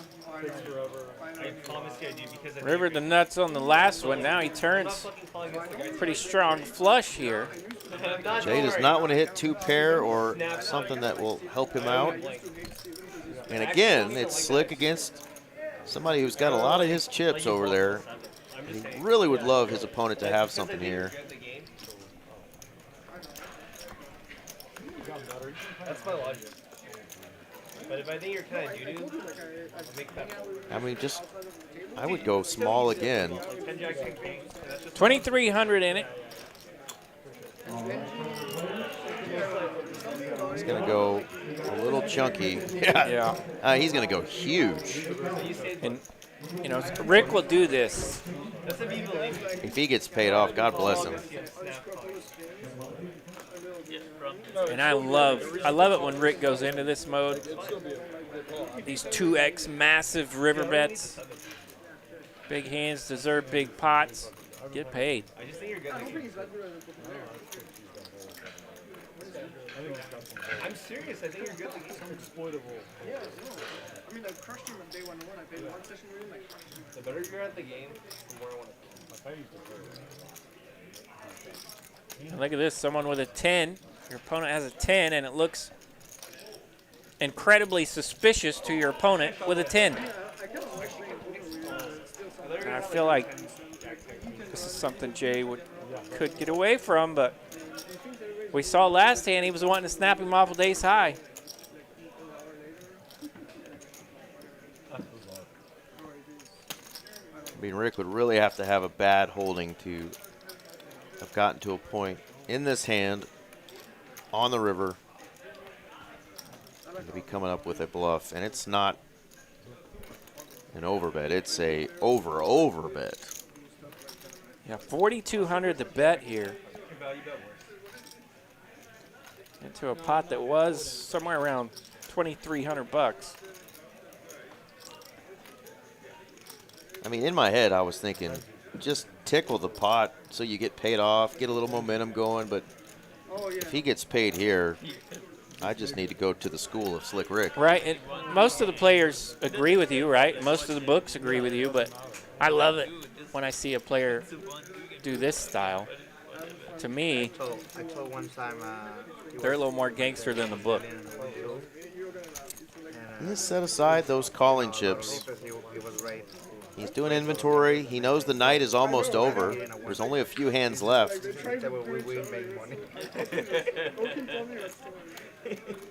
Yeah, I told him it would be ugly in the street. And everybody was I mean, this is wild. Don't do that here.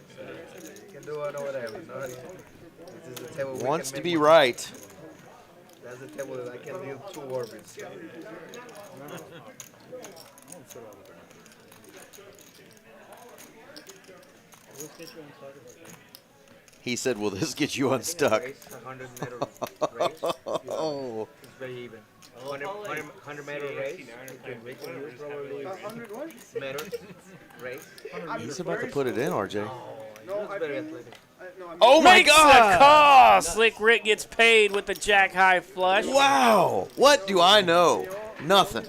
Balloons that pot up to 10,800 with the 4K river bet. We're not worthy. Slick We're Rick, not A worthy. little over 4K in profit. The young kid, Slick Rick, but anything athletic, I'm not unstuck, but he was stuck heaps. And he gets a call there from a player with third pair. Teach him how it's done, young man. Bet 2 times the pot and get called. let's try one. That's insane. Okay, if it folds to us, you want to just fold it? Okay. And Jay wanted to be right, because if he was right, his night was going to go from up 14 or 15K to up 20K. But unfortunately for Jay, he made the wrong call and paid off the man who put out that crazy sizing overbet. And he had it. He had the goods.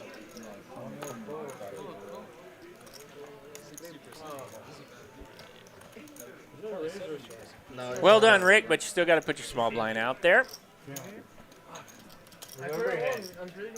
Oh, Elliot already pulled it in. Well done. Pardon me, Rick.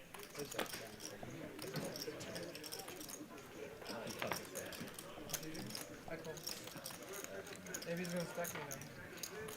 Actually, maybe he's gonna play bad now. He made a bad call. Are you gonna play bad? Yes. We were going to flip our entire stack, but you decided to raise. Love Maurice. Now, Maurice has played in some big-time PLO games, so He says maybe he's finally going to run bet. He made a bad call. he knows how to needle some folks. And how about this hand? Jay's picking up a flush draw. Maurice has top pair. Oh, I was going to say, give him that 6 of diamonds. Eat that medicine.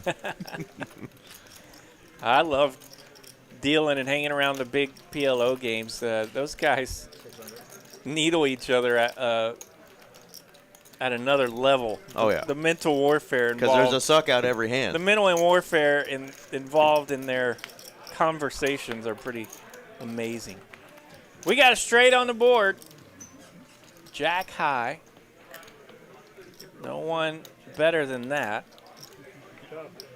Looking at a chop. Dude, we would have chopped. You would have flopped me dead and then chopped. We pulled a king's jack of hearts, so you guys could go at it. Scott folds King Jack of Hearts so they can get after it. What a gentleman. Just to let them battle it out between Jack 6 and Deuce Trey. Thank you.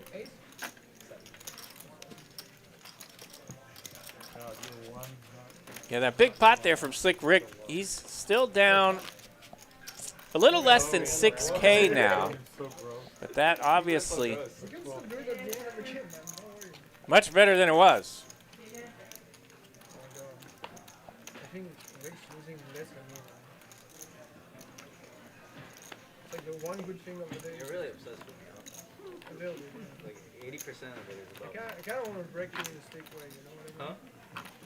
You want to break? The stick way. Usually I'm out. Raise 125.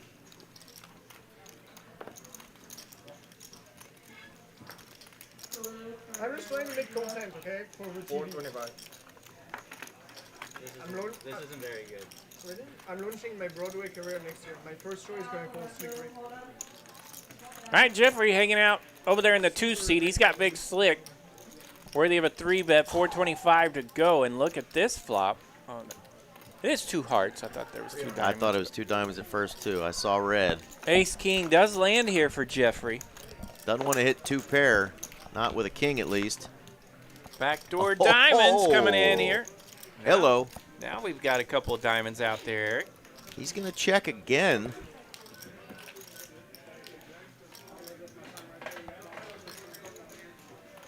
Harvey cannot hit the ace of diamonds.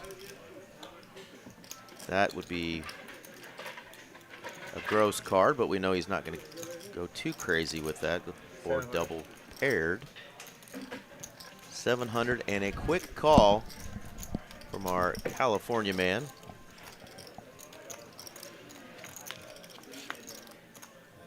King of Hearts. Harvey's going to make Broadway. And Jeffrey, top 2. This could be a get-right spot for Harvey. See if he learned anything from Slick Rick. Yeah, about 3K out there. We'll see what sizing he goes with here. And he has a little friendlier board to maybe try to get paid.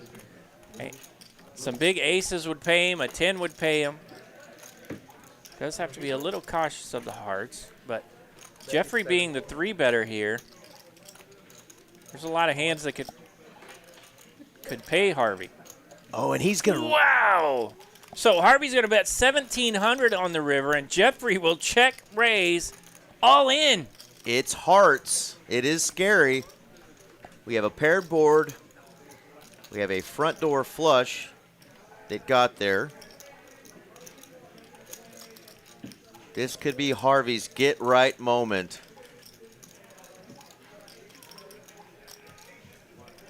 And now, how many hands do this that you can beat? Not a ton. This is a tough spot here for Harvey. Yeah, bluff catching with Broadway just feels gross. Right?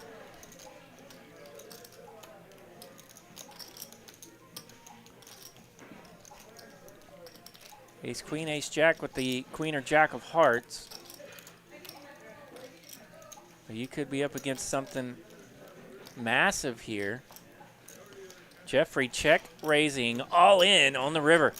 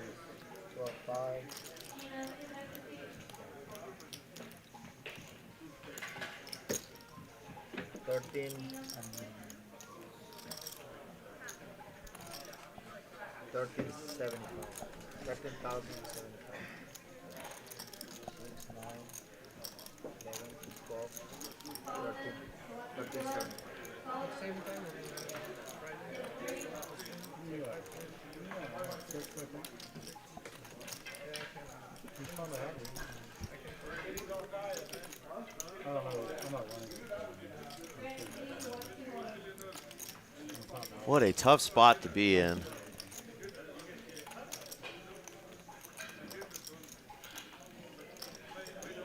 All right, folks, now's your chance. 1 if he folds, 2 if he calls. Put it in the chat. 1 if he folds, 2 if he calls.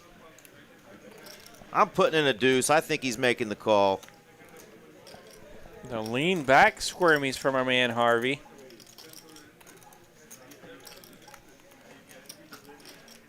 Tell us what you think, RJ. Put it in the chat. I usually wait for him to act.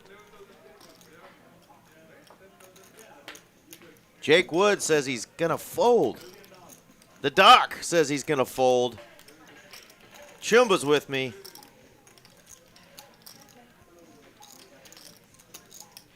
RJ says fold. This just sucks. I know that. I hate to be in this spot. What a spot. Incredible hand here cooked up from Jeffrey and Harvey.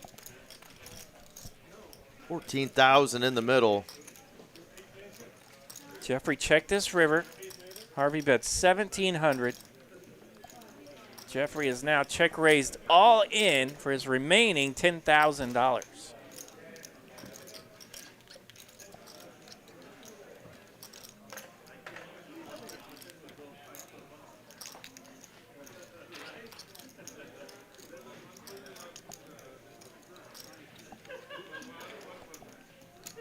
The whole table is quiet around him.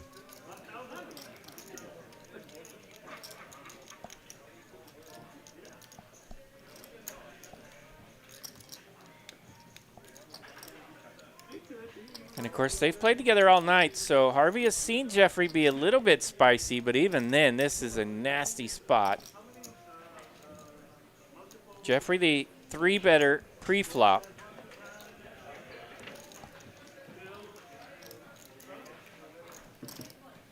Check called the flop, check called the turn, check shipped on the river.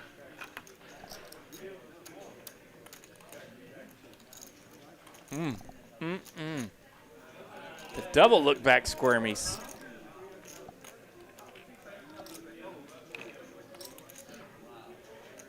Our man Harvey, he's stuck. Yeah, I mean, He is truly stuck here. How much for a card? This is like a pretty big decision. How much for a card? he's offering him to show a card, but At a price. at a price. Harvey not budging, though. I pick the card. If you pick the card, let's see. Give him a fair price. He's a good guy. I think this talking might get him called here.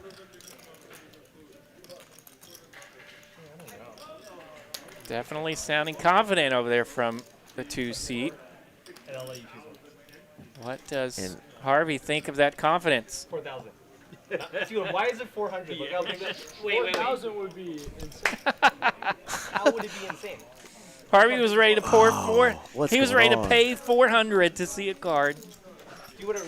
It's definitely not 400. Yeah, it's not It's 400. definitely It's not not 4,000. Okay, well, I think. Well, see, a lot of times people offer you to show a card.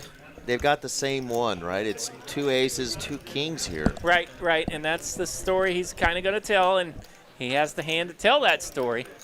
The 3-bet pre, those are really the 2 hands Harvey's thinking about, I think. I mean, the flush is just, what are the odds, right? Being the 3-better pre, what sort of hand with hearts would he have?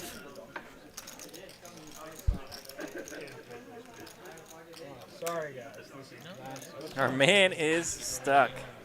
Apologizing now because it's taking him a hot minute. Yeah, he's got a brand new kid. This is like a year's tuition in the middle. It's a lot of diapers.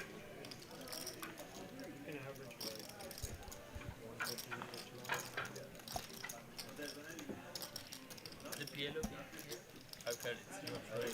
I mean, this is tough. Yeah.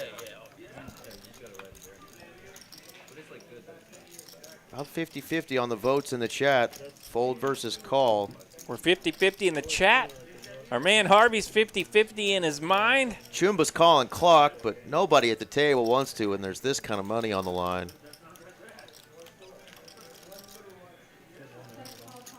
Do they Estrada? Do they Estrada? 1, 2, 4. usually the $10 straddle. Oh,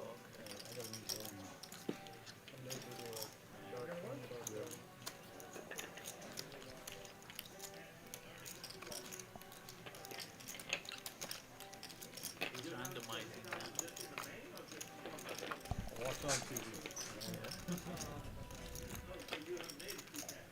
An incredible suspense here as we watch Harvey. It seems like he's leaned a little bit of both directions there in the last 30 seconds or so.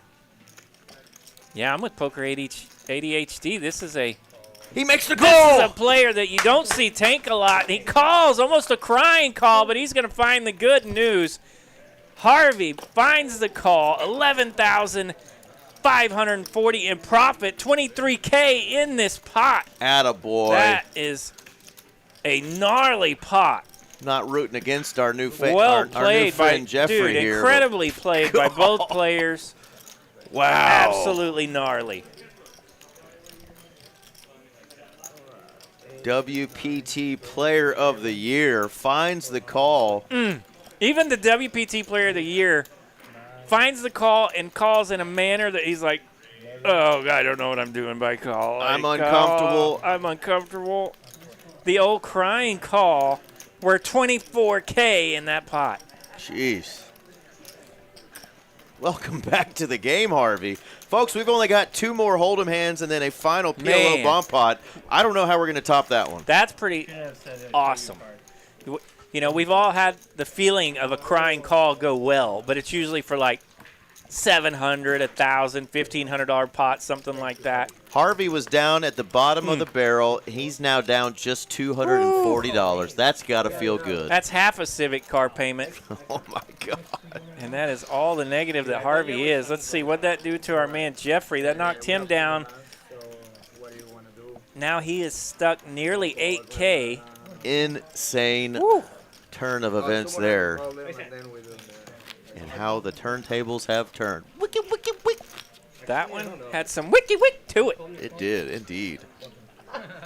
Now it's my partner, DJ Diddles, next to me.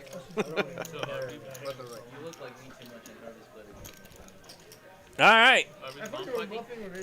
Back to the action we go. It's nearing the end of the stream here, but that hand took a hot minute, so not sure what the crew's up to here. It looks like we're going to play another Hold'em hand here. Okay, so yeah, Eliud will give him the 2-hand warning, so 2 more hands of Hold'em, and then they'll get into their bomb pots or flip or whatever they're going to do tonight. How do you do that? 150. Yeah, Chumba. Respect on both ends of that wild hand, right? What am I, 25? I pull her too hard. If everybody's 60, you just fold. How much do you have? I don't know. It's like 25. I pull her too hard. I thought you had 7. I like it.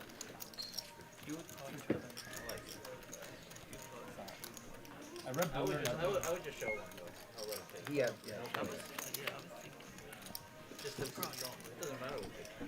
Yeah, what would have happened? We'll never know. If he took that $400 to show a king or an ace.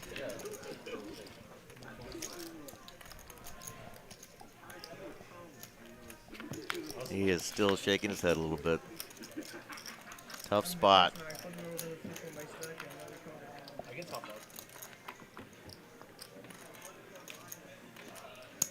Slick Rick. Wait. Jeffrey makes a flush here. Another. He didn't realize it. I would have, like, actually raised. Now I'm fucking Was it? like, I was just like, oh, wait. Now I'm tilted. Oh, Now, I lost the big one, but now I'm tilted here because my opponent has trips. I didn't realize I had a flush because I'm still thinking about the last gnarly pot that I played. Ay, ay, ay. Still tilted. Didn't realize he had the nut flush. Just thought he was Man. holding 2 pair. Makes the call there on the river. Slick may have given him a little extra cheddar there. Yeah, you bet. Trip 8s. Could have left Wow. a K or 2 out there on the table for sure. But Final Hold'em hand of the night, folks. Hand number 131, even with that long tank. We got through 131 hands tonight. 130, even with me dealing. I was worried Yeah. about that. I felt like it was taking forever to get this party started. So I was like, oh my gosh, we're going to be on hand 88 when I get in there tonight, and them guys are going to give me a hard time. But no, we did good. Even with that first dealer with all kinds of levels of tism. Thank you, thank you. I keep seeing people type tism in chats and on comments. TYSM. I didn't know that meant thank you so much. I was like, man, there's a lot of tism out there. Thank you so much, man. They really are putting something in this water. 889 and more trips in our last hand of Hold'ems. Benham's got King 8. Not a terrible flop here for Jay and his 7s. Honestly, guys, I just thought there was a lot of autistic folks just self-proclaiming. I was like, this is getting out of hand. But back in our day, we said TYVM. Thank you very much. Okay. Yeah. But now they're saying tism. Yeah, that's different. Yeah, that's like full spectrum. Well, I guess you can't say retard anymore, so you got to say tism. very annoying. True. I thought you were good, so you could fold. There's 3 people who are saying. King 8 here, still with the best of it. 7's picking up some equity now with a straight draw for Jay. At least there's 2 people worse than you at the table. No, not 3. Straight does not get there. Benham finishes with trip 8s. Went the other way for the 7s. I thought you had like 7. Little scary card.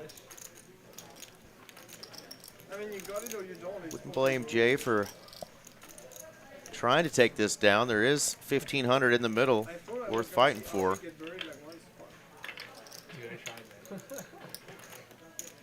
Those are great plays.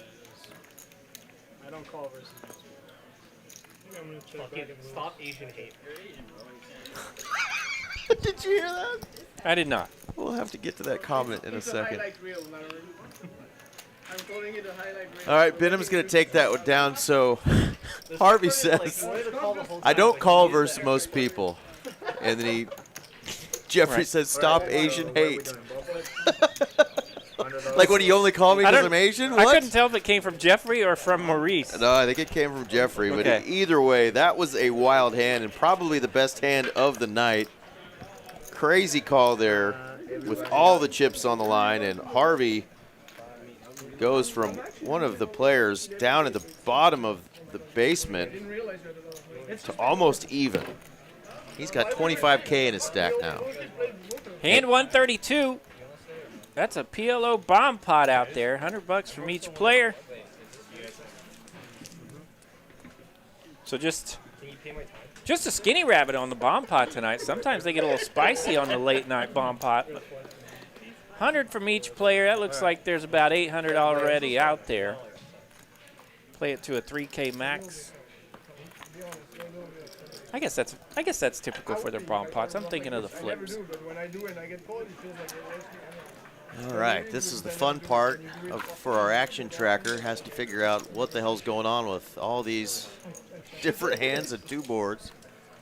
So when you guys ask, why don't we do PLO bomb pot streams? Well, Yeah. this is why. It's a shit show. A lot of work for our man Carson and the team to do. We got 9 queen up top. That's a full house. Block the ace queen ace jack too. What the? We've got 10-9 somewhere. No. 22. I'm just glad I didn't call. I knew if I called river, I'd never win. Jack 10-10-7 for Jay here. Let's at least have a chance. Could be an interesting hand. 10-7 of diamonds. And looks like Jay got out of there. Didn't want to mess with it. And it's actually a nice laydown for him. Harvey just Skywalker gonna, takes it. Yeah, Scoop a loop. Harvey gonna let go of that ace-9. Nothing on that bottom board. Says no thank Yeah, you I think and Jay gets had out the of there. only hand that could have played there, but out of position. Didn't really want to mess with it. Well, that's going to do it for us tonight. Remember, Cash Game players, the rest of this month from 7 a.m. to 7 p.m., you can buy the Cash Special 9 for $99. One a day at TCH Social and TCH Dallas, so you can drive between the two clubs and double up on that. You're going to save $3 an hour if you do so. Definitely come out and do that. There's a look at our final VPIP numbers for the night. Slick Rick up the leaderboard, 44%. Benham at 27%, still respectable numbers. Shout out to all the guys that played tonight, all the dealers, and of course our crew. Shout out to John Ryan, who came back tonight, left us a little early. We hope to have you back on this Saturday, folks. The $250 buy-in, 50K Lone Star Showdown. It's back. It's back. 10 a.m. We will see y'all on Saturday. For RJ Dupree, I'm Eric Van Loosen, and for TCH Live, we are out of here. Good night, TCH.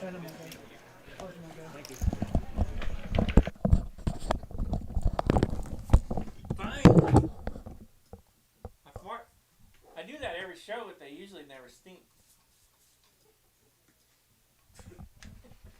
I'm about to out him on the stream.